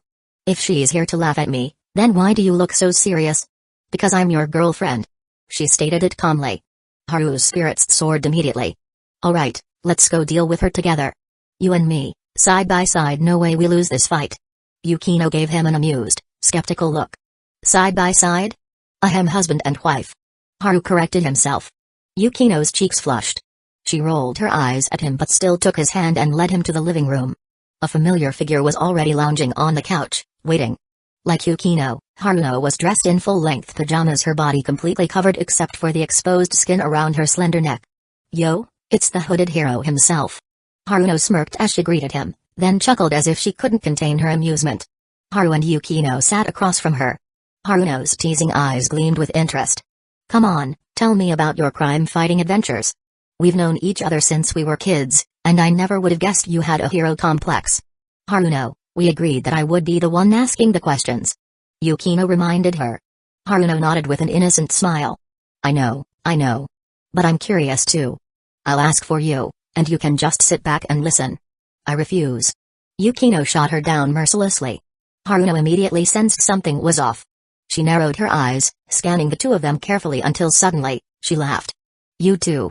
She's my girlfriend now. Haru cut to the chase, smiling.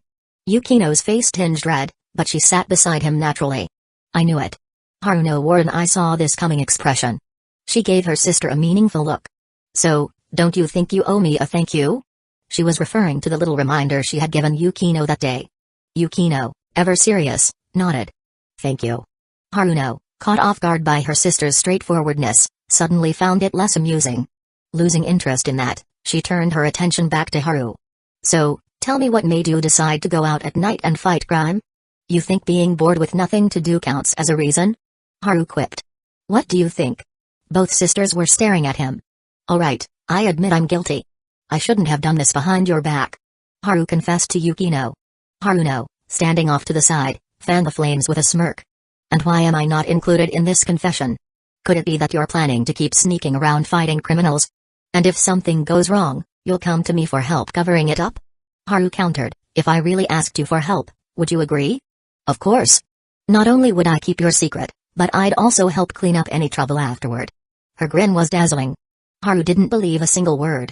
If you hesitated even a little before answering, I might have actually believed you. Haruno chuckled and shook her head. You and Yukino have really lost your charm. She muttered something about things getting boring and left for the guest room. With a soft thud, the door closed. Haru understood that she was giving him and Yukino some space. Just as he turned to say something, Yukino spoke first. Are you really sure this won't cause trouble? His heart warmed at that. The sisters weren't mad that he hadn't told them what they truly cared about was whether he'd be in danger. Don't worry, I know what I'm doing. Then that's fine. Yukino finally relaxed, leaning into the couch in a more comfortable position. In a soft voice, she said, tell me everything. Haru didn't hold back. From the very first night he patrolled the streets to every fight he'd been in, he laid it all out. Yukino frowned, her expression turning serious. Who exactly is this Koga guy? Don't overthink it. My lawyer already dug up his background, and this time, I'll make sure he's kept busy. Haru smirked. Only then did Yukino's brows relax. What do you plan to do? He mentioned earlier that he was taken in for questioning before, which means he must have pulled some strings to get out. But tonight, he got out of the station and immediately gathered people to attack a miner with weapons. Just that alone is enough to keep him locked up for a while. Now that they were discussing serious matters, Haru didn't slack off. Yukino nodded in agreement. A group of over 10 men armed with weapons ganging up on a high schooler and still losing. Not only was it illegal, but it was also downright embarrassing. After that, they shifted to other topics, leaving the hooded vigilante behind. Though this was her first relationship, Yukino was clear-headed. She wasn't the type to throw a fit or blame him for acting on his own. Once she confirmed that he wasn't in danger and was strong enough to handle himself, she simply moved on.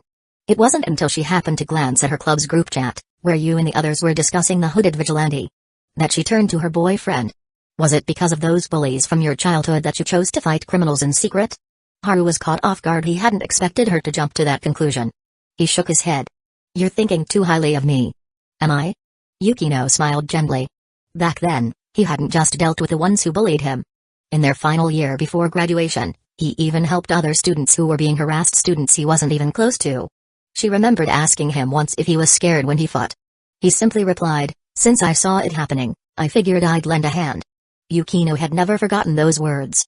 By the way, does your mom know about us yet? Haru suddenly asked. Yukino smirked.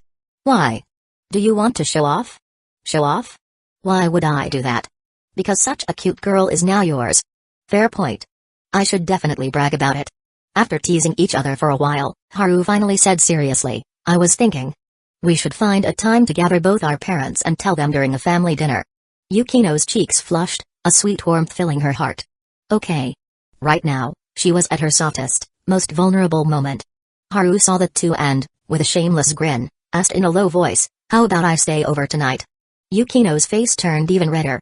Her eyes, shimmering like autumn waters, held a certain allure. Okay. She gave her second affirmative answer that night.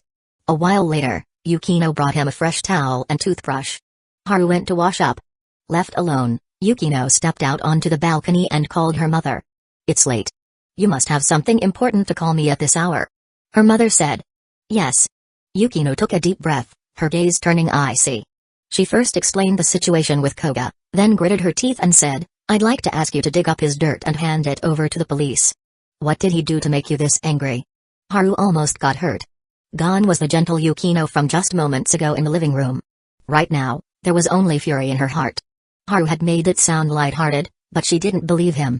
She knew his combat ability was strong, but the problem was it was over 10 armed men. To her, Haru had only downplayed the danger to keep her from worrying. I understand. Her mother replied calmly. Then, I'll leave it to you. Yukino said. She was about to hang up when her mother suddenly asked, You rarely ask me for favors. You're doing this for him. But is there anything you want for yourself? Yukino froze. It was the first time she'd heard her usually strict mother ask something like that. Just as she was about to answer, she sensed someone watching her. Turning around, she saw Haru leaning against the balcony door. Meeting her gaze, he silently gestured for her to finish her call. In that moment, Yukino felt a surge of confidence. She spoke into the phone, I have everything I need right now. Hearing her tone, Haru already guessed who she was speaking to. Once she put down her phone, he asked, Was that your mom? You should have handed me the phone. I could have told her something. And what would you say? Obviously, your daughter is mine now. If you have any complaints, take it up with me. Yukino's eyes sparkled with laughter. He was trying to act playful, but she knew he truly meant it. Her heart melted. She grabbed his wrist. Come inside. Haru raised an eyebrow. What are you planning? Under the night sky, her deep blue eyes shimmered with something almost intoxicating. I'll grant you one wish. She murmured, cheeks glowing. Haru had never been one to hesitate. Your legs would look amazing in black stockings. Yukino's face turned scarlet. She shot him a glare, but, for once, she didn't scold him. Because she had bought black stockings. And even the cat girl outfit he secretly liked. She had bought that too. Looking at her reaction, Haru knew tonight, he was about to take off. Late that night, Haruno sleepily came out to get a glass of water. Seeing the dark, empty living room, she thought, Yukino sure went to bed early tonight. But just as she took a sip, she suddenly realized something. She hurried to the door. Sure enough, Haru's shoes were still on the rack. He hadn't gone home. Haruno glanced over her shoulder. There was only one guest room and she was occupying it. That left only one other place he could be. An amused smirk crept onto her lips. If I knock on their door right now, would they freak out? Of course, that was just a passing thought. Still. I'm really curious what they're up to. She muttered, returning to her room. For the first time in her life she regretted being so smart. If she were just a little dumber. She could knock on the door, pretend to be clueless, and ask, What are you two doing? Chapter 66, Your legs are the best in the world. That night, many people stayed up late. One of them was Nanami Aoyama. The moment she saw Haru show up dressed like that in the middle of the night, she immediately knew he had been out playing vigilante again. After taking a shower and lying in bed, she couldn't help but browse different forums, searching for any news related to him. And she found something. Live footage, hooded hero in action. The post even included a short video. Curious, she clicked on it and that's when she realized. She had been fooled. The poster clearly wasn't at the scene. The so-called live footage was nothing more than a short clip of hooded hero stepping out of a dark alley, with a dozen men sprawled unconscious behind him. But even that was enough to leave Nanami Aoyama stunned. She paused the video, counted the bodies, and her jaw dropped. 14 men? Did he take them all down by himself? A strange sense of excitement bubbled up inside her. Driven by curiosity, she kept digging through the internet, finding more videos. Most of them were footage of the police arresting the armed criminals. Some even had glimpses of Haru's silhouette or side profile. Not that it made a difference with the mask on, a side profile was hardly revealing. 14 armed men. Amamiya-kun, you're amazing. Nanami's eyes sparkled with admiration. The childhood fantasy she had once dismissed, the idea of a high school superhero, was reignited. Because if he wasn't a superhero, how else could he be this strong? On the other hand, Megumi Kato was far more composed. She had found the same news as Nanami, but since this was her first time learning the identity of Hooded Hero, she had gone back and read older reports too. The police seemed to be praising him, so he shouldn't be in trouble. She set her phone down, recalling the image of 14 armed men collapsing to the ground, a trace of worry surfacing in her heart. Nanami saw a superhero. She saw a brutal battle. What if he got hurt? Megumi closed her eyes. She would have to check on him tomorrow. The next morning, journalists who had stayed up late writing about Hooded Hero were now basking in the traffic surge. In just one night, the incident had exploded online, climbing the trending charts. Of course, with that came all sorts of wild speculation.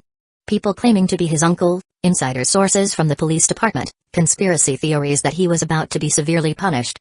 In this age of information overload, nearly everyone, regardless of age, had come across the news. You're famous. Walking to school, Yukino held up her phone and showed the trending topic to her boyfriend. Yeah, no surprise there. Haru had expected this. Yukino walked alongside him. Shouldn't you do something to suppress the attention? No need. The police won't reveal my identity. Oh, speaking of which, they'll probably contact me today, either a home visit or a summons. Then I'll come over after school. She made the decision without hesitation. Haru nodded. Bring the black stockings. Yukino's face instantly turned red. She shot him a glare. Haru, ever sincere, your legs are the best in the world. I really can't feel happy about such a suspicious compliment. Why not? I was also going to praise your learning efficiency. Learning efficiency? Yeah. You pick things up so fast compared to your first time practicing with your mouth, Amamiya Haru. Yukino's face burned bright red. Haru immediately raised his hands in surrender. I yield. I yield. Watching him backpedal so fast, Yukino didn't know whether to be angry or amused. I should have held back on spoiling him last night. Just thinking about it made her blush even more. She had worn the black stockings he liked. She had leaned against the wall like he asked. Embarrassing as it was, she didn't actually mind these things. In fact, as someone experiencing love for the first time, she was finding herself a little addicted to these intimate moments. But thankfully, she was still Yukinoshita Yukino, a woman of exceptional self-control. Once they reached school, the two parted ways. As usual, Haru walked into his classroom and found everyone buzzing with discussion. Even his friends, Furukawa and the others, were so deep in conversation that they hadn't noticed his arrival. Only Yue, sitting a few seats away, gave him a small wave. He smiled and waved back. Furukawa, what are you guys talking about? Not that he needed to ask, he already knew the answer. What else? Hooded Hero, of course. Noticing Yue, his friends immediately pulled him into the discussion. Haru put on a thoughtful expression. Oh, that guy. I've seen some news about him before. They say he's a good guy fighting crime, right? Good guy? No, he's a superhero. Furukawa corrected him. That's all it takes to be a superhero? Of course. You're behind the times, Amamiya. This is the new narrative. Another classmate chimed in excitedly. I bet you didn't know last night, Hooded Hero took on over a dozen armed criminals alone. And their boss had just been released from police custody.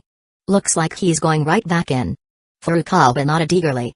Hooded Hero definitely got hurt, but knowing him, once he recovers, he'll be back on the streets fighting crime again. Haru raised an eyebrow. Knowing him? Furukawa gave a solemn nod. Yeah. Based on his character. Furukawa and his friend puffed out their chests and lifted their heads proudly. That's right. To tell you the truth, we've been following Hooded Hero since the first time he appeared in the news. Now, we're his biggest fans. I bet even he doesn't know that we understand him better than he understands himself. Haru almost burst out laughing. Then, Furukawa lowered his voice and spoke in a conspiratorial tone. The police released some details about those guys to the media. Apparently, they had just been let go by the cops, but it was obvious they were guilty of something. That's why Hooded Hero tracked them down to purge evil. His friend nodded in agreement. They were armed. The police even found knives on them afterward. That means when Hooded Hero went after them, they were already prepared for a fight. Haru, the very man they were talking about, felt a question mark pop up over his head. I had no idea things were this dramatic. Furukawa sighed in admiration. One guy taking down so many. It reminds me of Belial wiping out the Land of Light. His friend corrected him. You got it backward. It should be the Ultraman wiping out a horde of Belials. But which Ultraman is even that strong? Obviously, the one who keeps getting knocked down. Blasphemy. The two burst into laughter. Haru twitched the corner of his mouth. This conversation is going off the rails. But their excitement only proved just how big this whole thing had gotten. Earlier, he had told Yukino that the police might contact him today. Now, he was 100% sure they would. Later that morning between second and third period, Haru returned from the restroom and immediately spotted Megumi Kato waiting quietly in the hallway. Her eyes were already on him. She was clearly here for him. Thanks to his auto-aim on skill, level 4, Haru instantly noticed her, unlike the other students who walked past without realizing she was there. Megumi, catching the way his gaze locked onto her the moment he stepped out, felt a small sense of satisfaction. Haru walked up to her. Breaks between classes aren't that long. If you need photography advice, I'd recommend waiting until after school. Megumi continued staring at him, then softly asked, You didn't get hurt last night, did you? Haru blinked, then smiled. Thanks for asking, but I'm fine. She didn't look convinced. Even Yukino had been worried about him getting injured. The fact that others were concerned wasn't surprising. Seeing this, Haru decided to tease her a little. Did you forget my achievements in the karate club? I can take on 10 guys at once, you know. But last night, there were 14. Megumi pointed out matter-of-factly. The way she said it made it sound less like genuine concern and more like a perfectly timed roast. And it was a sharp one. Haru paused for a second, then chuckled. I didn't even count. There were 14? And they had weapons. Haru sighed. Looks like you're not going to believe me no matter what I say. Now I kinda wanna ask the principal for a favor. Megumi tilted her head.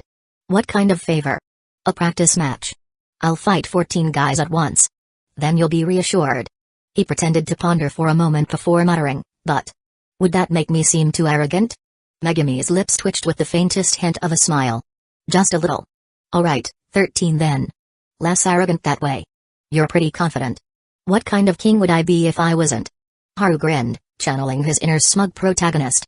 Megumi finally let out a tiny laugh, reassured that he was physically fine though she still suspected he was joking around just to keep his friends from worrying. But with only a few minutes of break left, she didn't press the issue further. They parted ways, heading back to their respective classrooms. Lunch break on their way to the cafeteria, Haru and Yukino ran into the principal, who was walking with 2 teachers. Good afternoon. They greeted him politely. The principal chuckled as he looked at Haru. So, it turns out you have a talent even greater than shogi. One of these days, I'll beat you on the board and put that arrogance of yours in check. His words carried a subtle meaning. Haru smiled innocently. You flatter me. I'm not arrogant, I've always been humble. The principal squinted at him. You little rascal. With a shake of his head, he walked off with the teachers.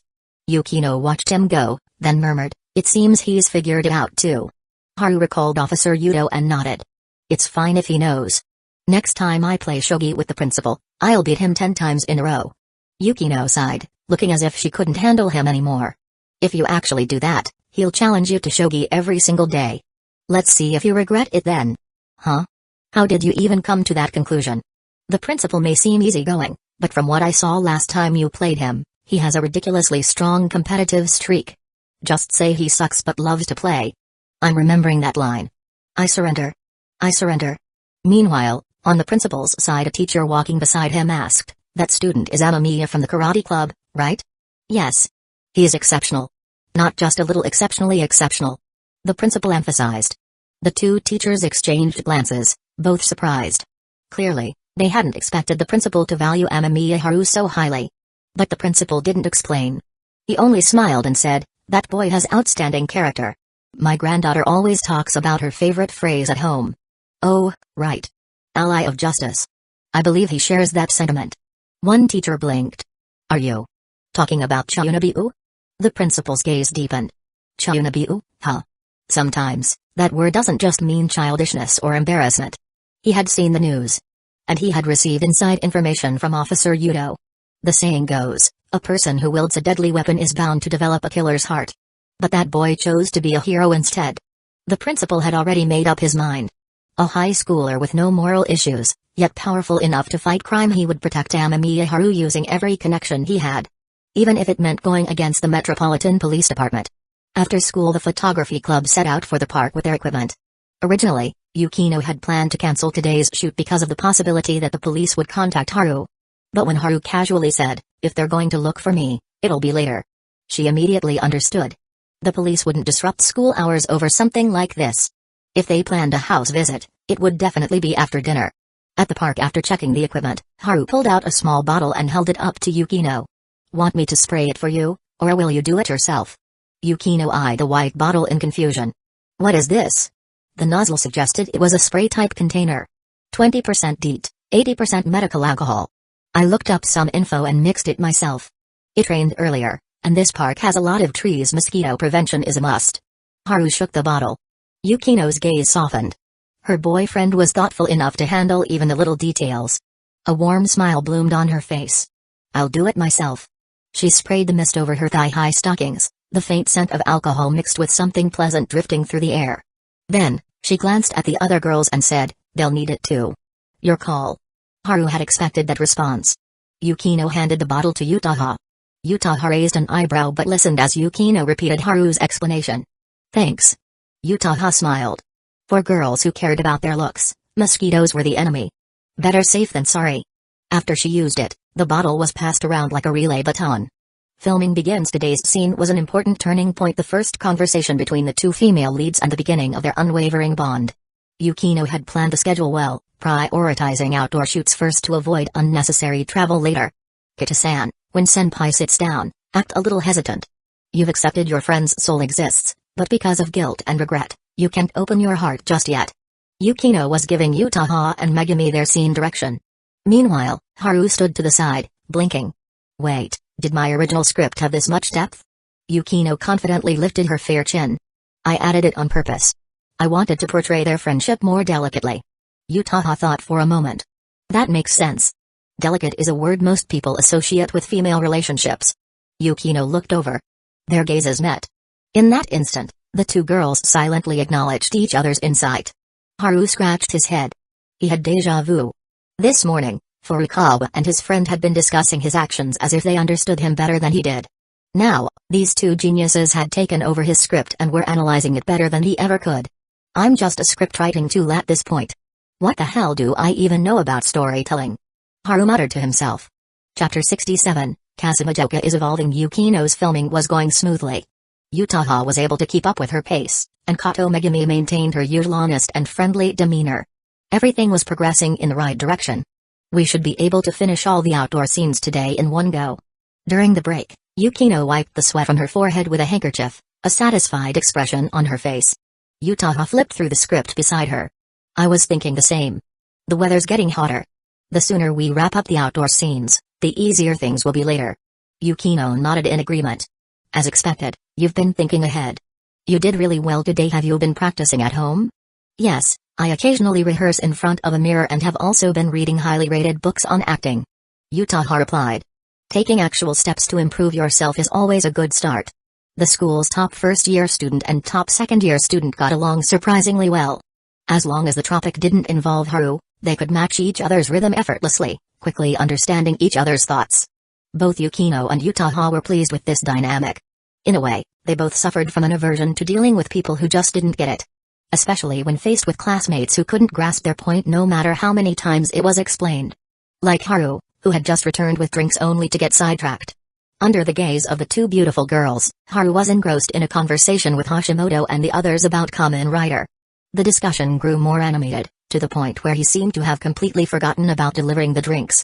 "Does Haru really like tokusatsu?" Kato Megumi appeared beside them without a sound. Yukino and Utaha both fell silent for a second. Honestly, even after knowing Megumi for so long, they still hadn't gotten used to her appearing out of nowhere like this. At least today's shoot was in a public park. If they had been filming in a secluded valley or forest and she suddenly showed up beside them, the atmosphere would have instantly shifted to that of a horror movie. Haru does like these kinds of shows. Yukino lowered her handkerchief and answered. Megumi watched Haru from a distance. "Some of the guys in my class have said that the coolest thing about Kamen Rider besides the stylish suits is its core theme of fighting for justice." Utaha didn't think much of it. But Yukino narrowed her eyes slightly at Megumi, sensing some hidden meaning behind her words. Before she could dwell on it further, Haru finally returned with the drinks, interrupting her train of thought. Sorry, I almost forgot I had a part-time job as a water delivery guy. The girls accepted the drinks, thanking him. Yukino spoke first. I thought you had already forgotten. No way. I just didn't expect Hashimoto to be into Kamen Rider too, so I got caught up in the conversation. Haru sounded impressed. In his own class, barely any girls were into tokusatsu, but apparently, there were fans in other classes. Yukino wasn't particularly interested in the topic and simply took a small sip of water to moisten her throat. Your scene is up next. Got it. I'm ready. Yukino had full confidence in him, but she still maintained her usual meticulous approach. Right now, the relationship between the two heroines is strained. As your character passes by, you casually chat with Kato, and then Utaha joins in. You'll act as the bridge that helps ease the tension in their friendship. Haru was about to say he already understood, but Yukino turned to Utaha. As a ghost watching over her best friend, you need to act happier than Kato when Haru appears. You see him as someone who can help mend things between you two. Then, she turned back to Haru, still maintaining her precise explanation. At first, you're unaware of Utaha's true identity, but your curiosity leads you to ask questions, unknowingly stepping into their awkward situation. Got it, Matsushita? Utaha nodded. Understood. Haru pointed at himself. You suddenly called me by my character's name. I almost didn't react in time. As long as you got the message, that's what matters. But what if I get too into character and start thinking I'm Matsushita all the time? There it was. Both Yukino and Utaha had the same thought at the same time. Their aversion to stupidity was triggered. Yukino stared at him expressionlessly. You really are perfect for this role. It's practically a self-insert. Honestly, he does give off an idiot's vibe. Utaha added with a sigh. Megumi, on the other hand, remained gentle as always. Amamiya-san is great at lightening the mood. Especially when playing the fool, he's absolutely flawless. Haru. Though he had suddenly found himself under fire, looking at how dedicated everyone was to the project and how rare it was for them to be so united, he decided to let it slide. After another round of shooting, Yukino had a sudden spark of inspiration and used lighting effects to add a hidden Easter egg to the scene. By now, it was nearly dinner time. Yukino gave the group a short break before wrapping up the final outdoor shots. Now that the budget is secured, I don't have to look for sponsors anymore, right? Haru joked as he rested on the grass with Yukino. Sponsoring yourself doesn't count. She replied, recalling his past suggestion with amusement. Hey, sponsorship is sponsorship. But if the principal hadn't approved the budget, what were you planning to do? I have a habit of saving money. She said confidently. Of course. You had your little treasure chest ready all along. I should start saving some secret funds for myself too. Idiot. Yukino blushed and scolded him softly. Using the term secret savings so casually, was he hinting that she should start saving up for their future children? Thinking about the future made her heart flutter. Her usual serious demeanor softened slightly. She glanced at her boyfriend, who was already sweating from the heat, and gently picked up a handkerchief to wipe his face and forehead. Haru closed his eyes, enjoying her touch for a moment, but the heat was relentless. He stood up and casually invited her along. A handkerchief won't do much. I'm going to splash some cold water on my face. Want to come? Yukino shook her head. She was sweating too, but it wasn't unbearable. Haru walked over to the familiar outdoor faucet and was immediately stunned. The broken faucet had fallen to the ground, and standing there, drenched with water droplets on her face and damp hair clinging to her skin, was Utaha. Haru stifled a laugh. You okay? Utaha wiped her face in annoyance. Why hasn't anyone come to fix this yet? Probably procrastination?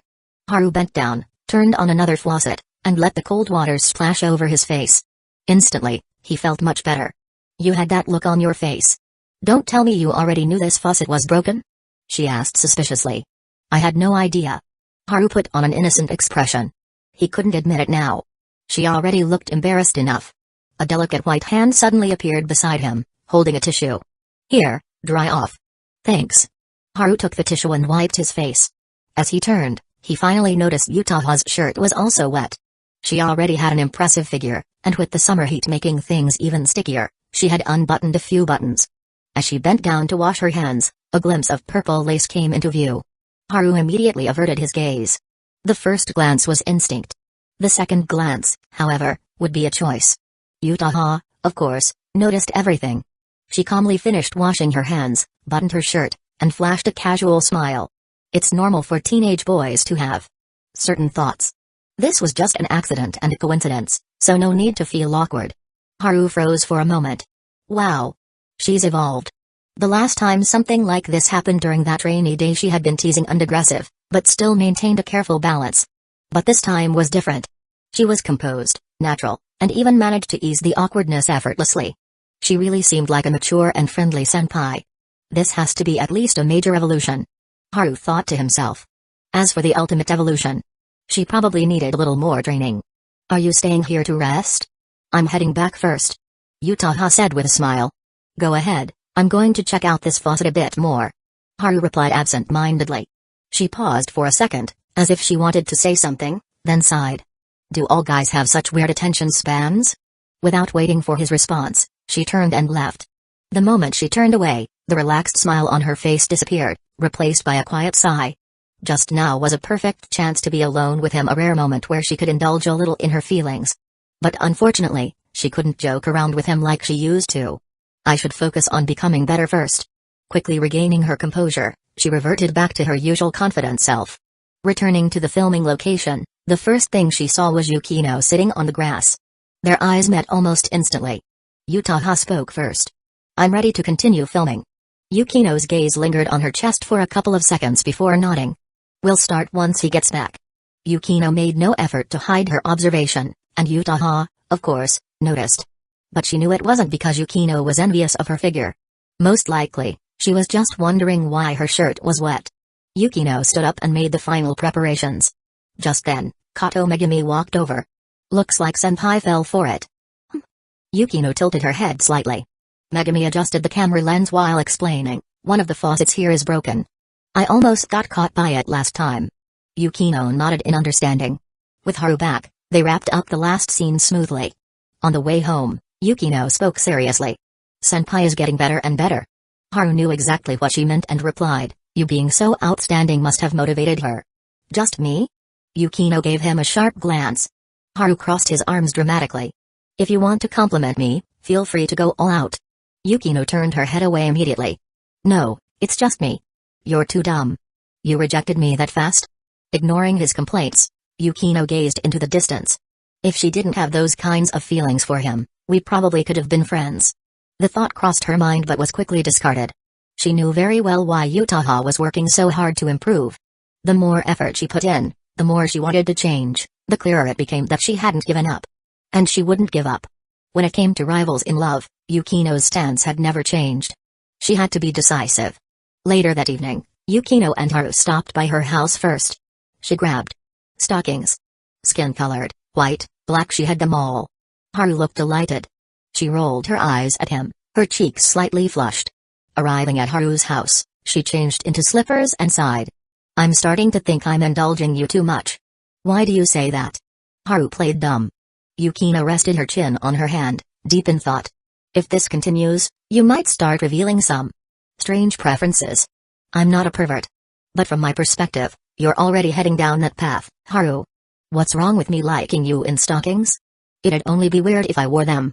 Oh? She smiled beautifully. That's actually not a bad idea. She had a beautiful smile. Amused, Haru waved his hand. No way, I'd rather die than cross-dress. Yukino gave him a scrutinizing look. I just said it was a good suggestion, and you're already letting your imagination run wild? Haru remained unfazed. He knew her well enough at most, she'd use the topic to tease him for a bit. Cross-dressing? Even if he were willing, Yukino would probably step on him with disdain and give him a look that screamed, garbage. How long are you planning to stare? Yukino had already noticed his gaze lingering on her legs. Haru answered with a straight face, I remember you showing off your drawing skills when we were kids. So? Yukino raised an eyebrow. You're just going to keep staring? I was just thinking. If you taught me how to draw, you'd be the perfect model. You want to draw my legs? If you're willing, I can draw other parts too. I suddenly feel like having a nice chat with Aunt Hamamiya. I surrender. Ever since they started dating, Yukino had gained a powerful trump card against him. Since both of them had been sweating quite a bit that day, they each took a shower after dinner. Rather than changing into pajamas, Yukino opted for a clean and simple sportswear set. Because she suspected they might have a visitor. Her lightweight nightgowns and loose, low-cut pajamas were reserved for Haru's eyes only. Even when her sister had stayed over that night, she had worn modest, fully covered sleepwear. At precisely 6:50 p.m., the doorbell rang. Haru and Yukino exchanged glances. It's probably Officer Yuto. Haru got up to answer the door. Yukino followed. When the door opened, a man in a police uniform stood outside. Noticing Yukino beside Haru, he offered a polite smile. Apologies for dropping by unannounced. I wanted to ask you about shogi. As he spoke, he handed over a neatly packed bag of fruit. Haru accepted it with a nod of thanks, setting out a pair of indoor slippers. He smiled. No need to be so formal, Officer Yuto. This is my girlfriend, Yukinoshita Yukino. Nice to meet you. Yukino greeted politely. Officer Yuto's gaze flickered slightly before he nodded with a smile. I see. In that case, let's get straight to the point. Haru had introduced Yukino right away, making it clear he wasn't going to play along with the shogi excuse. The three of them moved to the living room. Yukino motioned for Haru to stay put and took it upon herself to pour tea and prepare some snacks. Watching her, Officer Yuto chuckled. Are you two already preparing for marriage? Yukino's cheeks were slightly flushed, but her tone remained composed. You're here to discuss something important with Haru. Of course, I'll take care of these small things. Thank you. Officer Yuto accepted the tea, then looked at Haru. It seems you're already aware of the situation. Haru nodded. He decided to lighten the mood with a joke. So should I call you Amamiya-kun now? Or Justice Partner Hooded Hero? Let's stick with the first one. That second title is a bit embarrassing. Haha, I thought so too. The two of them laughed as they talked, while Yukino quietly sat down beside Haru. She didn't say anything, but her sharp gaze never left the officer. Haru had already explained everything about the Hooded Hero incident to her, including the officer's connections with their families. For him to be this friendly and sincere, it must mean he needs something from Haru. Yukino sat still, but her mind was working quickly. She had already stepped into the role of a wise and supportive partner. Of course, there was also that infuriating Mr. Koga. She intended to take this opportunity to gather some information from the officer. Chapter 68, I am invincible. Since Haru had already indicated that they could speak openly, Officer Yuto had no reservations. He laid everything out, how he had discovered the truth and the steps he had taken to keep it hidden. Haru naturally expressed his gratitude. Although it was clear that Officer Yuto had his own motives expanding his network, his actions had undeniably been a great help. The fact that he had come alone instead of bringing colleagues along showed that he had kept even his fellow officers in the dark. And soon, Yuto's next words confirmed Haru's suspicions. At the moment, only 3 people within the Metropolitan Police Department knew the truth: him and the 2 officers who had originally visited Haru. To ensure their silence, he had also promised those 2 promotions and salary raises. Impressive. Both Haru and Yukino had the same thought at the same time. Combining camaraderie with personal gain, this was a sure way to solidify alliances. At that moment, Yukino finally spoke up. Officer Yuto, what kind of punishment will that man, Koga, receive? Yuto assumed she was simply curious and replied with a smile, even though he has plenty of connections and knows some powerful people, this time he won't be getting off easily. Is that all? Yukino's tone remained calm and indifferent. Yuto hesitated for a moment, then instinctively glanced at Haru. Haru had a good idea of what she was thinking and reassured her, don't worry. He'll face severe consequences. Yuto finally caught on and nodded. Even if he pulls some strings, he was caught leading an armed brawl. Combined with his past record, we have more than enough to put him away without you even needing to step in. However, Yukino said seriously, the Yukinoshita family will assist in gathering evidence of his previous crimes. Once we have something, we'll deliver it to you immediately. Haru knew she was doing this for his sake. He took her hand and offered, should I help as well? Yukino shook her head. I've already asked my mother to handle it. With her efficiency, I expect results soon. Yuto was delighted. Then I'll count on you. For a police officer, receiving ready-made evidence was like a gift from heaven. And since his goal was a promotion this year, it was no surprise that he was eager to cooperate with both the Amamiya and Yukinoshita families. After finishing his tea, Officer Yuto took his leave. At the doorway, Haru lowered his voice and said, if you ever get intel on dangerous fugitives, and you don't have a surefire way to capture them, come find me. Yuto assumed Haru was referring to his family's influence and was pleasantly surprised. Are the Amamiya family willing to assist in investigations? No. What I mean is, I can help capture them. Are you joking? There's no way I'd let the only son of the Amamiya family take such a risk. You should think back to Koga and his dozen armed thugs. Hearing this, Yuto's expression grew serious. Speaking of which, were you injured at all? Haru rolled up his sleeve, revealing unblemished skin. What do you think? Yuto's shock was evident. Are you telling me you took down more than 10 armed men? Barehanded? Haru understood his disbelief. It wasn't that dramatic. I'm not some superhero. I can't just stand in the middle of a group and defeat them all without a scratch. Yudo's experience told him that such a feat was nearly impossible. But he was also a smart man. Since Haru had given this explanation, he chose to accept it at face value. He knew better than to ask too many questions. With Yukino's earlier offer of assistance and Haru's current display of strength, it was clear he had just secured powerful allies from two influential families. So when it came to tying up loose ends on this case, he would make sure to handle everything flawlessly. The next day, the legend of the hooded hero was still a hot topic online. The police had also released more information, confirming that the group who had been beaten down were former gang members. This only fueled the public's admiration. In an era where the news was often filled with absurd and bizarre incidents, this unexpected appearance of a true vigilante thrilled the masses. At school, Haru heard his classmates buzzing about it non-stop. But his focus was elsewhere. Because during the third period, two of his classmates had come to him for help with their studies. After he patiently answered their questions, a notification rang in his mind. Your skill, teaching, has reached its max level. It has now evolved into hypnosis. Haru nearly thought he had misheard. Hypnosis? Wasn't that one of the most cliché abilities in certain questionable genres? In an instant, countless classic works flooded his mind. From manga to anime, from novels to those kinds of special films, he had seen it all. Hypnosis Level 1, 1113 out of 100,000. Haru pondered how to use this skill. Real-world hypnosis required the subject's full cooperation, otherwise, it wouldn't work. But given how broken Steel Body already was, he doubted this ability would be limited by such conditions. Would he need external tools, like the ones used in fiction? More importantly, was this skill active or passive? Because if it was passive, like Steel Body, that would be a serious problem. Just then, his friend Furukawa walked over. Amamiya, do you play PUBG? If you do, let's add each other. We can squad up sometime. Forgive me, Furukawa. This is for science. Haru put on a casual smile. I haven't played in a while, but you guys are in luck. I used to be a pro.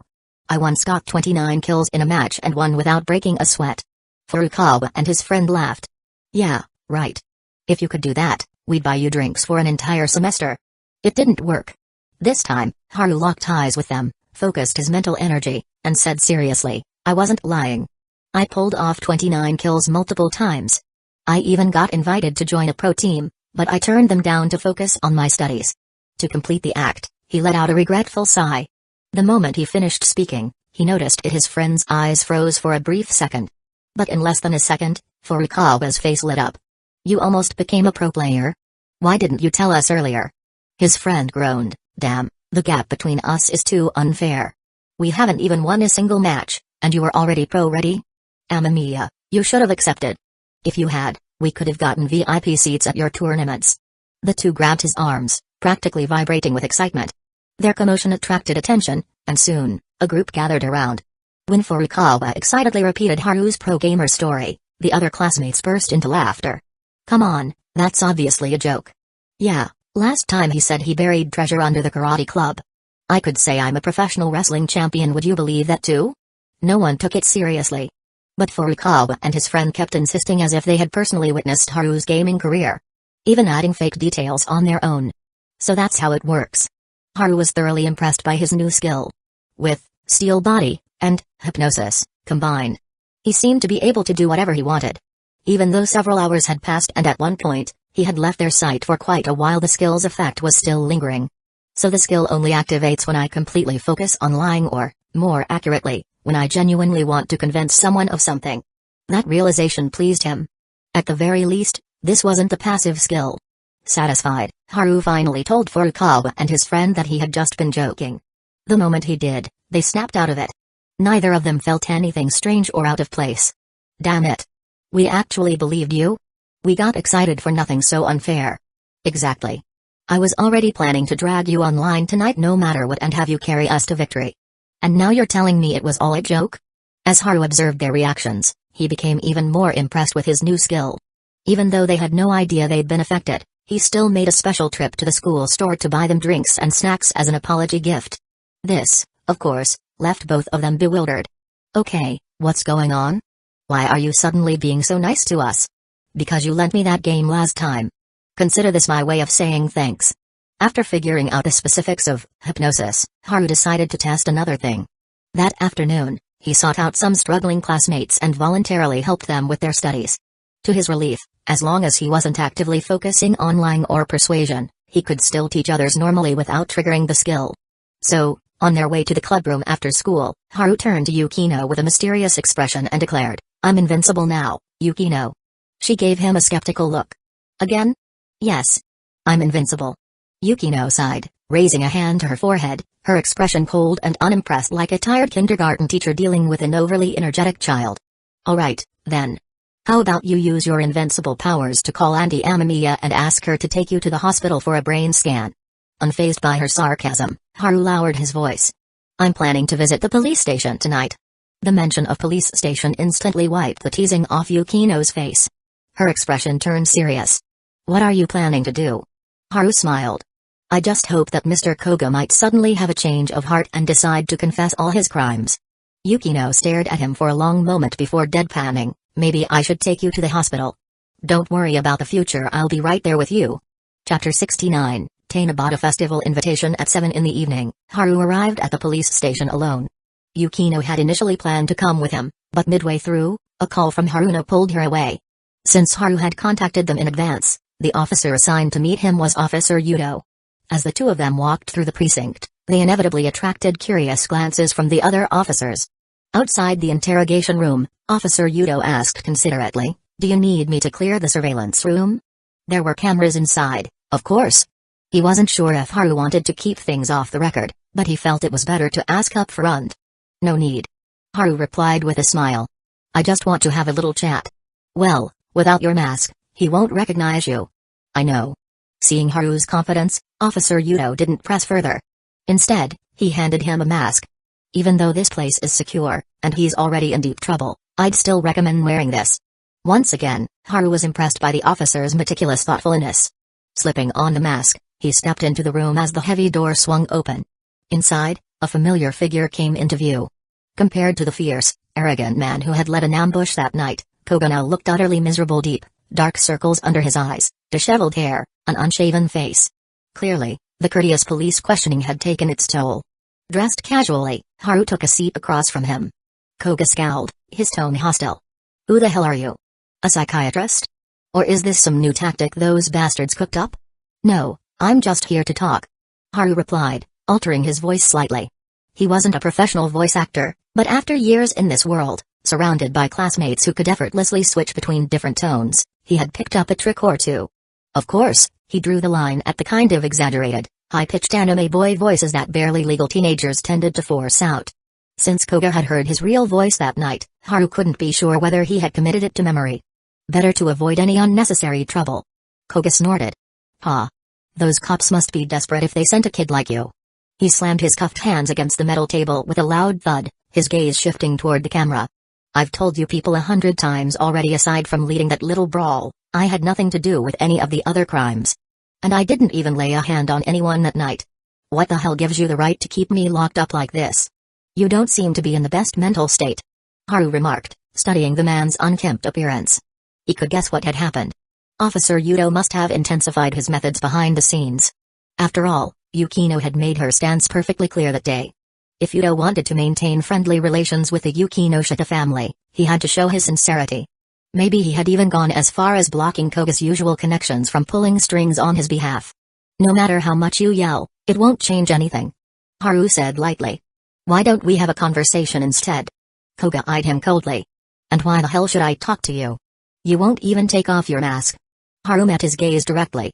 Slowly, deliberately, he said, "Because you hate being locked up by the cops. And at the same time, you resent me, a total stranger, being able to walk in and out of here so easily." For a brief moment, Koga's pupils dilated. His expression twisted into something vicious. "Yeah? So what if you're right?" Haru remained unfazed, his voice warm and sincere. "You've been stuck in this little room for days now. Doesn't it feel suffocating? Wouldn't it be nice to talk to someone who will really listen? There's no need to hold anything back. Just tell me all your secrets." The officers watching from the surveillance room exchanged baffled glances. Senior, is your friend actually just here to chat?" Several of them couldn't help but laugh. Even Officer Yudo felt a flicker of doubt, though his expression remained serious. Just keep watching. Inside the interrogation room, Koga murmured, almost to himself, secrets. Tell you? Haru maintained eye contact, his tone gentle. Yes. Keeping secrets is exhausting, isn't it? It wears you down. But if you share them, if you have someone to listen, the burden becomes lighter. He paused for a second, letting the word settle. Then, leaning in slightly, he spoke with quiet conviction. Most importantly, you can relax now. You can trust me. There's no need to hide anything. I can't trust you. Koga's voice had dropped to a whisper so faint that even Haru barely heard it. But he did see the notification pop up in his system. You are currently inducing hypnosis. Hypnosis, EXP plus 459, that's a lot of experience. Haru felt a flicker of admiration. Is he about to spill everything? Is he a psychiatrist? The officers in the surveillance room were now seriously considering the possibility. I don't think even a professional could pull this off. Another murmured. Yeah, no matter how good they are, they wouldn't be able to crack a guy like this in just a few minutes. Haru's tone, his timing, even the way he looked at Koga, it all felt eerily like something out of a psychological drama. Officer Yuta remained silent, his face unreadable. Because he, too, had no idea what Haru was about to do. Back in the interrogation room, Koga suddenly let out a sharp, deranged laugh. You're right. Some things fester inside too long, and they drive you crazy. Then, his voice quickened. Those cops would never guess so many of the girls in my clubs. I forced them into it. Trapped them, tricked them, made them sell their bodies. And the ones who resisted? I broke them. I even kept recordings. They're all hidden at my place. I love seeing their terrified faces. Dead silence. In the surveillance room, the officers were frozen in shock. Haru nodded. His voice remained calm. Anything else? Koga grinned. I killed someone, back when I was still in the gang. The cops only caught my underlings, they never found proof that I did it. No way they'd ever figure out that the murder weapon? It's been sitting in my sister's safe this whole time. More silence. Then bam. Officer Yuto clenched his fist, barely suppressing his excitement. Haru, you just handed us a gold mine. Thanks for cooperating. Haru said, standing up. I should head home. Sure. Just make sure you come back soon. Koga said, even waving goodbye.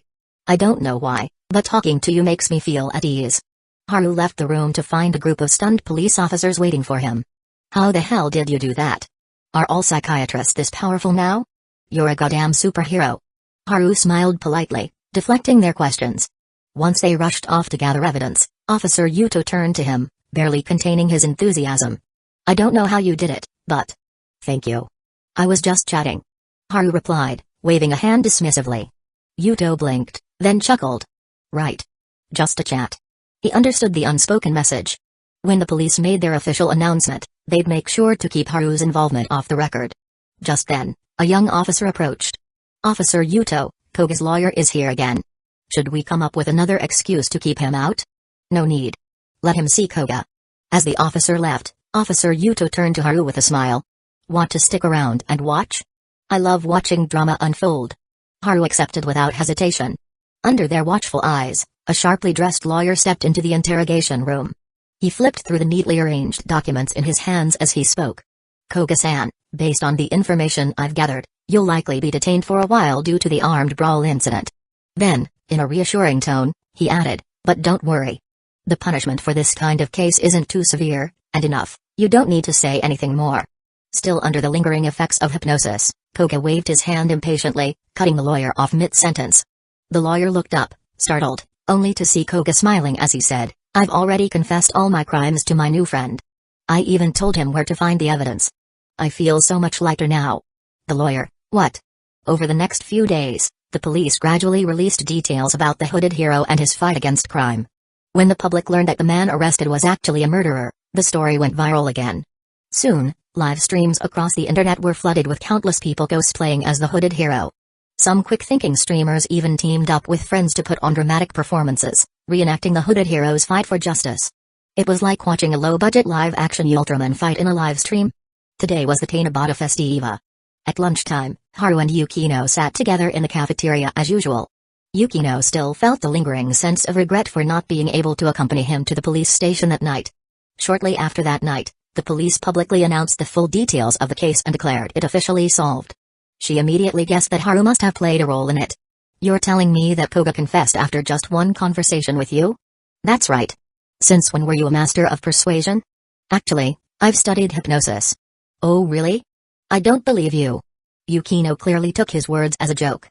Though she was curious, she knew better than to press him for details about a case involving murder. Instead, she quickly changed the topic. My sister called me back home the other day. She said there's a family gathering at the end of the month, and we both have to attend. Oh, and she also gave me a bunch of baseball stadium vouchers. Vouchers? For a baseball stadium? Haru was confused. If Haruno was trying to help Yukino get closer to him, shouldn't she have given her movie tickets instead? Apparently, her classmate's older brother just opened a new baseball stadium, so she got the vouchers from him. That explanation is oddly convincing. Hearing Haru's dry remark, Yukino couldn't help but smile. I had the exact same reaction when she told me. I was hoping for some juicy gossip, but I guess there's nothing exciting here. Haru said, sounding disappointed. After finishing her meal, Yukino looked at him with gentle eyes. So, when are we going to the baseball stadium? You know how to play baseball? Haru shot her a skeptical look. That's a stupid question.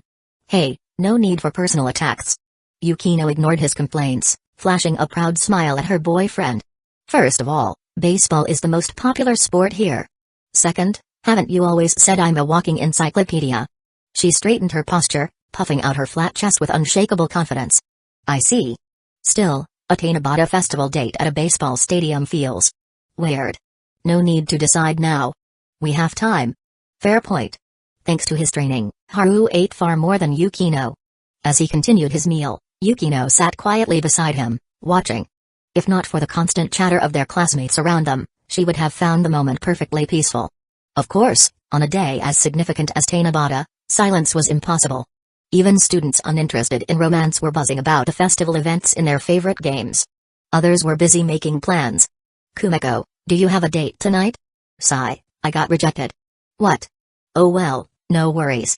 As your friend, I won't let you spend Tanabata alone. Yukino overheard the conversation between two passing girls, her expression shifting slightly as if lost in thought. Haru noticed. What's on your mind? She glanced at the two girls before speaking softly. I just thought of Kato. Haru blinked, not following her train of thought. Resting her chin on her hand, Yukino murmured, her presence has always felt strange to me. But if I had to explain it scientifically, it's not impossible. So, you want to study Kato? Haru asked. She shook her head. I mean, doesn't her unremarkable presence suggest she's always been alone? Even in the photography club, she's often by herself. Just like Yukino had been before she met Haru. Haru was taken aback. He had never considered that before. After a brief pause, he chuckled. This hidden side of you, Yukino, it's really cute. A faint blush spread across her cheeks, but she didn't refute him. You look even cuter like this. Just finish your food. No comeback? Do you not like the compliment? I want to hit you.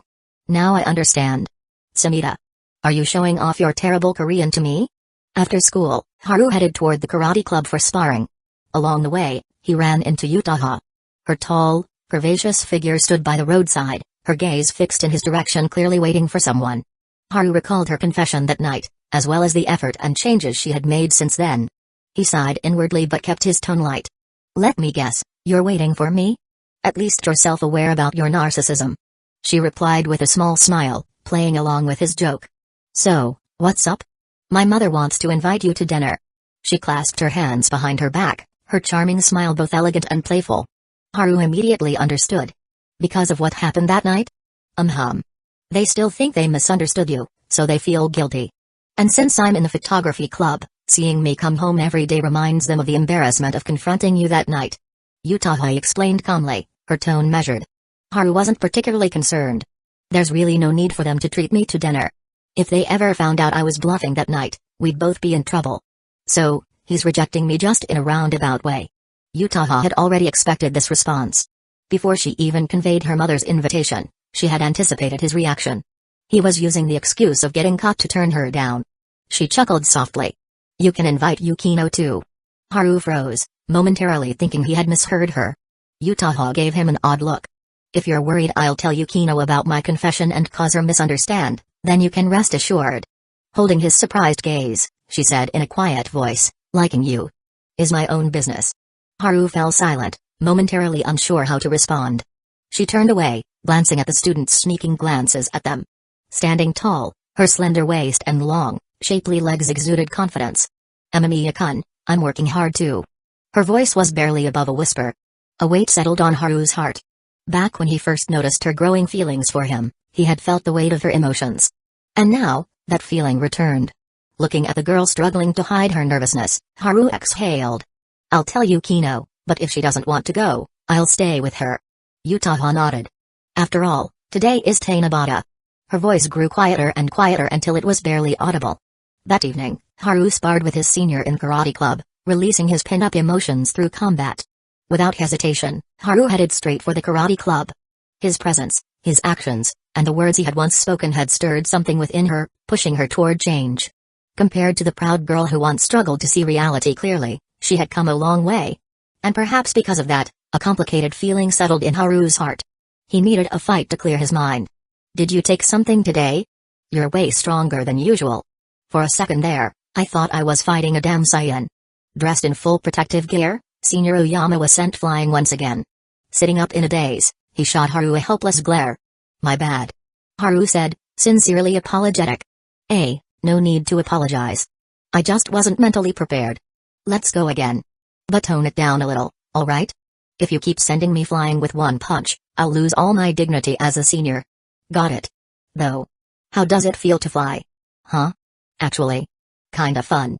Later, when Haru arrived at the photography club, he found everyone hard at work.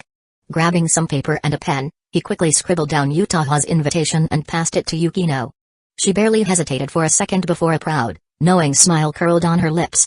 "I'm coming with you," she declared. Then, with a meaningful glance, she looked straight at Haru.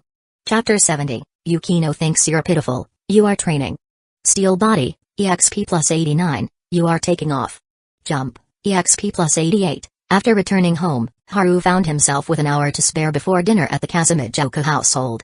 With nothing better to do, he decided to pass the time by jumping rope and grinding experience points. As his second skill successfully leveled up, a question nagged at him. Every time he jumped, the system displayed a message about taking off. Was it just a figure of speech, or could he actually take flight? A ridiculous image popped into his mind, him standing midair, step by step, defying gravity itself. "You're jump roping now?"